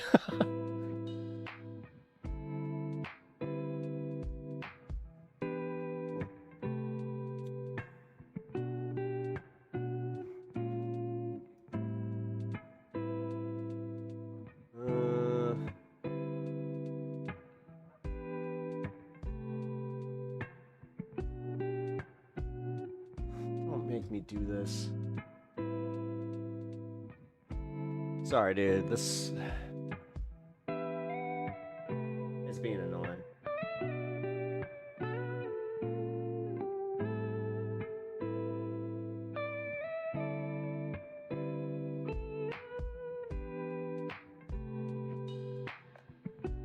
That's like a 1-in-1. Yeah. Dude, that I know. Yeah, 3 18s, and that one fell on the ground. Like that fell in the that fell behind my keyboard, underneath my desk, and rolled to my chair. The dice. That is crazy though, especially that first one after she called 11, and then boom, 11. Okay, and then rolling a 12 after that. I can't think of the last time that I've rolled like like one number after. That was Huh.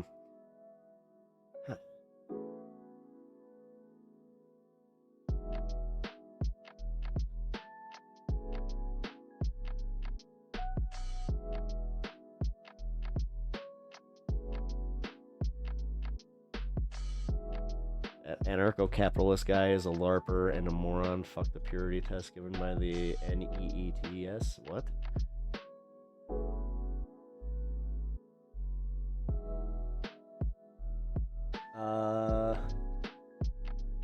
Yeah, Kois, did you send that again, or...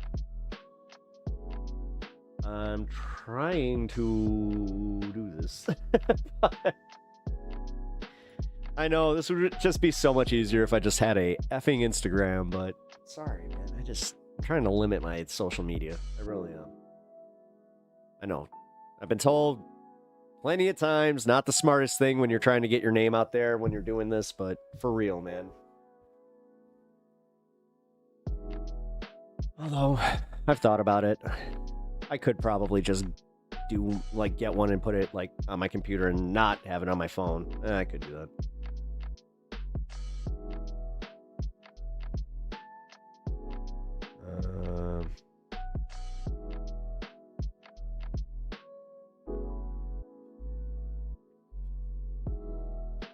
Kenzie, I said hi to you, right? I hope so. Hope I didn't miss you. Capitalism is decentralized. It's a ridiculous thing to think anarchism can include private property? Oh, we already did that. Never mind. Do you seem to know more about this than I do? I would be interested to know more, though. I don't know much about anarchism. Oh, yeah. Duke knows. Yeah, I mean, I think it's ridiculous to think anarchism works at all, but that's more a more divisive argument. Wow. My mouth can work with my brain.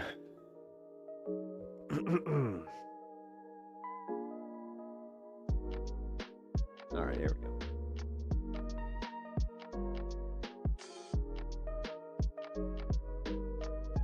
Newly appointed head of the White House Faith Office put out this video for Easter. You can receive these 7 supernatural blessings. God will assign an angel to you. He'll be an enemy to your enemies. He'll take sickness away from you. He will give you long life. You're not doing this to get something, but you're doing it in honor to God, realizing what you can receive.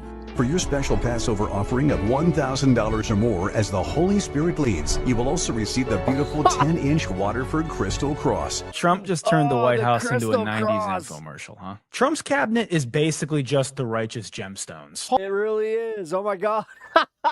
Dude, he really is. I mean, the Trump Bible said it all for me, where I was just like, wow. Wow. Two pep talks to maintain your soul, cloud storage account, subscribe for $5.99 or free with Twitch Prime. I would appreciate the, yeah, hey, thank you for that.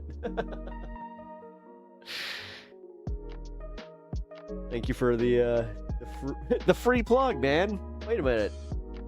That's the one thing I'm supposed to do. Although, all jokes aside, okay, so this one, you did remind me, I'm bad with this, but if you guys, this is how you guys can help, support my mom's memorial fund. If you guys are new here, my mother, she passed away about a month ago, and we are in the process of dealing with the estate and the actual like memorial part of it, where yeah, her funeral will be coming up here at the end of the month. So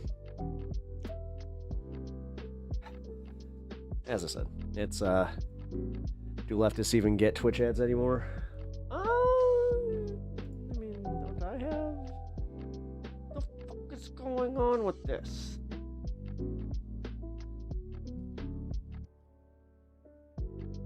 Yes, I do.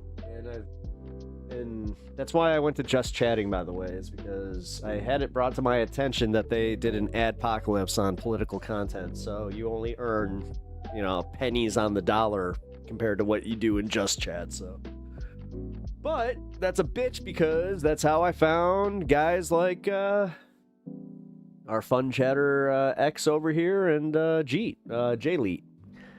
But unless you guys came over, again, X, I'm 99% sure that I have talked to you before. I really do. Like, I think that you didn't answer before, but I'm pretty sure that you were on over in Honeybee's chat, and I just remember mixing it up with someone with your screen name, but I could be wrong.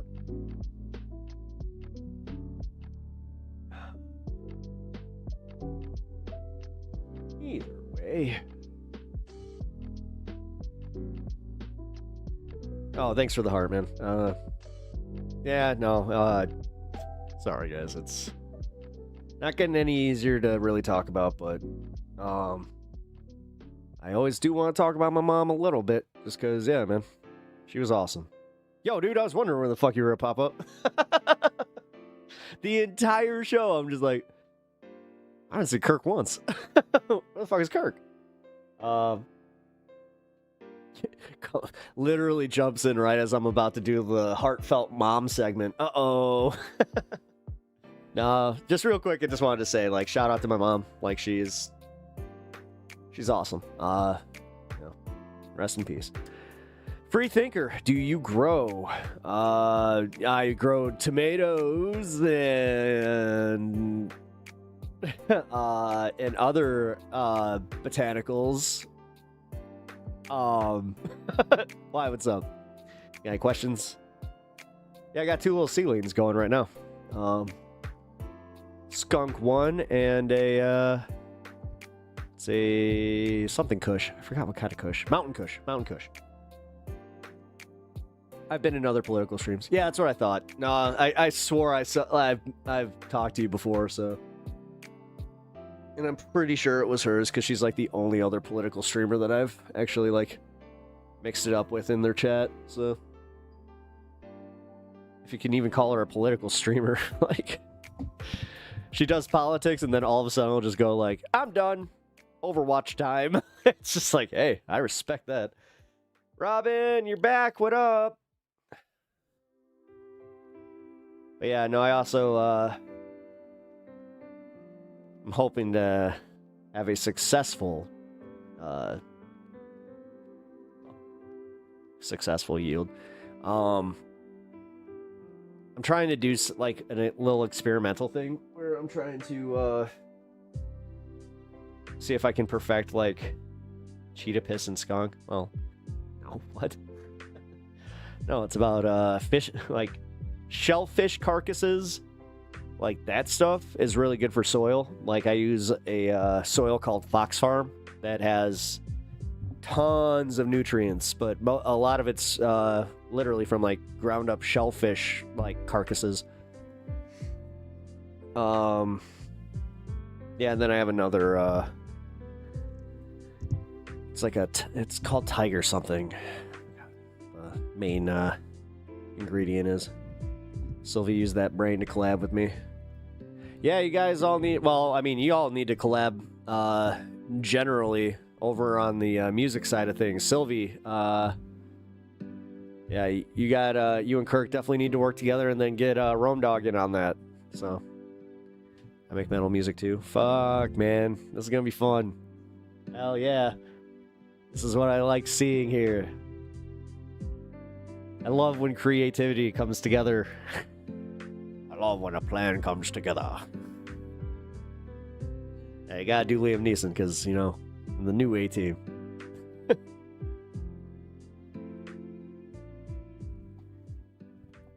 Oh, man. Oh, guys, you got me up to 40 subs. Thank you. All right, well, that just means... Hold on. You guys do... Yeah, you did all that for me. Thank you. That means I'm going to ask if my...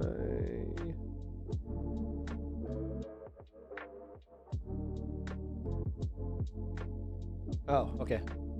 We got emotes. We got emotes a coming. I finally figured it out, guys. And I found out what I was doing wrong, and it's kind of sad. It's like, oh. It was just it was literally like compressing files. Oops. Meeting of the minds. Hell yeah, man. We will be known as the ice cold bell peppers. Politics is part of life. I don't know how anyone separates themselves from it like a 9 to 5 unless you're a grifter or something. No. Like I'll never forget listening to Vosh, and Vosh said that once he's like off of stream, he doesn't watch any political content. He doesn't think about politics. He doesn't talk about politics. That's bullshit. That's bullshit. You can't do this without people in your life even just asking your opinion on shit. Like, dude, I can't tell you how many times I've had it where I've gotten off stream and then I had to go do something and immediately they want to talk about politics and I'm just like, all right. But then I'm back in. You know, I've gone full streamer mode in other people's kitchens, you know, like, it happens.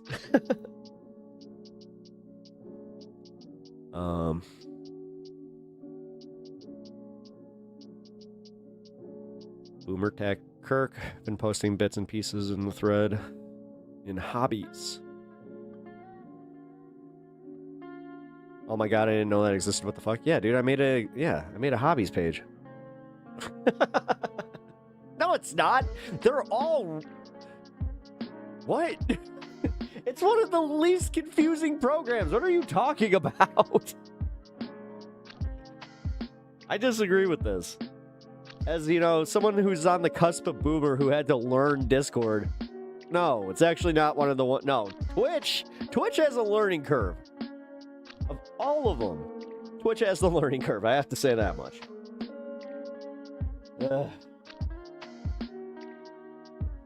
Like this. Why the fuck does it keep saying rerun?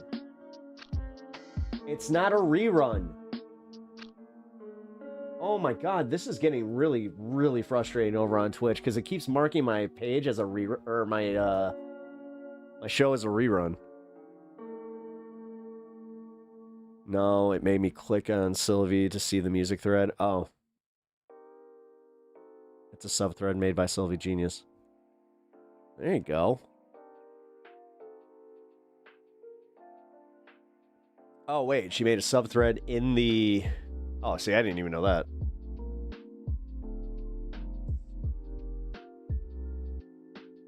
Oh, wait, yeah, you're right. It is not in hobbies. Wait, where did you post it? God.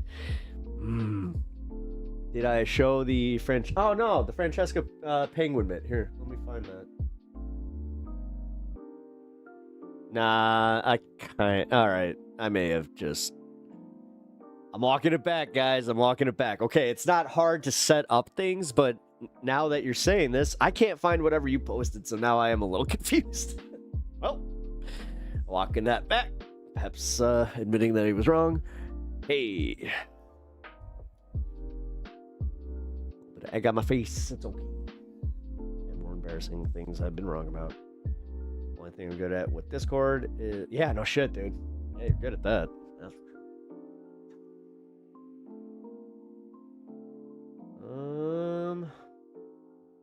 Francesca Fiorentini.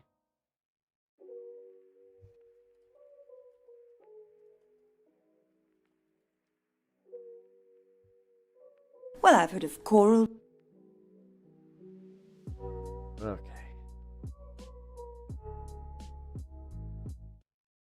Let's watch the Francesca. Reef and shallow reef, but well, I've heard of coral reef and shallow reef, but to reef... It's actually called a tariff. Tariff? And what is a tariff? Nobody really knows. Is it like a metaphor? No, it's physical. Nice. Oh, is it bigger than a bread box? It's reciprocal. Reciprocal? Why, what has he ever done for us? It's mostly about trade. Trade? No one's been here for 10 years, and we can't do much flying, can we, girls? Now, how would we go about procuring a tariff? Do we have to ask a sea lion? Money, something of value. Does he like fish? We have some shells. You want to make another happy feet? It's kind of a power move. A power move? Well, we've got plenty of that round here, thank you very much. Island full of emperors. We don't need that hateration, holleration in this rookery. Good day. Well, I've heard of coral reef and... Okay, the fact that she used rookery. We will not have that in this rookery. Now, dear, let's hear them out. Listen, for you see, when you say that I am the emperor, don't let your head get too big. Philip, we have 7 emperor penguins just on this island alone. See, I can add to that bit. No, that was actually... What is a tariff? I don't get why the penguin was British, but I do appreciate it. I believe the state is necessary to mitigate external costs.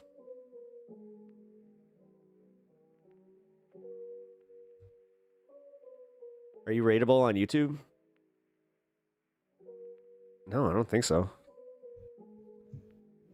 Can people do that? I don't know. I mean, you can suggest my channel, and here, I'll give you the link to my channel. You can just have people, yeah, check this out. I mean, I know that I'm rateable over on Twitch, but yeah, I don't think that YouTube really does raids. I mean, I know that you can't really seek them out because they don't have a way to do that. So, my alert tab may be about to end. Ah. I can't maintain Discord as a habit for some reason. It's called redirect. If you do this, I think. Studio settings, community permissions set.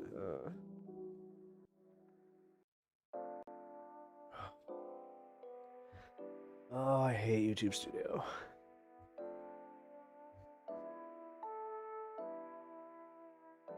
Settings, community.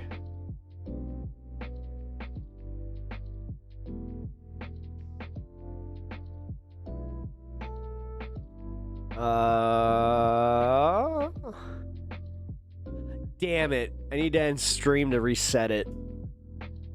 Alright, so next stream. Well, I appreciate that, man. Here, actually, you know what? Here.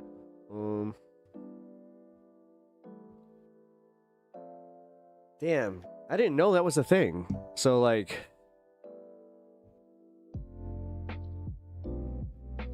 Okay, so it's called redirect. So I can redirect other people to, like, Angry Ginger? Yeah, hold on, dude, because... Oh, yeah, shit. I would love a raid. Damn it. Ah, yeah, it sucks. It's saying that I need to restart. Yeah, no. I'm gonna stay on. Fuck. Huh. Well, thank you for bringing that up, man. I didn't even know that was an option, so that's really cool. Thank you. Yeah, next time. Well, yeah, fuck, man. I really appreciate that. Let's see. Any more news? China threatens to countermeasures after Trump threatens additional 50%. Oh, God. Oh, dude. This is going to get bad because he's going to be like, all right, that's it. We're not doing this trade war bullshit anymore. It's like, what do you mean? It's like, we're going to use the actual word. It's like, oh, no, don't do it. Don't do it. Don't do it.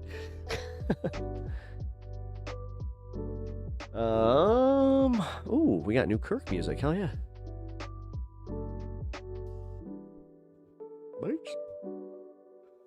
Let me know if I can play that, dude.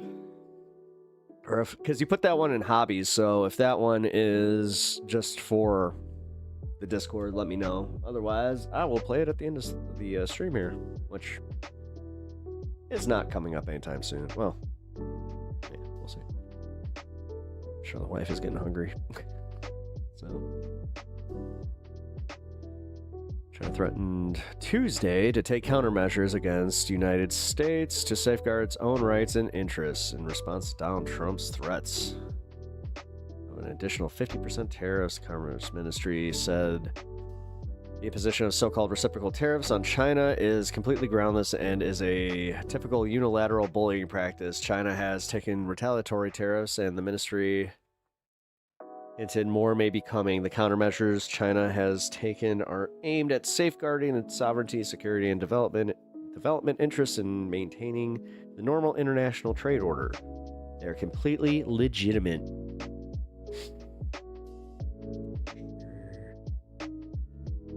U.S. threat to escalate tariffs on China is a mistake on top of a mistake, and once again exposes to the blackmailing nature of the U.S. China will never accept this. If the U.S. insists on its own way, China will fight till the end. Great. Trump threatened the additional tariff on China Monday, raising fresh concerns that his drive to rebalance the global economy could intensify a financially destructive trade war. Stock markets from Tokyo to New York have become more unstable, and as the tariff war has worsened. Trump's threat came after China said it would retaliate against the U.S. tariffs he announced last week. If China does not withdraw its 34% increase above their already long-term trading abuses by tomorrow, April 8th, the United States will impose additional tariffs of 50%, effective April 9th. Additionally, all talks with China concerning their requested meetings with us will be terminated. Trump implemented these new tariffs on Chinese products. U.S. tariffs on Chinese goods would reach a combined 104%. The new taxes would be on top of the 20% tariffs announced as punishment for fentanyl trafficking. Yeah, and his 34% tariffs last week. Not only could this increase the prices of for American consumers, it could also give China incentive to flood other countries with cheaper goods and seek deeper relationships with the trading partners, particularly the EU. Trump frequently bragged that the stock market gains during his first term and the threat of the losses on Wall Street was viewed as a potential guardrail on risky economic policies in his second term, but this hasn't been the case, and Trump has described days of financial pain as necessary. I don't mind going through it. It's good because it'll be a beautiful picture at the end. Even though the picture, you ever seen a Picasso? How long did Picasso take to paint? Wait a minute. How long did that? Trump officials have frequently appeared on television to make the case for his policies, but none of their explanations has calmed the markets. The only improvement came from the false report that top economic advisor Kevin Haston said Trump was considering a pause on all tariffs except for China. Stock prices spiked before the White House denied it to be true and called the post fake news.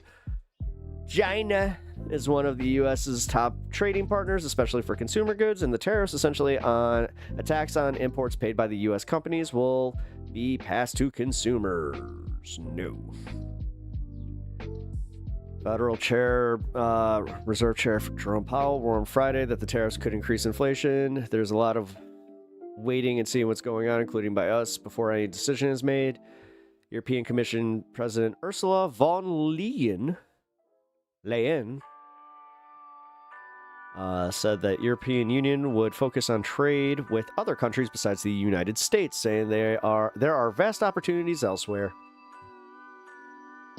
This is part of the problem with thinking that you're top shit.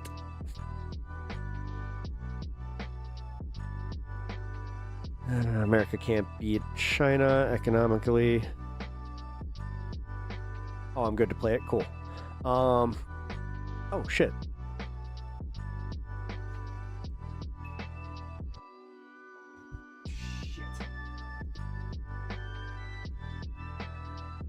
What a time for that to die.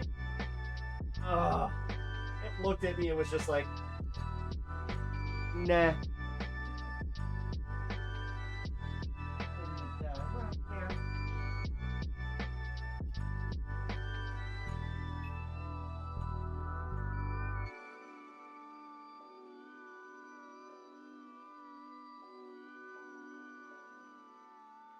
You can't see what I'm doing.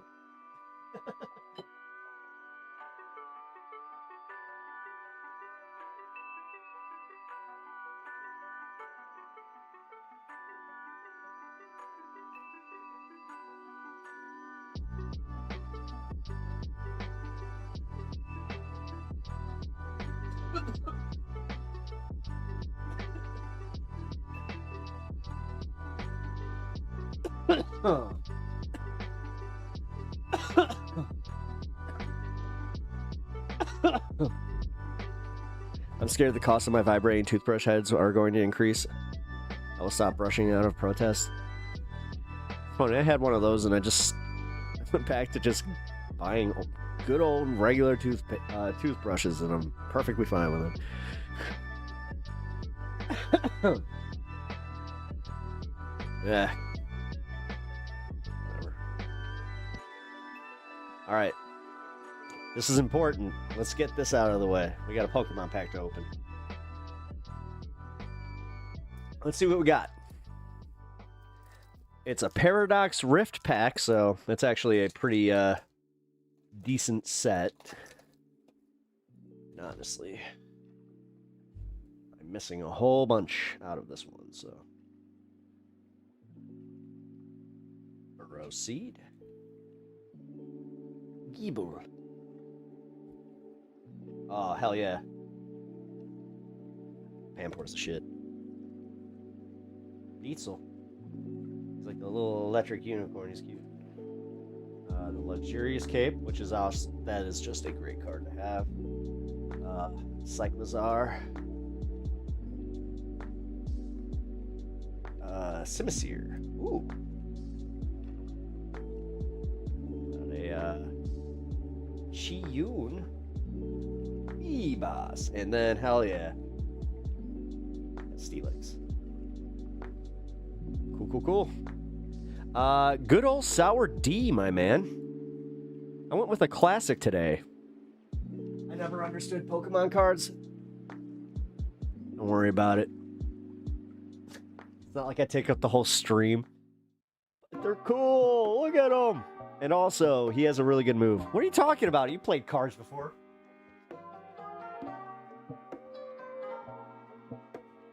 I know you do. You have to see the value. Also, you have to see the value in Sour D as being one of it's like the grandfather strain, but oh man. Can I just say, one of my faves.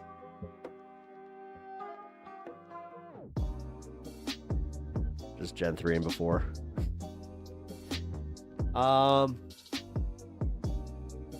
Actually, Gen 3 was a good one. Man, how cool is it when Gen 2? When Gen 2 came out, oh my god.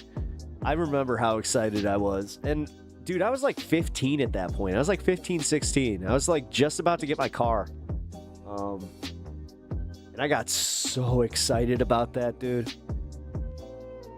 Look at that. That was good times, man. I remember one of the best days was when I got my my 3DS. Like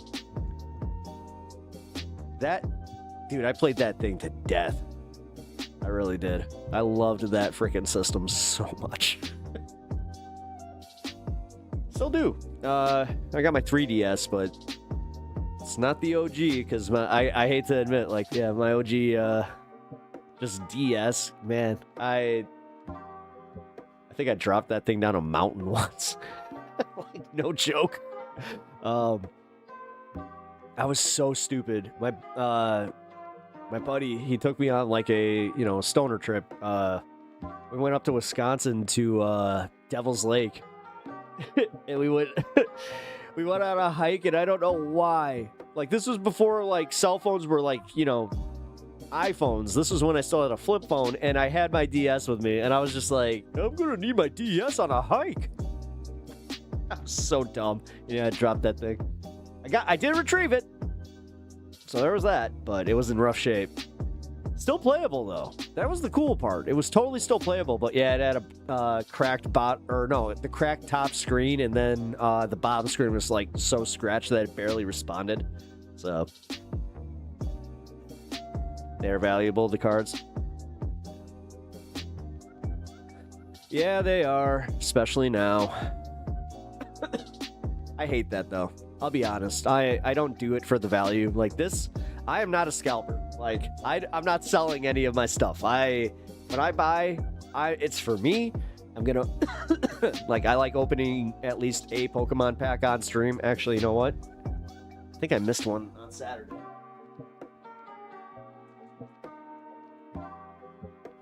So that means I'll open another one. Pokemons are addictive gambling. Yeah, no, they are.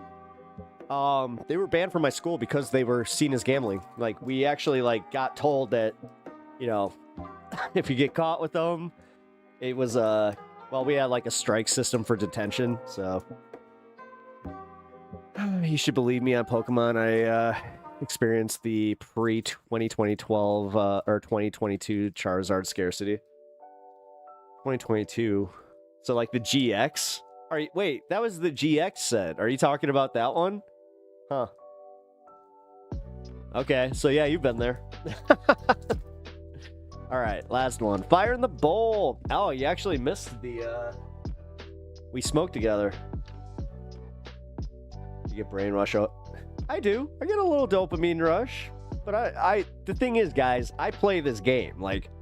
I am actively still building a deck. I actually have to rebuild my Charizard deck. They just banned 3 cards that are very important to my to the way that it meshed. Radiant Charizard was one of them. I'm so mad about that one. And then they also banned his the Charmander and the Charmeleon that has he's got a special ability where you can't get hit on the bench. They fucking banned him too. I'm really pissed about that. How do you ban a card? They just age out. So these were part of like the Sword and Shield set, and they were playable up until this newest set just came out, because this new set has a whole bunch of cards that technically would make them like god tier. So they had to balance the game. I understand why they had to do it, but it sucks, man. Another one, like most Radiants got banned. So like Radiant Greninja, one of the best cards in the game if you played a water deck, got banned. It sucks. So we're all just retooling. My Alakazam got fucking banned.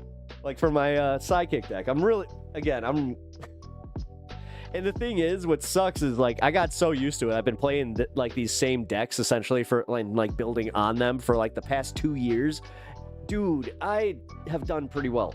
I'm not doing, like, you know, paid tournaments or nothing like that. I'm just going to, like, card stores. Like, my very first time ever playing at a card store, I got my ass handed to me by a 9-year-old. Like, it was this 9-year-old girl and her dad, and I got fucking whooped up on. So...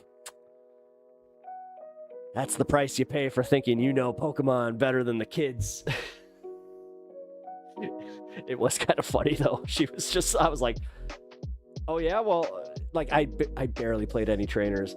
Do people play still? Yeah, they still play the Pokemon Go. Pokemon Go to the polls. Ew. They do it to cycle new cards and keep people from... Yeah, they keep people consuming, but... here's the thing. As much as I'm a consumerist on this, I do have, like, I guess, genuine appreciation. So, like, for this one, I love the new art, and I love the new movesets, and, like, God, what was that word that guy loved so much? Utility? There is utility to these. So, like, speaking of, we got Rotom. Chelsea. Yes, I will do some voices. Rare Candy. Oh, hell yeah, Fido. Actually, do you play Magic? Yeah. Although, I've been playing mostly just Commander decks. I haven't played, like, Classic Magic. Long time. long time. But, the last time I played a Commander deck from the, Warhammer 40k series. I played Necrons. Fortress. Rocky Helmet, one of the best cards in the game. Still playable, thank God. Mobile Steph. Oh, that's cool. I don't have one of him. Sanaconda. Okay. Hell yeah. I got Halucha. He's based on Rey Mysterio. So he's automatically like one of my favorites. Cool. All right. See? It's fun. And addicting. Like Duke said, it is addicting. But the reason, I will just say this, that I never like got out of playing Pokemon the card game is because they really didn't change it that much as far as like the actual structure of the game. Hell, half of my old trainers are still playable. Like, yeah, it's so much fun. Like, it's just, I love the game. Yeah, I'm not judging. I love Pokemon cards. I have a collection, but people should be conscious of it. Oh, I'm told 2,000% conscious of it. Trust me. Do you think do you think I'm happy that they release a new ETB every 3 fucking months? Like, no. I would love if they put like a 6-month gap in between so I could enjoy the current meta. To be honest, that's kind of my problem. Is occasionally they'll meta out a deck. Okay, so again, if you guys know, you know. If you don't, you know. But I had a water deck, right? And there's this character, Palkia, who's one of the legendary Pokemon, right? It's like one of the most strong Pokemon. So I played this meta-ass deck for a long time. And then they just did the same. Like, this was my first experience with having them completely like jacked the game where they banned that last series that gave me all of my boosters. So like I had actually not Ilirida, but it's Irida. They banned her old card. Dude, I was so mad about that. Cuz that was such a good fucking card. I think I almost have it memorized. So you played her and you could choose 3 Pokemon from your playable one and 2 of your bench Pokemon to that give 2 energy to. It was unfair. Like, it really was. It was one of the most unfair cards you could play, because it, like, you could play a trainer and then use your attack. And also, you know, if you went second, you could technically, like, just one hit, quit, and then just win the game, because usually you very rarely have more than, you know, 1 to 2 Pokemon in your first turns. So, yeah. Hello, my name is Duke, and I'm a Pokemon card addict. Hi, my name is Pep. I also have a problem with the Pokemon cards. I have been collecting since series Gen 1. Although I took a long break. Let's see. I bought Gen 1 and 2. I got like halfway through Gen 2, the Alolan series, when they started putting like the little flower on the cards. I got out of them then. I got back into them a little bit right before I was out of high school, ironically. I got into the Japanese cards though, because like I like the art more. Then yeah, I got back into it in I'll say it was just before COVID. It was like when the GX series was just coming out, so. But I didn't buy much. Like, surprisingly, it was like not scarce and like nobody was playing, so I didn't buy many of that series. And then I finally had people start playing, like 2022. And oh no, it was when these when Scarlet Violet came out. That's when everybody was like, yeah, we're in. So that was cool. I'm addicted to collecting the plastic tamper taps on people pull off on milk cartons. Okay.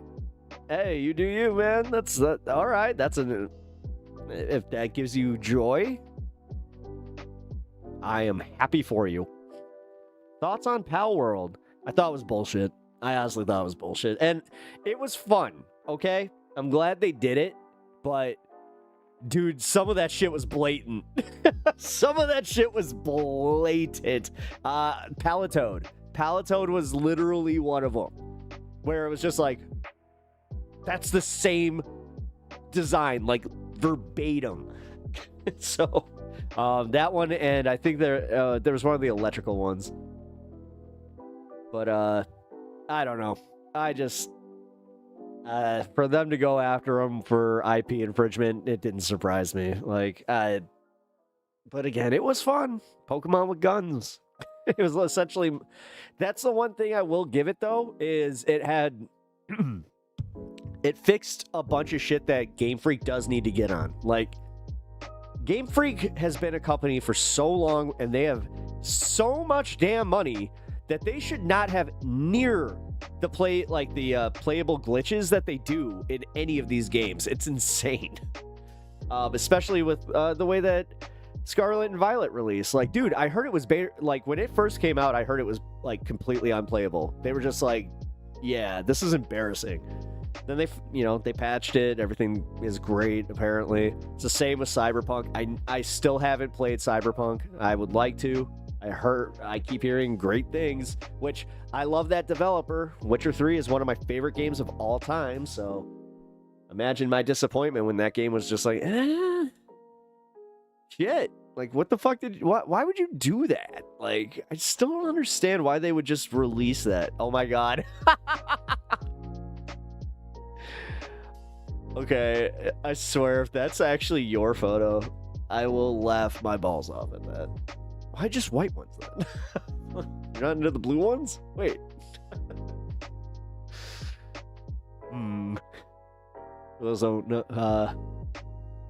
Over on Discord, Kirk just sent a picture of his hobby, which is collecting the pull tab, or not even pull tabs. What are those called? Like the little rings on milk cartons. I don't know. Pal World, I don't know. I do think that they were playing with fire, so. Did they,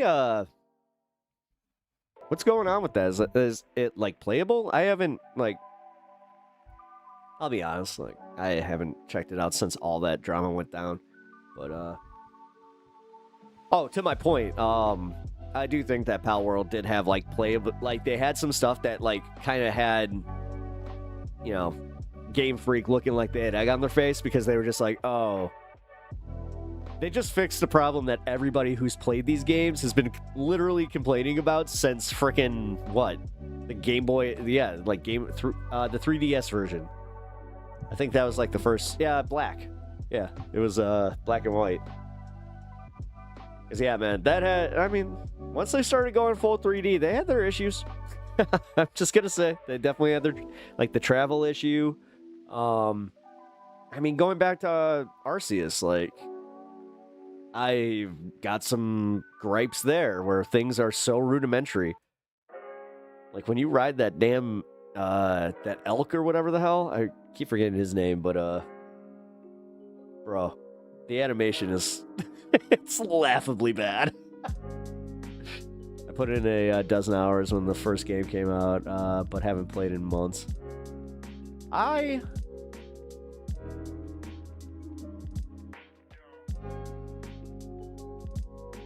That can't be your house. That looks like AI. That's gotta be an AI photo. No. That's an AI photo. There's something off. There's 2 books there. Why would you just have 2 books? Sorry, guys.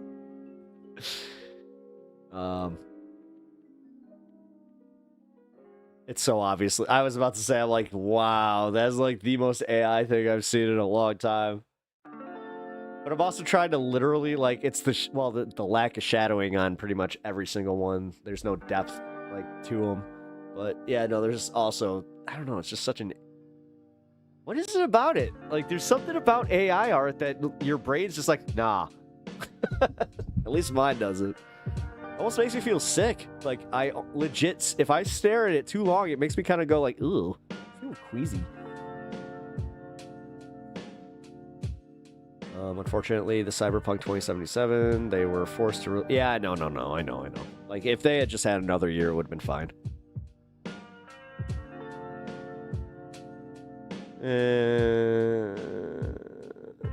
Maybe that's it. Maybe it's my brain trying to wrap its head around the Uncanny Valley part of it, but I don't know. There's something about it that's just off.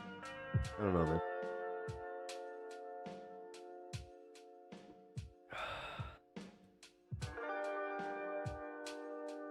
Alright, so that's interesting. So now I have to edit my category for my YouTube videos every single time. Oh, that blows. Really?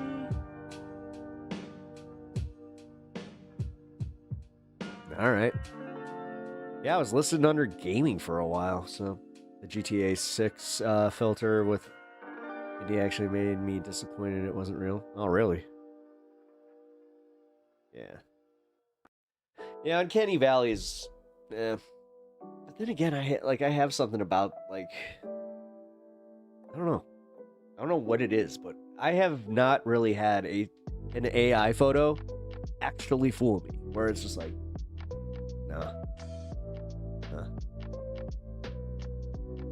It's too much.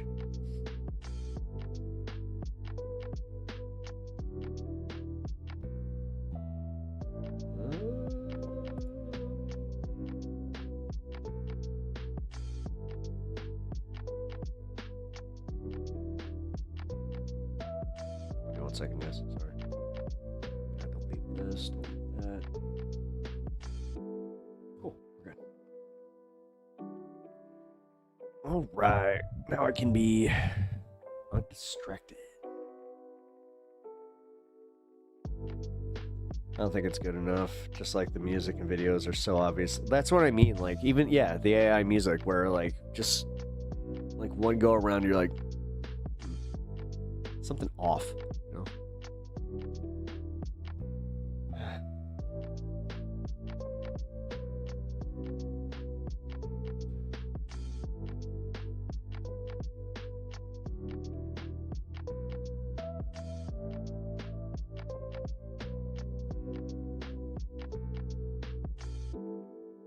Damn.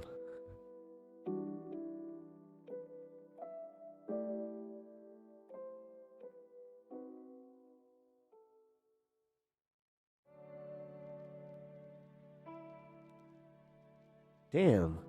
They actually put that together? Yeah, that's crazy. Oh, here, you know what? Fuck it. I'll show this. Okay, get in trouble.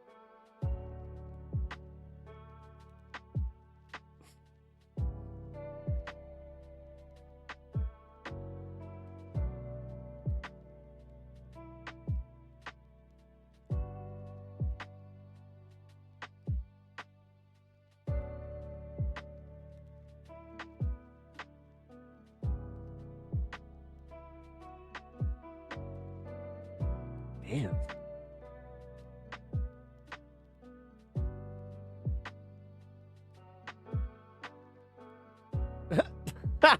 No way.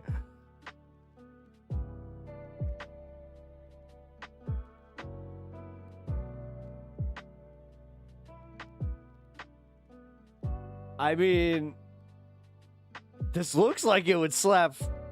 Yeah. Fucking A, man. I gotta say, like, good job on them for the work that they put into that, because holy shit, that is impressive. Like, that's impressive. Impressive. I gotta say.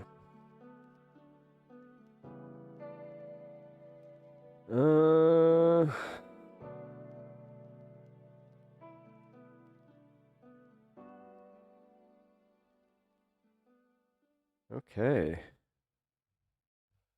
Oh, we did the politics today. That's cool. You're really close to, with the shading since it's made from noise. The noise is dispersed evenly, so the contrast across the entire image. Okay, so yeah, that's what it is. Thank you, Sylvie. Yeah, there's some. I was about to say there was definitely something obvious about it too, where I'm like, The first one, not so much. The first one, I actually did kind of think, like, huh. Wait, no.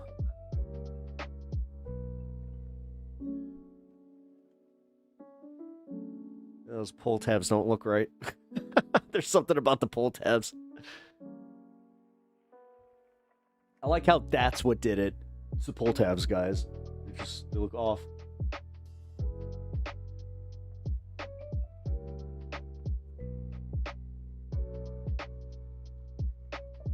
Oh, man.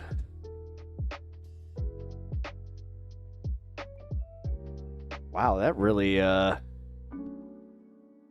gotta say, that really screwed up my... Okay, so the stream was put under gaming today. Great. So I was in the subcategory, or not even a subcategory, I was in the main category on YouTube under gaming. Great. Awesome.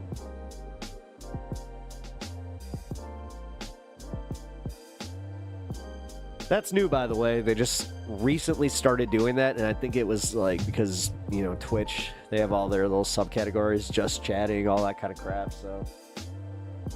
yeah. They just couldn't be left out, you know?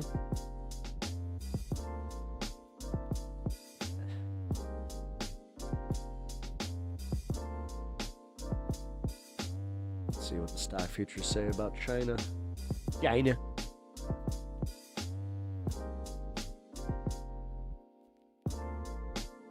Guarantee no recession.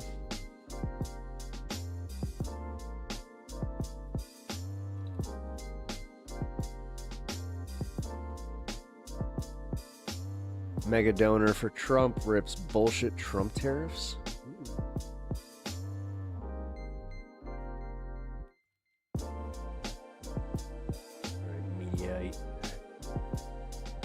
Mediaite. Did it again. You gotta be kidding me with Mediaite. Alright, so they have so many damn fucking...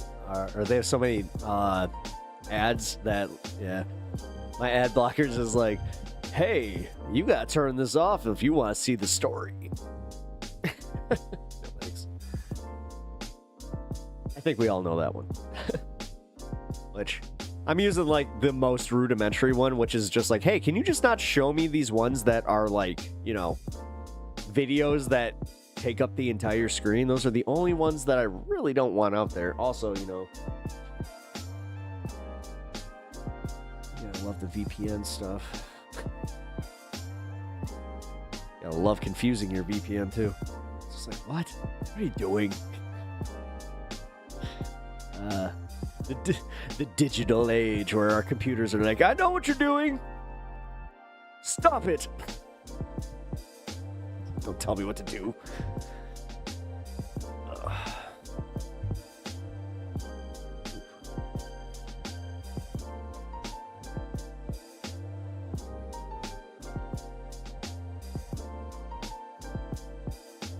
I got you down.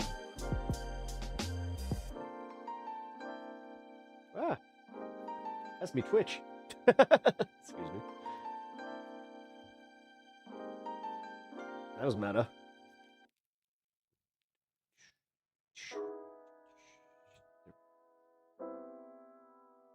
All right. This is what I want to see, the Dave Portnoy interview. As a Trump guy, Dave, are you? Are you prepared to say out who you are? Yeah. Yeah, I'm voting for Trump. I'm down $7 million in stocks and crypto. Trump has put his tariffs all over the place. I've been trying to understand them. I don't. And everything's in the shitter because of it. People are getting killed. Me too. Yeah, we all are. You look at your shit? DJ Academics, that guy. Bro, holy f***, it's so bad. Nah, I mean, that's... How much you lost? Be honest. Yeah, Sylvie, I can't use that one. 8 figures. It's almost damn. Yeah. You over here like Kamala, come back to me. You over here singing the song like the Kanye Bianca song. It's bad. I'm not gonna lie to you, bro. I'm voting for Donald Trump in November. I've said so many times at this point. But I'm not just voting for Donald Trump. Next week, I will be co-hosting a fundraiser for him. One of the biggest tax increases on American consumers in the history of America. And it's going to cost American consumers. It will cost American producers who use inputs from other countries. Thank you, Humanist The Report. Dow Jones Industrial Average plummeted immediately more than 1,000 points. The S&P 500 plummeted more than 3%. The NASDAQ plummeted almost 4.5%. There are real-world implications for this sort of stuff. Trade wars are, in fact, not good and not easy to win, particularly if you don't actually have a plan. You just heard some of Trump's biggest pre-election boosters cry about losing millions and millions of dollars after the tariffs that they voted for went into effect. And I've got to say, watching that almost... How does he shape his beard so perfectly? Made me it actually bothers me how, like, dude. A little bit. And it only bothers me because it's like, do you have, like, a barber on hand that, like, regularly does that for you? Because, dude, 2 days without shaving and my beard, all of a sudden, I got, like, a patch over here that decided to just grow 4 times longer than this side. I don't know why. Sad. I almost got choked up a bit because there's nothing that makes me more upset than seeing multimillionaires cry about losing millions of dollars. It's just a tragic thing. You know, if only there was a way that they could have known the impact that these tariffs were going to have on their stock portfolios before they used their massive platforms to push for the guy who repeatedly said he was going to do this. You know, maybe if they knew, this could have been prevented. And I just feel so sad for them. But even though these poor sad multimillionaires are now learning the hard way about tariffs.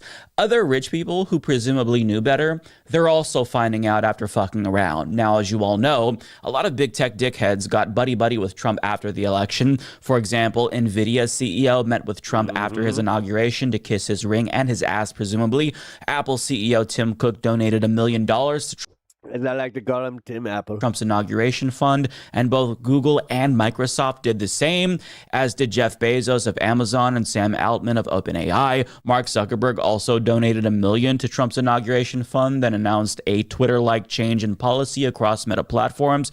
But it turns out that their attempt to curry favor with the new administration didn't pay off in the way that they expected, because as The Hill reports, Trump's tariffs are especially bad for all of these big tech companies, and explain Apple's stock took the hardest hit, tumbling 9% on Thursday and wiping out more than $300 billion in value to mark its worst day since March of 2020. The iPhone maker is expected to be particularly affected by the tariffs, given that most of its products are produced in China. But Apple isn't alone, because CNBC reports that these tech giants lost a combined $1.8 trillion in market value, with companies like NVIDIA, Apple, Meta, Amazon, Microsoft, and Alphabet, which is Google's parent company.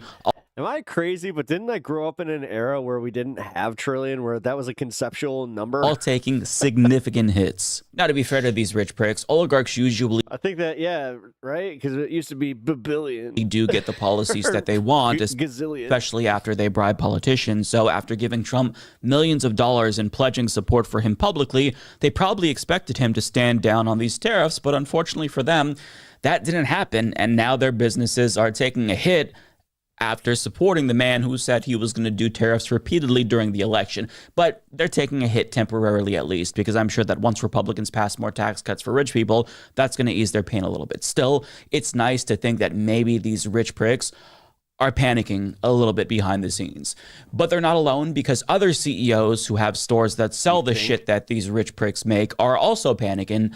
And, there's one in particular who's really worried. So Matt Bender shared GameStop CEO Ryan Cohen's numerous pro-Trump tweets from before the election. And as you can see, he was very, very, very enthusiastic about Donald Trump. And in February, he blamed wokeness and DEI for his company's failures, which is interesting because physical media is...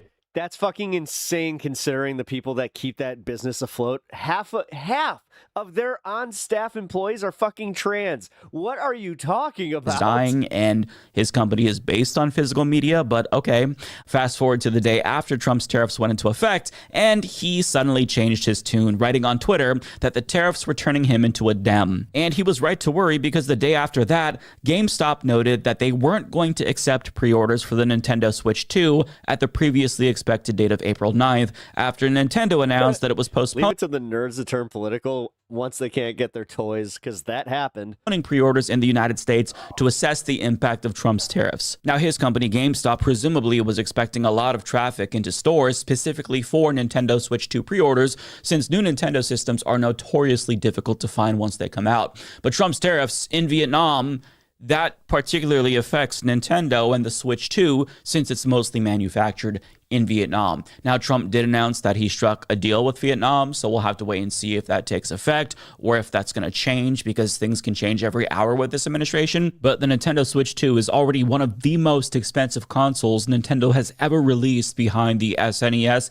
and the NES when adjusted for inflation. And Nintendo is charging $80 for games. So the idea that tariffs are going to make the costs go up even more, that is also going to fuck over not just gamers and consumers, but people like Ryan Cohen, whose company is hoping that this system is going to be a boon for his business, right? But if the cost is too prohibitive for consumers, that could harm retailers that focused almost exclusively on video games like GameStop. So it makes sense why Ryan Cohen in particular is coping and seething, because the Nintendo Switch 2 might not be the cash cow that he expected it to be, specifically because of the person that he voted for. And gamers, as I mentioned, are also pissed off. And when you go to the Nintendo Switch 2 subreddit, most of the posters are extremely pissed off at Trump in particular for destroying the launch of a system that they've anticipated for years. And to be clear, it's those kinds of people who are going to be affected the most. most, regular working class people who will see the cost of consumer goods rise. Even if they are not directly affected by tariffs, which basically everything is, do you not think that these corporations are going to capitalize on it and just blame tariffs? I mean, they're right to blame tariffs, especially Nintendo here, but even if they're not directly affected or they're only minimally affected, they're still going to blame tariffs in the same way that they blamed inflation during COVID. So it's going to be this ripple effect and the snowball effect that gets worse for everyone. And even though we focused mostly on multimillionaires and billionaires up until this point in the video, they're going to be fine in the long term, just to be clear. It's regular working class people who don't benefit that much from stock market gains who are going to get fucked over the most when the stock market dips.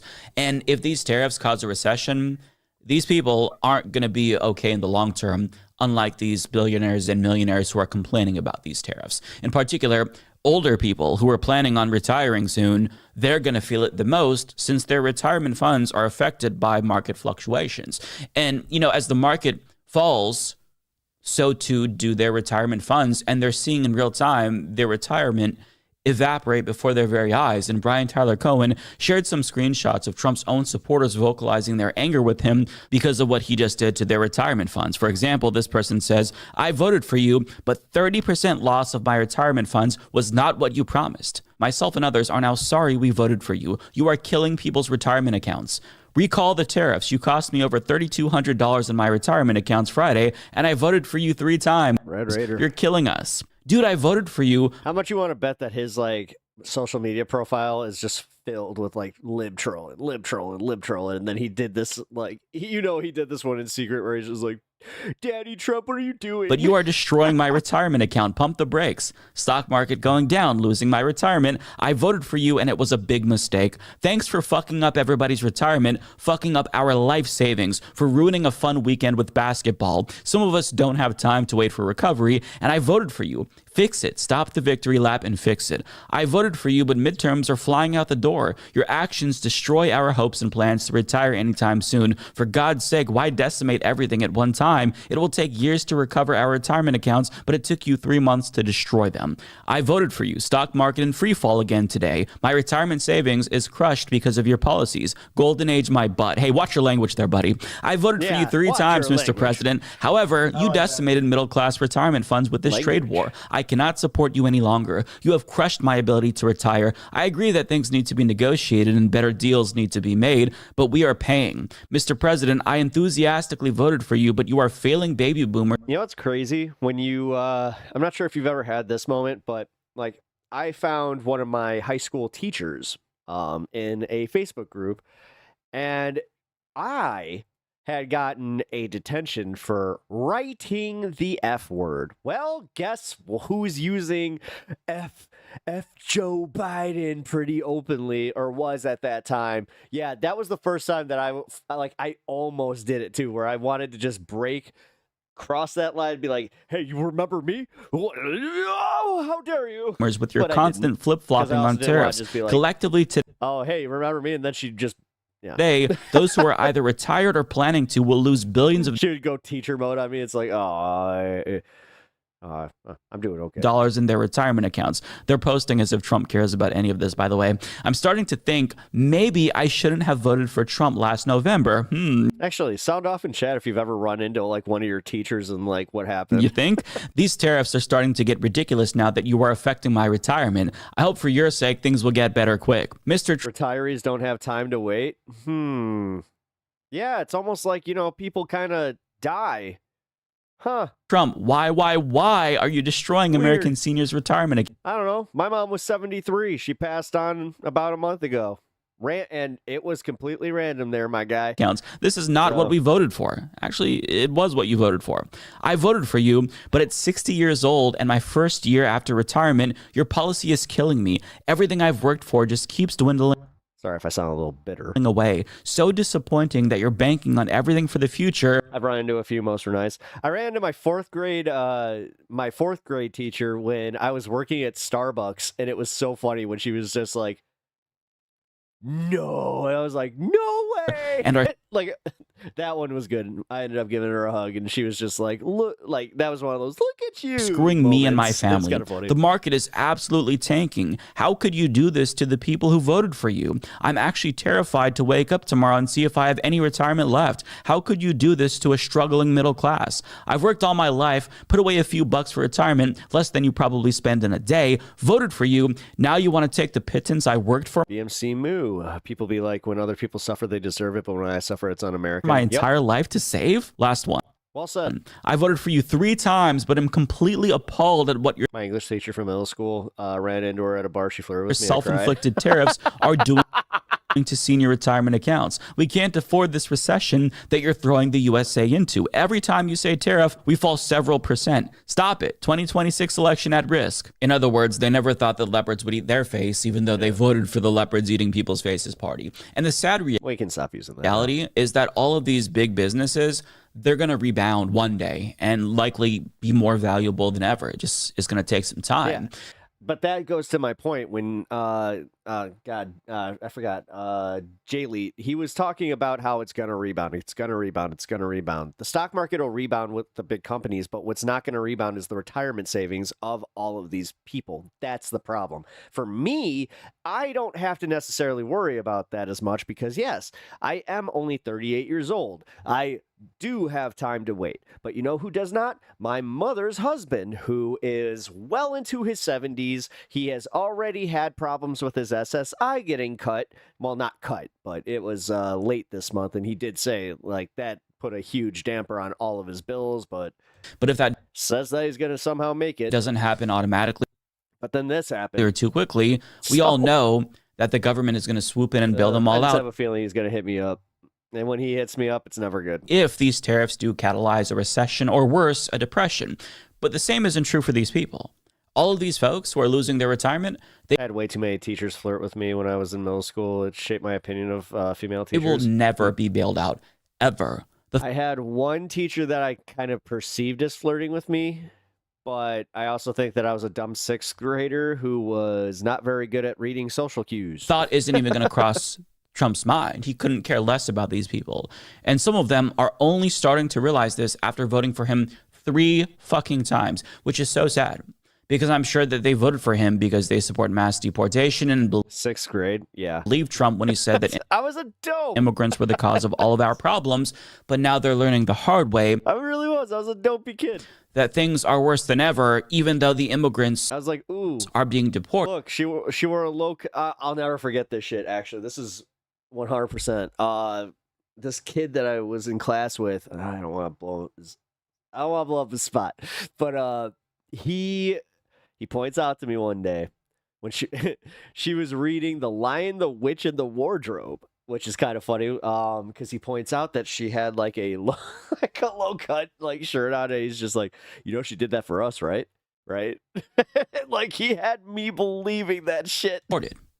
And it's pretty perverse, on a side note, that we have a retirement system. Again, this is why I'm like, no. We were a bunch of dumb, horny teenagers that didn't know better. What are you talking about? System that hinges on the success of multi-billion, multi-trillion-dollar corporations. I went to a different See, school when you every work year hard high for these school. Oh, no companies, shit. Damn. You don't get a No way. raise when the profits go up. But if they lose value, your retirement goes bye-bye. Isn't that fucked up? What kind of a sick, twisted system is this? Your fate is tied to these corporations, but you don't reap any of the rewards, only the downsides. Isn't that the dumbest fucking system ever? And on the other end, they price gouge you and they bribe politicians so that way they can cut corners so they can sell you shittier products for higher prices in order to maximize profits year after year after year, all while you... I just found out that my old school like went super corporatist and they kind of ditched some of the more extreme values that they held. get more poor. But that's capitalism, my friends. Like Regardless, all of these I don't know. people that we've talked about today... It's so weird that the timing does line up with me like calling, being like, hey, I'm doing an expose on the school. They knew. But at the same time, it's like, yeah, what are the odds of them doing a merger with another church school? That Trump would implement these tariffs before the election because it was one of his signature campaign promises. I mean, I don't really know what to say. I feel bad in some ways for the poor people who are losing their retirements, but at the same time, it's like, man, as an adult, you've got to kind of take personal responsibility. That's what these boomers have told us millennials, right? Take personal responsibility. It is, but like my buddy's mom, I don't feel great for her losing like the bits of her retirement that she thought that she was going to have, and she gave good advice to us, and like it's not like she was ever condescending about it. Pull yourself up by your bootstraps. They all voted for Reagan and tell us that we're not But that's not fair. That's insinuating that they all did. working hard enough, so maybe these people should work a little bit harder, right? Maybe work until you die. I don't know. I don't like being lumped in with Trump supporters every time that they're like, well, you voted for Trump as an American. It's like, no, I did not. That's what Republicans have been wanting for a very long time. Reagan has wanted us to work until we die. They want to loot all of our savings, our pensions, our Social Security. Wow. You had a teacher tell you that she wanted to see the outline of your skinny jeans. Yeah, that's inappropriate. Because that's very inappropriate. They want to give that to their rich donors, and you fall for it every time, and you get bogged down by these dumbass distractions like trans people or immigrants, and you let them dupe you into voting against your own self-interest again and again and again, and never realize it until it's too late. It's just, yeah. I have no sympathy, by the way, for these multimillionaires, but I have a little bit. I had a teacher that tried to shame me for not being able to like read on the blackboard, but then she single-handedly figured out that I needed glasses and told my dad. Bit of sympathy. Like turnip she like called him into it wasn't even a parent teacher conference. It was like a special parent teacher meeting where she was just like, hey, he really needs glasses. Because these people who lost their retirement were so fucking stupid. I mean, remember that shit. I don't know what to say. Funny too, because like I do remember like she was borderline like, you're not the R word. But man, you cannot read. I'm like, it's not that I can't read, I can't see. Done a little bit of research. They could have listened to the warnings. She did. No, the thing is, she did. I remember, like, that was the first time I ever had a teacher give me a hug and like apologize to me for like, because she was like crying when she was like, oh my god, like it was essentially like, oh, I thought you were just stupid. Of economists before the election, but they chose to ignore reality in order to vote for a con man because they probably thought that he would only. Then sure as shit, my grades improved when I got classes, and I was like one of her favorite students. Fuck over people that they don't like, i.e., immigrants and trans people. But it turns out, I'll never forget the first time I got caught, drawing anime. And I was drawing Goku, and she's like, listen, you can't draw Pokemon during math class. I was just like, that's not Pokemon. Like, we warned you he was going to fuck over everyone, including you. Remember after the election, for those who weren't tuned into the... She also kept me after class, and I know when I keep saying this, nothing weird. It's because I drew that S, the famous S that none of us know where it came from, but we all drew it. She thought that it stood for Satan. Channel, I said he's going to fuck over you too, and I meant it. That wasn't conjecture. We knew what Trump was going to do, and he did it, and now you're crying. It's so frustrating. But I mean, what do you say? I guess I hate that Americans are so selfish. You know, if half of the moon broke off and fell on the other side of the planet, most Americans wouldn't give a flying fuck. No, we'd be like, we still got our moon. If they didn't think that it would affect them. They'd be fine with all of the rest of the people on the other side of the world dying. That's actually a strangely good analogy, even though not practical, but good. Dying if they didn't think it would personally affect them. That's Americans. Selfish, brainwashed, miserable pieces of shit who think that... How many times have you been mistaken this way? Well, Duke, to be fair, I wasn't diagnosed with... being dyslexic until I was 32. We're the only country on earth. It is humiliating.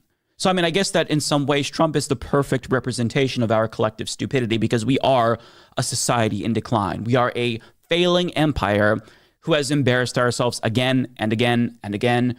So, Trump is, I think, an accurate portrayal. Like, we just actually did this. I think I told you guys, but while I was cleaning out some of my mom's stuff, she saved a bunch of stuff from me and my sister when we were like in first grade.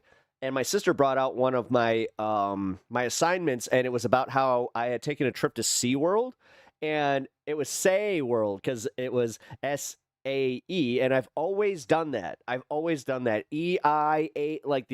I've always gotten I've mixed letters like that, but the thing is, technically they're like, well, technically spelt this right, but he does it in like so consistently, like, and they just never had a name, like, or they just never figured it out until I was an adult. He's, I guess, a good representative for how terrible America is. But in call that a knife. conclusion, if you're They really are. one of the people who voted, Hell yeah, man, they really are. They're just like, hold on, we waited until markets crashed. Now you call that a knife for this, don't fucking why does China have an Australian accent? complain, because you got exactly what you voted for. He did exactly what he said he was going. One of my favorite things I was ever taught was how to do an Australian accent. So if you know how to do upspeak, then you know kind of how to do an Australian accent, because they are essentially just a British accent. Well, not British, like I shouldn't say that, but they're just a little bit with a little bit of accent, but with some upspeak. To do. I went down, saw a koala, And now we all have to live with the consequences of your decisions. So 14. I don't want to hear you complain. I think the people who are negatively affected by this, who didn't vote for him, they're the ones who have a right to complain. But if you voted for this after he said he was going to do what? this, don't have much patience for you. Sorry. Mr. Bud yelling at me for writing dick when I was trying to write dictionary in the first grade. He made me cry. He let me shave his head. It was in the local paper. Huh. Wait, was it for one of those, like, things, though, where as a class you shaved his head for, like, a charity or some shit? 14. Oh. I think I almost got it. 14. Oh, 14.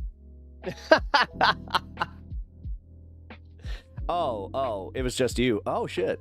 That's cool. One of the worst things that happened to me in first grade, I think I've told this story before, but fuck it. I had a bully in first grade, believe it or not, who, like, dude, he made my life a living hell, man. Like, this kid, I don't know why, but it was his life's mission to just make fun of me. I'm pretty sure it's because me and Nicky Jones, you know, had our little foray with the Aladdin coloring book, and he was jealous. Never lived it down. But one year during we always had a nativity play, and it was a mix between the grades. So, you know, the older the grades, the better the parts. So the first graders, we were usually relegated to playing farm animals. You know, the one lucky SOB got the shepherd part. Well, I got to be the horse's ass with this motherfucker as the front. That was one of the worst days of my life. Dude, I remember it so vividly. It's one of those days where, like, oh god, I hate the fact that that's one of my, like, core memories, was just like him looking at me with that smile, that smug ass smile, just like just like, play the ass or the butt, because I was a donkey. Yeah, even worse, we were a donkey. But yeah, my first grade teacher, she just, like, I was crying up a storm. I'm like, I don't want to do this. I don't want to do this. I was so mad, but I played that donkey's ass like a I was trying to win an Oscar. Oh god. And the funniest part was I couldn't help but be funny in it too. Like, that really, god, I hope that footage is somewhere, because it was funny. Like, I tripped on our way to the major, and it wasn't scripted, so he kept walking, and I just went, so the donkey just broke in half. And, you know, it's a first grade play, so people were pretty forgiving, so I'm just like, God, that sucked. I hated it, because, like, dude, the way that I had to play that, like, the literal way that I was told to, like, be in character was to hold on to his waist and just, like, bend, like, just go like this. It was bullshit. I still fuck with the Aladdin coloring book. Man, that's how you get the ladies. I'm telling you. You go to a bar with that Aladdin coloring book, you're walking out. You are walking out a less lonely man. Pin the pep on the donkey will be our new disco name.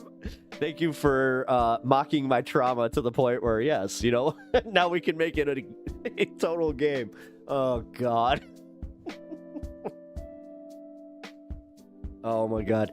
Dude, that sucked. And that kid, that fucking kid, he not only was he in my grade, like, obviously, but, man. So the way we did it is we had 2 teachers for each grade, and each teacher taught a class of about 30 kids. So, and this is pretty much how it was my entire like time up until 7th grade. So yeah, we would split classes, and every year when I would go back to school, I was just wishing, like, just please. Tell me he's in the other class. Tell me he's in the other class. Tell me he's... Never once was he in the other effing class. It was bullshit. It's like they were just like, oh, no, you know what?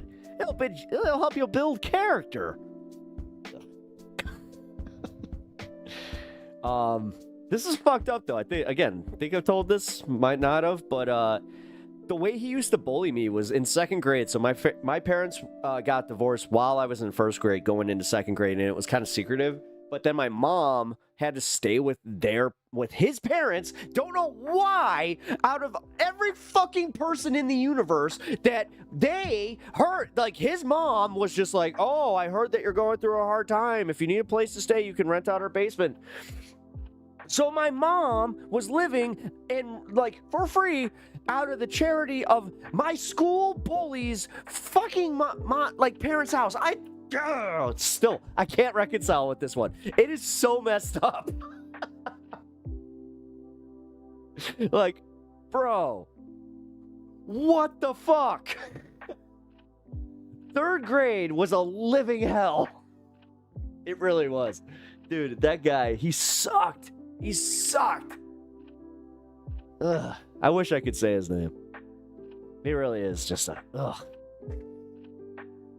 I don't know what happened to him.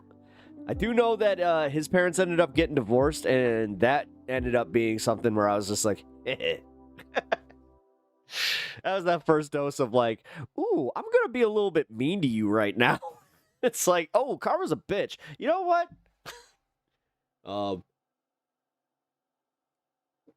God, that's what sucked, though. Like, I went to school with the same kids all the way up through high school, man. And it was only a few of us. Like, that's what really sucks. So it was, like, such a sibling dynamic. And, like, I was the, like, unpopular kid in there, too. Which is wild to me. Where it's like, I'll never forget the first time I felt so insulted seeing somebody outside of school where they were just like, wow, you're actually, like, I enjoy this. Like, you're pretty cool outside of school. I'm just like, wow. It's not like I was mean or anything either. You gotta love the dynamic. I'm here for you, bud. Oh, thank you, Kirk. Now, here's the thing. If you guys are playing Pin the Pep on the donkey, do you win the Aladdin coloring book? I just remember it had this, I think it was a sticker sheet. I'm pretty sure it was a sticker sheet that, like, it had the magic carpet. And I remember drawing, like, that was the thing I was so proud to, like, color with her. I was like, I'm gonna color the magic carpet. I'm gonna make her like me. Little player Pep. Oh, man. I really was that kid, though. Like, dude, from the first grade, every year, I was always just like, I'm pretty sure I was that kid where I was like, are we boyfriend, girlfriend? I really was. Which is wild to me, too. Like, Because I'm sure the girls were like, "Oh, you don't have a boyfriend," but my dad's just like, "Look at my little boy, he's got a girlfriend." he was exactly like that. Yo, Mitesh, mild take, yeah. Y'all ask me to Aunt. It's like asking COPD patients to offer their COPD tag. I'm telling you, man, that Aladdin coloring book. If I can find that, yo, that'd be wild. You know what? Yeah, if any of you find that, like at a flea market or some shit, just randomly, and you do go like, "Oh my God, pep talks!" Like, yeah, I got the PO box. Don't forget. Oh yeah, actually, you know what? I should probably get that out there a little bit more. Yeah, if you guys ever want to send fan art or like anything to the show that you guys want featured, do not hesitate to ask. I got a PO box for the show and everything, so yeah, I am good to go. Also, check it out. I finally got my Darth Maul up there. He is after he made his little tumble the other night, but that's made of Legos. My my wife made that for me. Pretty cool, right? Also, Darth Maul has always kind of I chose Darth Maul like for the allure of like the Phantom Menace before he got cut in half by Obi-Wan and kind of got, you know, unceremoniously murked. That was kind of, I don't know, never sat well with me. That's why it was awesome in the Rebel series when he came back and then he did actually get his proper send-off, and you know what, all for it. Coloring book sounds chill. I actually have a bunch of adult coloring books that, like, to this day, like, if I'm really feeling like I need to just not think, because, like, I'll draw when I'm in just, like, a certain mood, but coloring is a different mood where it's just kind of like you just have to do it. Meds kicked in, drooling on myself. Good night, y'all. Man, that happened to me the other night. I took a live rosin gummy. Yeah, I think that's how I could say it. Good night, Kirk. Thanks for joining, man. I'll see you tomorrow. But man, yeah, I had the same thing where, like, I was in the middle of talking to my friend and I just felt that where I was like, like, I just drooled on myself. Tracing books are fun.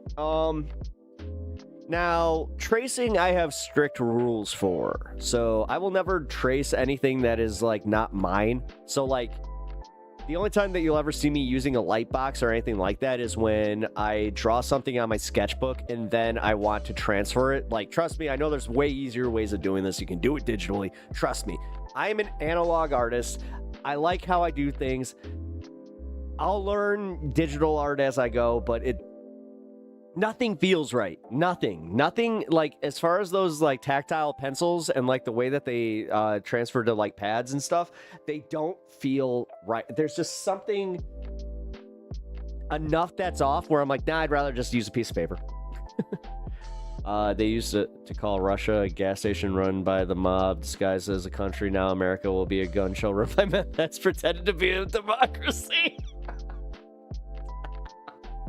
Yeehaw! Poo poo! All right, that's pretty fucking funny. All right, points. Seriously, points. That's man, that's actually really funny.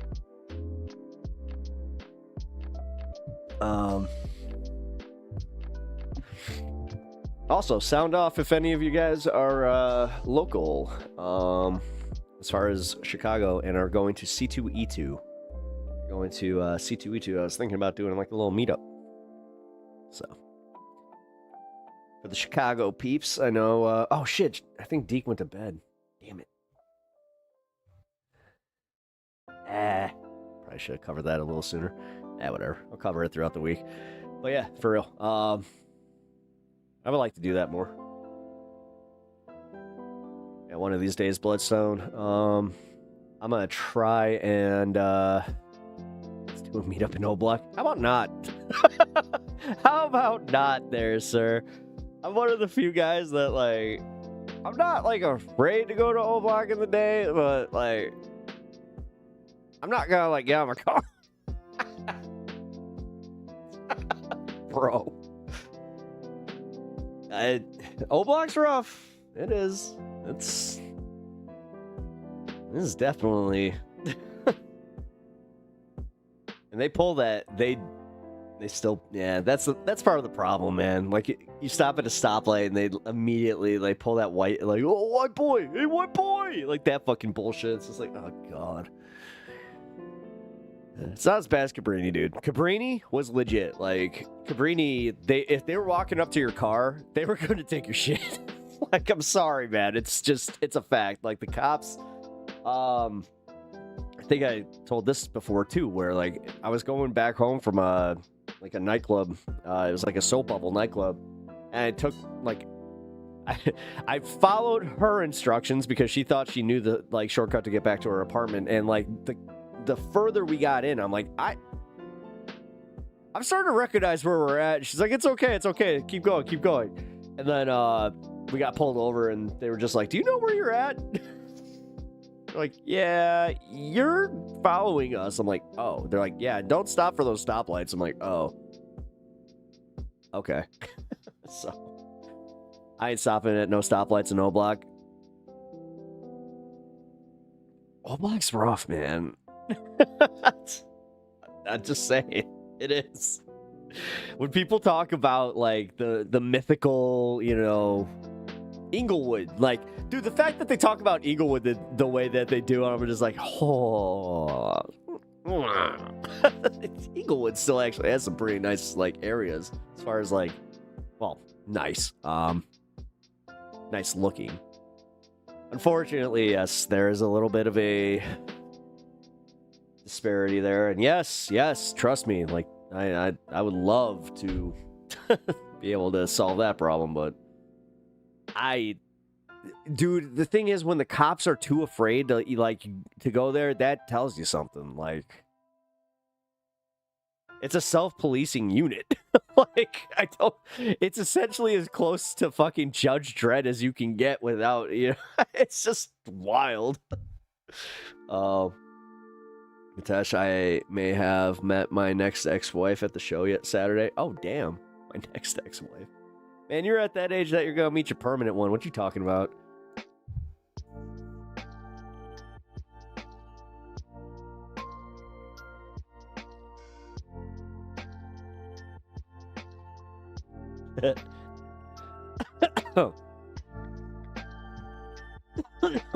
No, the big thing that I get bothered by is how everybody thinks that, like, when they see a documentary on O-Block or even Cabrini, that they think that's Chicago.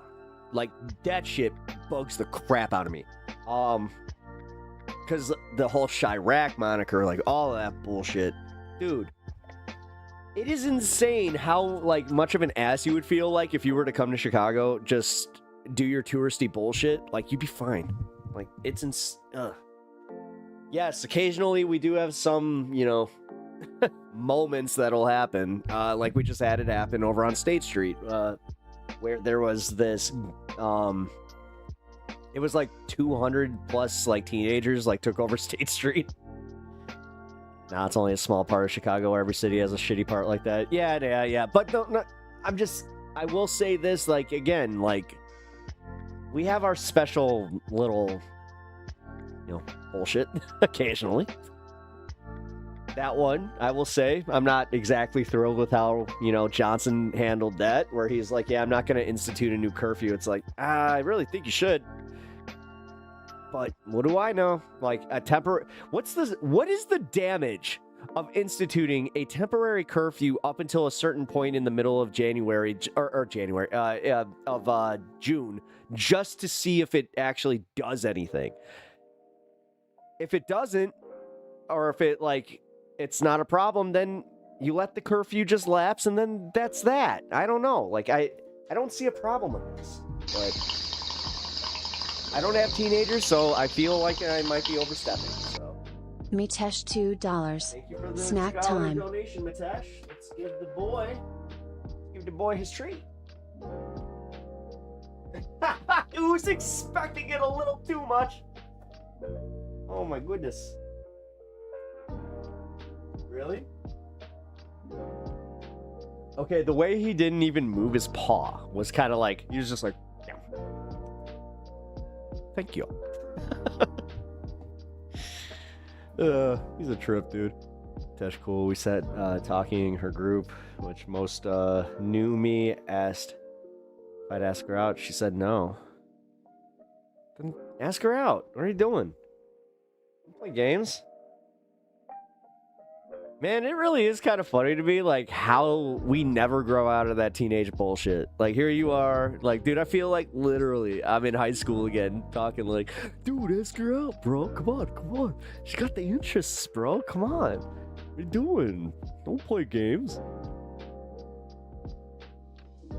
I don't know. Then I got the other side of that where, like, I think I've said this before, too. God, lots of repeats today.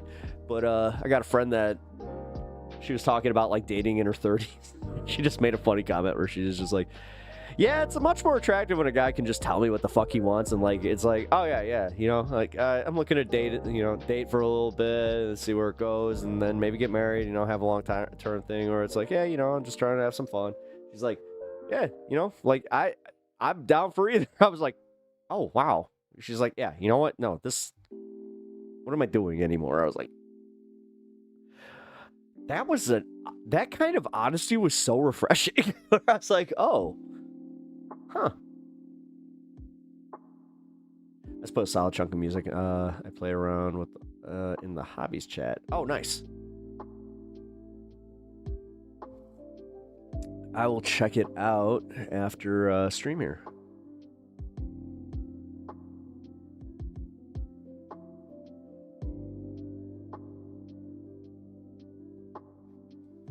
While humans never really learn from history, some habitats are hard to move on from. Oh, habitats. I'm like, yes, this is why I still live where I do. No, you're right. I mean, fuck. Although there's something to that. I mean, is there anything really wrong with, like, I don't know. There's some, no. Because I'm thinking back to it. No, that was fun. Like, shit, dude, I met I'm lucky. I'm one of the lucky ones, man. I had such a crush on my wife. Like, you have no idea. Like, no idea. We were friends for, like, 2 years. Or, yeah, like, about 2 years before we actually, started dating. And, like, she had I don't think a few boyfriends. I think she had like one or two. But either way, she had one guy like who I was actually friends with. Like I was friends with like one of her boyfriends for a while. Where like, you know, we smoked and we chilled. He was cool. And I always like kind of had like a subtle crush on her, and then yeah, just one day like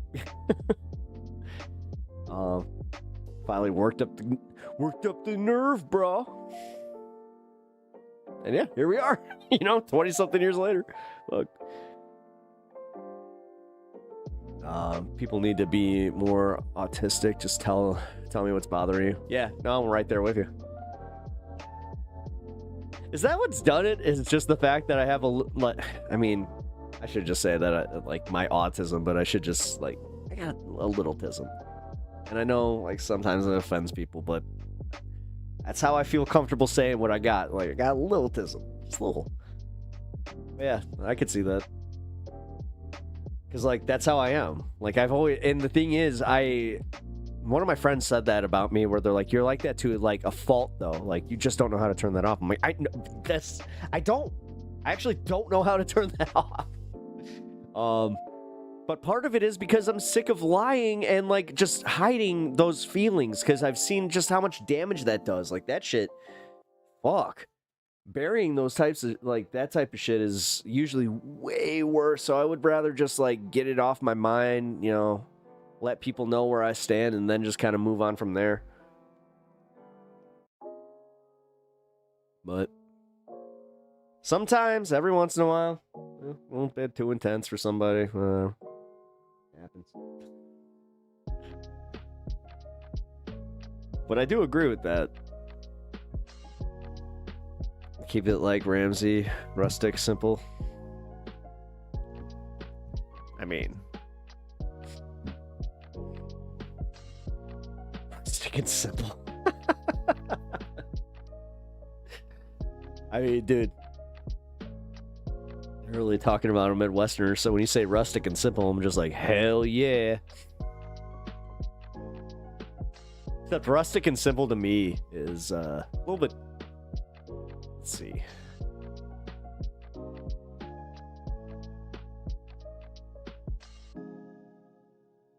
Actually, I don't even know. Because, like, I live a simple life, but actually, like, compared to, like, my contemporaries, but, like, the people around me that, you know, they go out a lot more. The city's a lot more bustling than, you know, for the likes of me. I like to go to concerts occasionally. You know, it's not like I go to concerts every weekend. I got a friend that does that shit. Like, good on him. I ain't got that much energy. Reminds me of those stories where people never tell each other that they love them, so they spend their lives in unfulfilling relationships when they could have been together. Like, bro, just say the things. Yeah, right?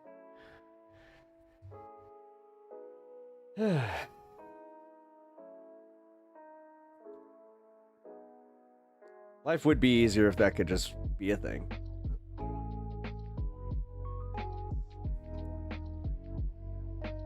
God, my mom would have not. I just thought about this. My mom would have probably not spent a decade with this fucking guy.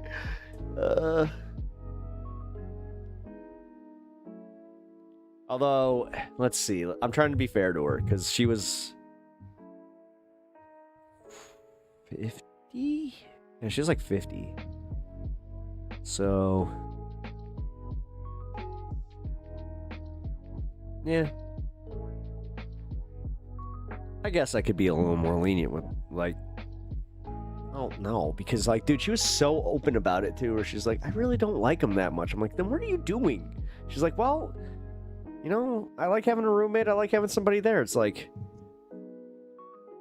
yeah, but he, like, and he, trust me, this was not, like, reciprocated. Like, they, you know, they were dating, but then my mom, she pulled some bullshit. Like, I'm pretty sure that she was seeing some other guys. Like, let's be real. Like, rest in peace, Mom, but come on. Like, she might have been playing the field a little bit. Oh. I just... You just repeated yourself, just so you know, Jeff. We did read that. Are you in two different chats? I kind of feel like you're in two different chats and you kind of forgot that you already repeated that here. Or you already said that here.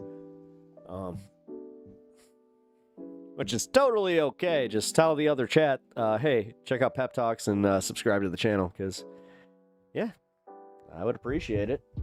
God. We hit that 12K. What are we at now? Yeah, 1228. People are people, and I understand why people make the choices they make, but it's still so silly. Well, yeah. Well, trust me, the more of an adult that I become, which is weird because, like, do you guys ever feel that way where, like, you still have that weird, like, childlike brain, or that childlike way of seeing something, and then you're like, oh, and then you apply your adult understanding to it. You're just like, oh shit. Start realizing, oh God. Wow. Yeah, I had one of those moments. I've had a few of those moments, but I had one of those moments specifically where I was just like, oh, Jesus, that was a little bit worse than I thought it was. Oh. I also, like, I hate to admit that, I was a pretty shitty kid. Hold on. I got one hair that is just being totally... Oh, that's why it's tangled. Okay, so this is a long hair problem. I hate it. And it's doing that thing. Here, check it out. Like it's... Fuck. Yeah, you know what? have to do this when I get off stream, because, yeah, there's nothing I can do. You know what? Let's have the wife take a look at it. I'm just a baby. Said the almost 30-year-old woman, me. So you get it. You're like, but I'm just a baby. Like, no, you're not. You're a grown-ass woman who's... Dude. So you get it then. Bloodstone, you 100% know what it means to be the living embodiment of the meme where somebody's like, somebody find an adult, and me and you, like, we just go, yeah, we need to find an adult.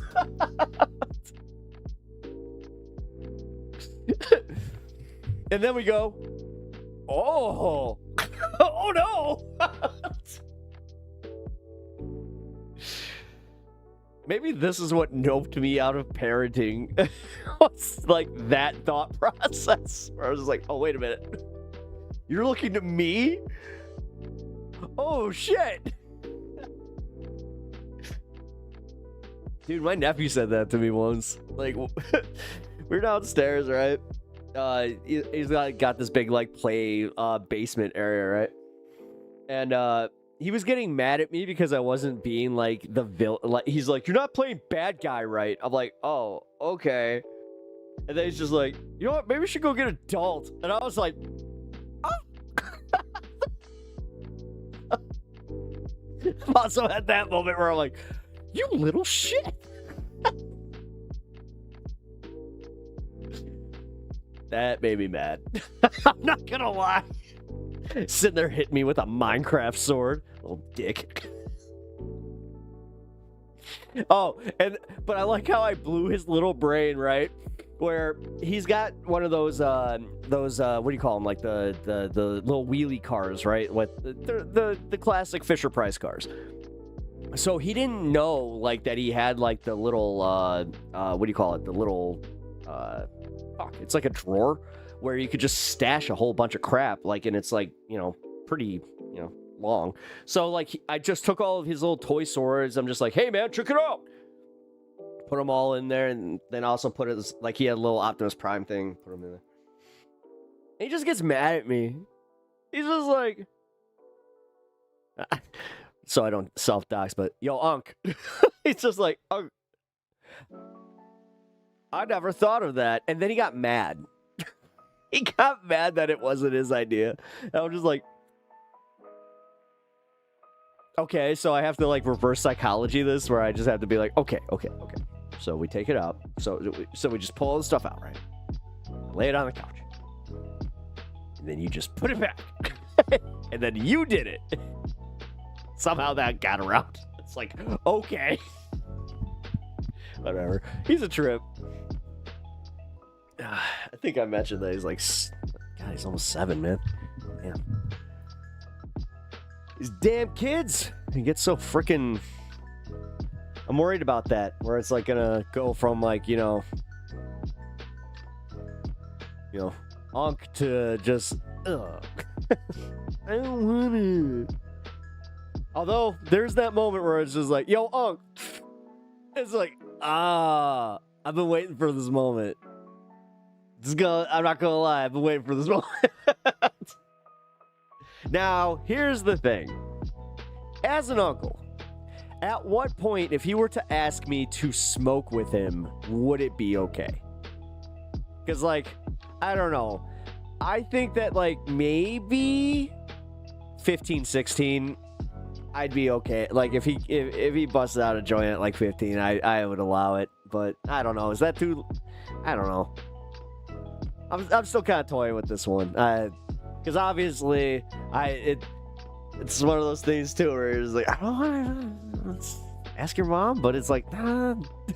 I also don't want to rat on you, kid. Like, because I had a cousin that was like that, where I was about 14, 15 when he started smoking with me, so I don't know.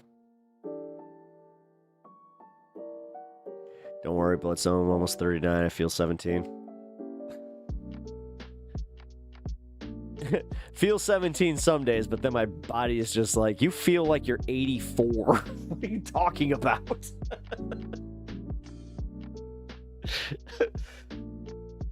That, yeah. Better to stress while stoned than not stoned, yeah.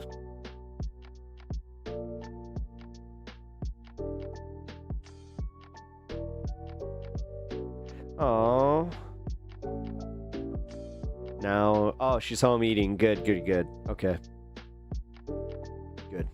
Well, somebody who loves the puppers, I hope that your daughter's dog is good. But nobody's answered me yet. Damn it! I need an answer on this one because legit, I am asking. Like, I don't know, because I'm trying to also be like, I don't know. I don't want to be the fucking like uncle that doesn't have any authority as far as like just being like, hey, no, don't do that. Like, no, like, no, there has to be like, you know, I don't want to say boundaries, but like, yeah, there has to be like a boundary. Tell them if they can wait until they are 18, you'll smoke with them. Hopefully that deters them from smoking at an early age. Yeah.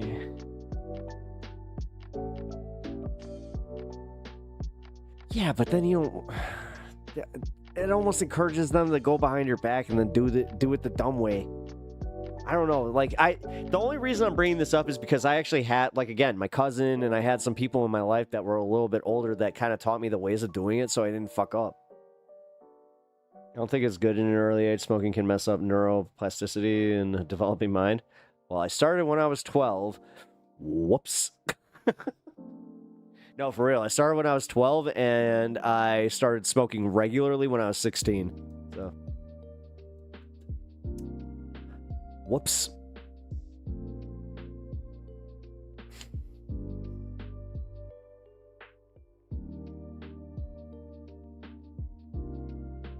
I'm trying to think where I stand on this one, because honestly, I don't think what I, like, my way was the good way. So that's also where I'm trying to be like, nah, just because I did it doesn't mean like you should, kind of thing. Is that what adulting is? Is that what the, oh god, yeah, adulting is hard. Shit.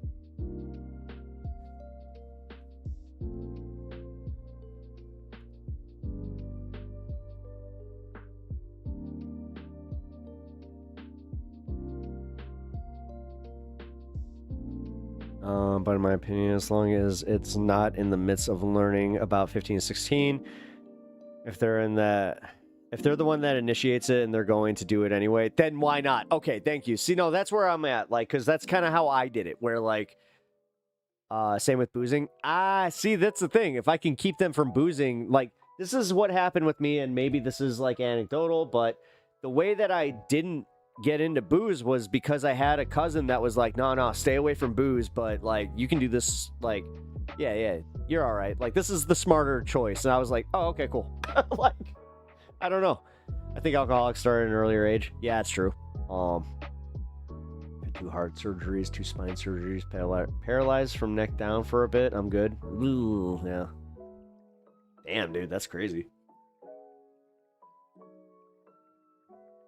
One of my mom's friends, she had oh God, what the fuck was that called? She got it after her COVID vaccine. Some French name. Guillain. Wait. I think I got it. Guillain-Barré? Hold on.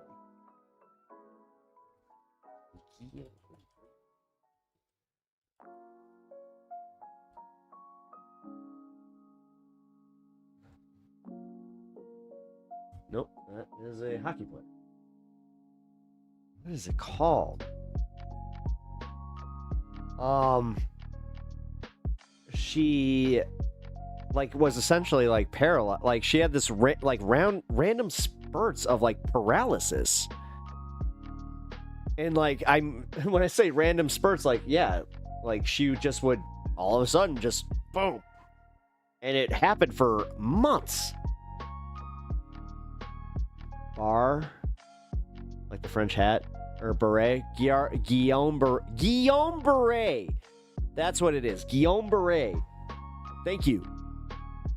That's what it was. Yeah. She was diagnosed with it, and like he tried to, when he tried to explain it to me, he's just like, it's kind of like her body has narcolepsy, but she's still awake. I'm like, what? It's like, what the fuck? I still can't really wrap my head around that one, to be honest, but okay. Yeah, the difference is booze is literal poison. It is.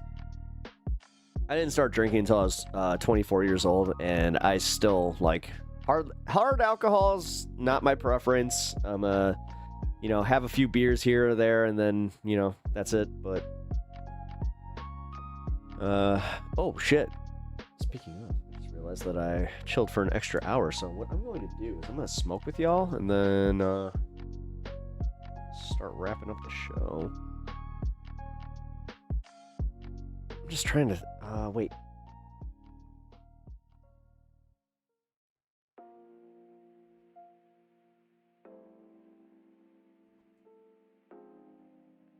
Excuse me.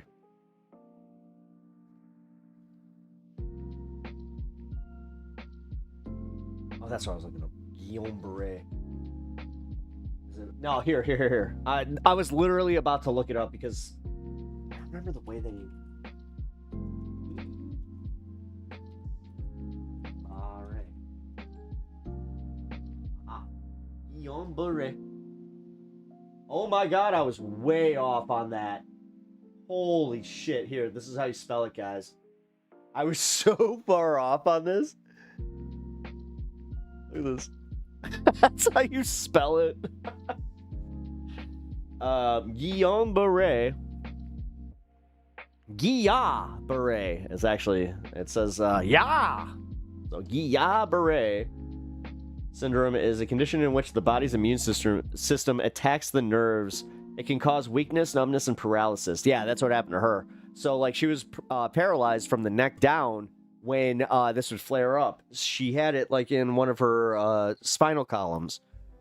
Weakness and tingling in the hands and feet are usually the first symptoms. These sensations can quickly spread and may lead to paralysis. In most cases, in serious form, Guillain-Barré syndrome is a medical emergency. Most with the condition need treatment in a hospital. Barré syndrome is rare, and the exact cause is unknown, but 2/3 of people who have the symptoms of an infection in the 6 weeks before Guillain-Barré symptoms begin. Infections include a respiratory or gastrointestinal infection, including COVID-19. Guillain-Barré also can be caused by Zika virus. Oh, shit.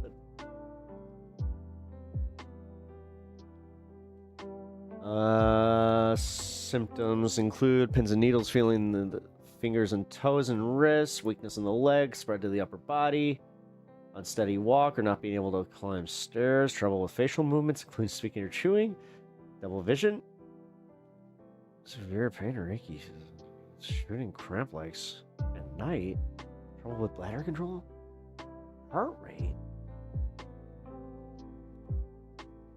Yo, I'm hitting some of these symptoms. I'm like, yo, I think I might need to get checked for something. Damn, dude. I've had a few of these. Pins and needles, because like I've been having like pins and needles on like specifically this finger. This little finger right here. This in the legs. Been having that. Unsteady walk. Well, I got a bad gait, so maybe that's what it is. Yeah, but the heart rate, I don't know. My heart rate has been kind of unsteady, specifically since my my mom's thing. Like, I've been paying a lot more attention to it, and yeah. Sylvie, me and you are just like, yo, I gotta go to the doctor. I think that me and you just did the same thing. I think I'm okay, but am I okay? I don't know. Okay. I am so glad to know that I'm not the only one that thinks that way. That actually is a little, like, that kind of, It takes a little bit of the whole, oh, you're just a hypochondriac. It's like, yeah, so are some other people. Rightfully so. Although, it's like my mom said, wouldn't you rather be a hypochondriac and be wrong than, you know, not go to the doctor and then be, you know, and be right? Which, I don't know, man. You know what, one of the weirdest thoughts that I've had since my mom died is how much of a trip it would be to her to hear how she died. Like, that's a legit thought that I've had a few times where I'm just like, man, you know how wild it would be to her specifically to just be like, wait, I died how? Like, yeah, right? It's the exact way that you said that you never would. So it's kind of one of those situations. Plus, like, all of my mom's, like, family lived until they were damn near 100, so it was very odd. But also, yeah, your doctor would prefer that too. Well, I mean, in America, that's because he gets paid. That's the thing that sucks about being an American, is that we literally have to feel like we're a fucking commodity every time we go in. Oh, does your insurance cover this? It's like so much of that crap where it's just like, ugh, can you commodify me anymore? I'll just speak for me. I have put off going to the doctor because I knew that if they had another test that wasn't covered by my insurance, I'd be fucked. So, not sure if you guys have been there, but if you're an American, I can totally see that you have. Or like the famous one where it's just like you're not sure if you should go, you know, get your kidney checked, or like you got a pain in your bladder. You know, we all wait the extra day. We are cooked. Yeah, we really are, man. But you know what? We got each other. I mean that. We got each other. We got this community. I got you guys. But also, you know, we're trying to build a movement. You know, because your doctor would rather be wrong and be alive than be right and see you dead. That's true. Actually, that's a good point. Ew, using capitalism to tell me that they care. Ew. Okay, so... I guess you're right. I don't know. No, because then... Oh, wait, that's my insurance company. I was just thinking, I'm like, that's not on the doctor, that's literally on my insurance. Because I was just about to say, like, then what about when my insurance says no? And I'm like, oh, wait. Yeah, dude, that sucks. I've had 2 situations where I was in the middle of medical tests and they were just like, this isn't covered. And this is like, dude, there's a lot of money. Fuck, that's a lot of money. But America, gotta love America, where they're just like, well, you don't really need this.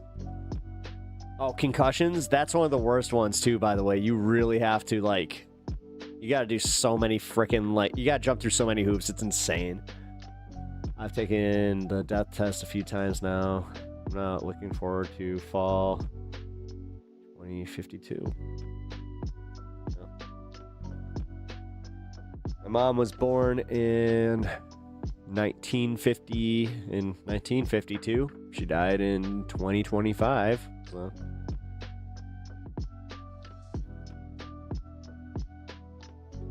I don't know. Enjoy the time I got here. I'm gonna wax too poetic on it. All right, let's smoke together, and then I gotta eat. Jeez.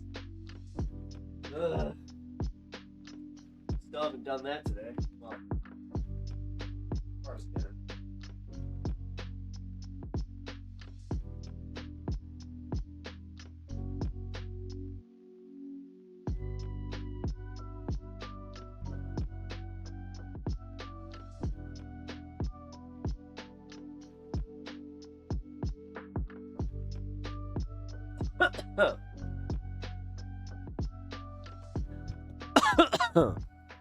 Be lucky to make it to then. Let's say things. I mean, I don't know your family health issues, but I'm not. Man, why can't we just like be? I don't know, like my ornery grandma, who we all were wondering why she outlived my grandfather. And we were all very disappointed by it because my grandma wasn't exactly a great person, and she said some really horrendous shit to all of her grandkids. So, midnight smoke sesh. I joined you. I did it with my sour D, which I'm proud to have. I do, as I said, sour D is legit. One of my favorites ever. When I smell that shit, I'm just like, ooh, yeah. Sour D right there. I can do that with Widow, too. Where I'm just like, ooh, that's Widow. Not sure if you guys have that, but I'm glad to have it. Really? Oh, shit. Hold on. Just got a Twitch. Twitch update. Really? Oh, shit. Okay.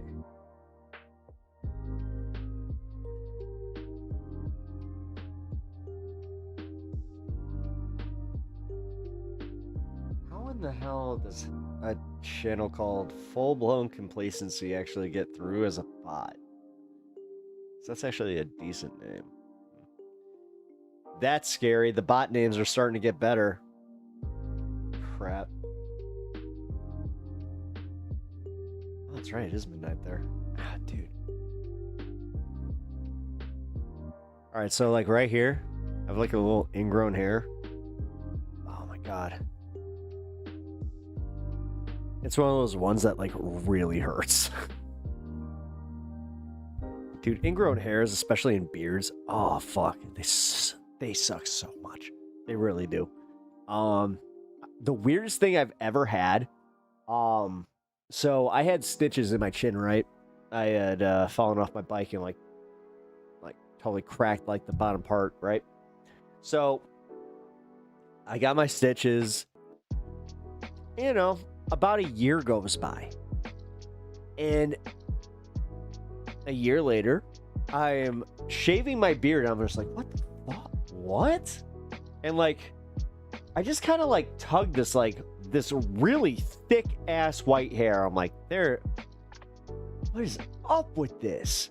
And like, I just keep pulling. I'm like, yo, I somehow like ended up with like half of my stitches still in there, like after all that time. And like, that was wild, man. Also, like, it's made me kind of like freak out about those like dissolvable stitches. So I'm just like, what? Like, that was ugh.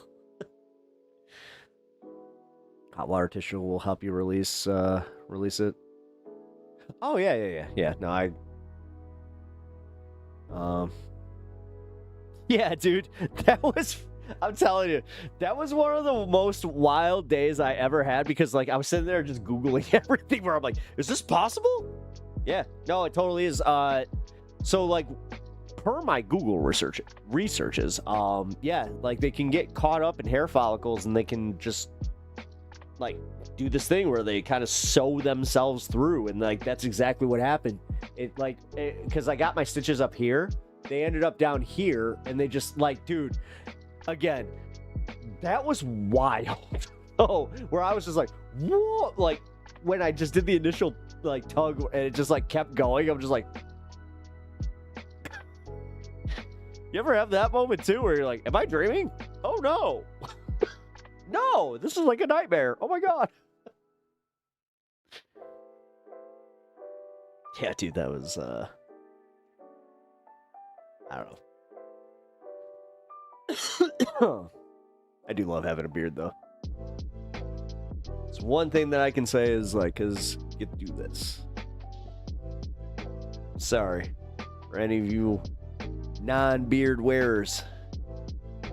This is so nice.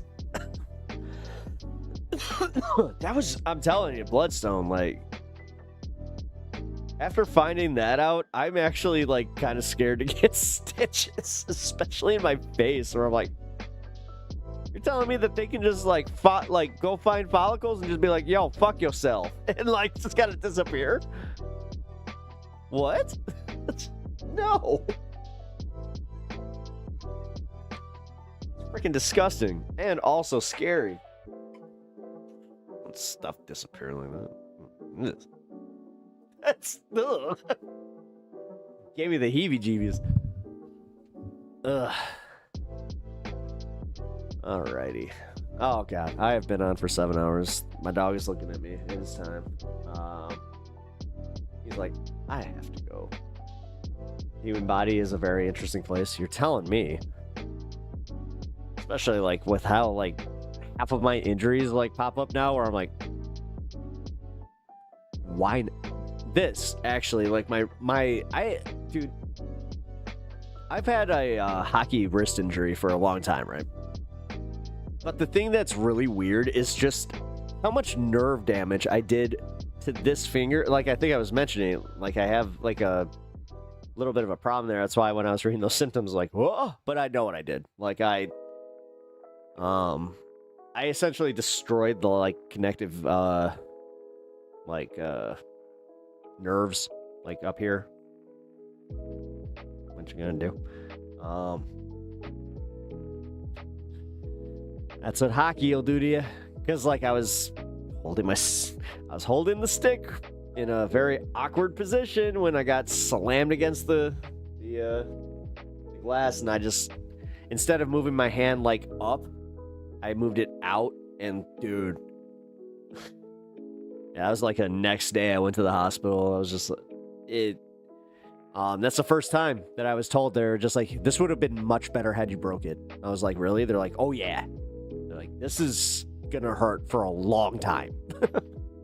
Boy, were they not kidding. It still hurts.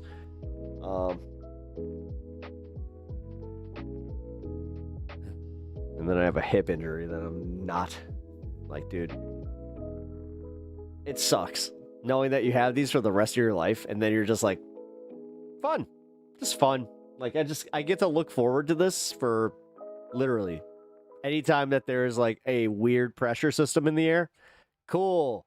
Now I understand it. Like, you understand your parents, your grandparents. Like, oh my God, you hit your 30s and then all of a sudden I mean, every meme has done it. This is aging though, but it is kind of fun to watch other people do it and just be like, bro, okay. So like, as somebody who thought that they were younger than they were for a long time and just kind of got away with it, trust me, protect your knees. Like, protect your knees. If you're playing sports in your 20s, I don't care what it is, if it's soccer, basketball, hockey, get knee guards. And I'm talking the metal knee guards that make you, like, that you would usually use post a injury. I'm telling you, those will prevent you from doing so much damage. You will thank me in the long run. However, you know what they don't have them for? Your hips. And when you're a goaltender, half of the time you are doing damage to your hips and you don't even think about them. Even though I was doing all the exercises, this is also just a little, aside, but yeah, this is also why, like, women technically do make better goaltenders. We have proven this. You guys have better range of motion. We tend to lock up in positions that, yeah, trust me, I have tried to do that. It's called a it's a butterfly save, but like there's a very specific way that you can do it where like you're essentially slamming down on your knees and then you like go from post to post. And the speed in which like the women goalies like compared to us it wasn't even comparable. Like and that's what's important, honestly. Like I don't care what level of hockey you're playing. If you can get post to post like really, really fast and you do have like just good range of motion as far as like taking away angles, because like that's all it is, man. Like you see the way that like my TV looks behind me. Like when I move up close to it, yeah, you're gonna see like way more of it. I mean, it's just literally plain geometry. And you'd be surprised at how many like hockey players just do not play that way. So I don't know. Going into a hockey stomach, but it's fun. Watching World Chase Tag. Oh, that's so much fun. Yeah, I've watched that. That's a good sport. Also, if you haven't seen the movie Tag, it's one of my favorites. Legit, like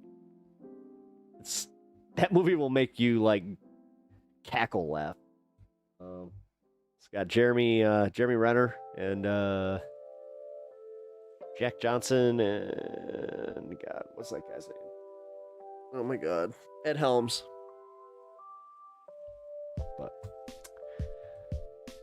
But yeah, you will like that. All right, guys. I've done it. Just unlocked. That makes so much more sense when you said knee guards. I thought you meant like little people as personal cards. No. No, I'm literally... Oh my God. If you've ever watched wrestling, like you've definitely seen them, but yeah, they make you look like you have bionic knees, but honestly, man, I wore them throughout my entire time playing hockey, like both, forward and goalie, and I can tell you, man, this is the best thing I ever did. And I got made fun of a lot because like I had a bunch of old dudes that were just like, look at you, like you look like you're already one of us. It's just like, no, I'm preventing from becoming you. Like, and then I had a few of them that were like, they would tell me how smart I was. So yes, the movie Tag is so good. Takes a dark turn towards the end, but it gets funny. Yeah, I love it. Yeah. Oh yeah. Yeah, that twist is like, oh shit. Totally does. All right, guys, but no, I totally do have to go. The more I put this off, the more I realize that my wife is upstairs, probably just being like, I would like to eat. So, that means I will see y'all tomorrow, 4 o'clock. I really do appreciate you all checking out the stream today. If you guys can just drop a like if you haven't already, I really appreciate that. And if you haven't followed over on Twitch, then what you doing? Come on, get on that. Yeah, I guess I will see you all tomorrow. All right, take care.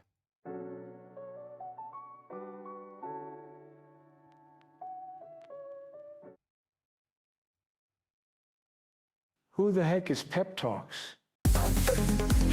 I'm not gay, but I fantasize about Marco Rubio. Pep Talks. Pep Talks. Pep Talks. Let's eradicate the Kung Flu.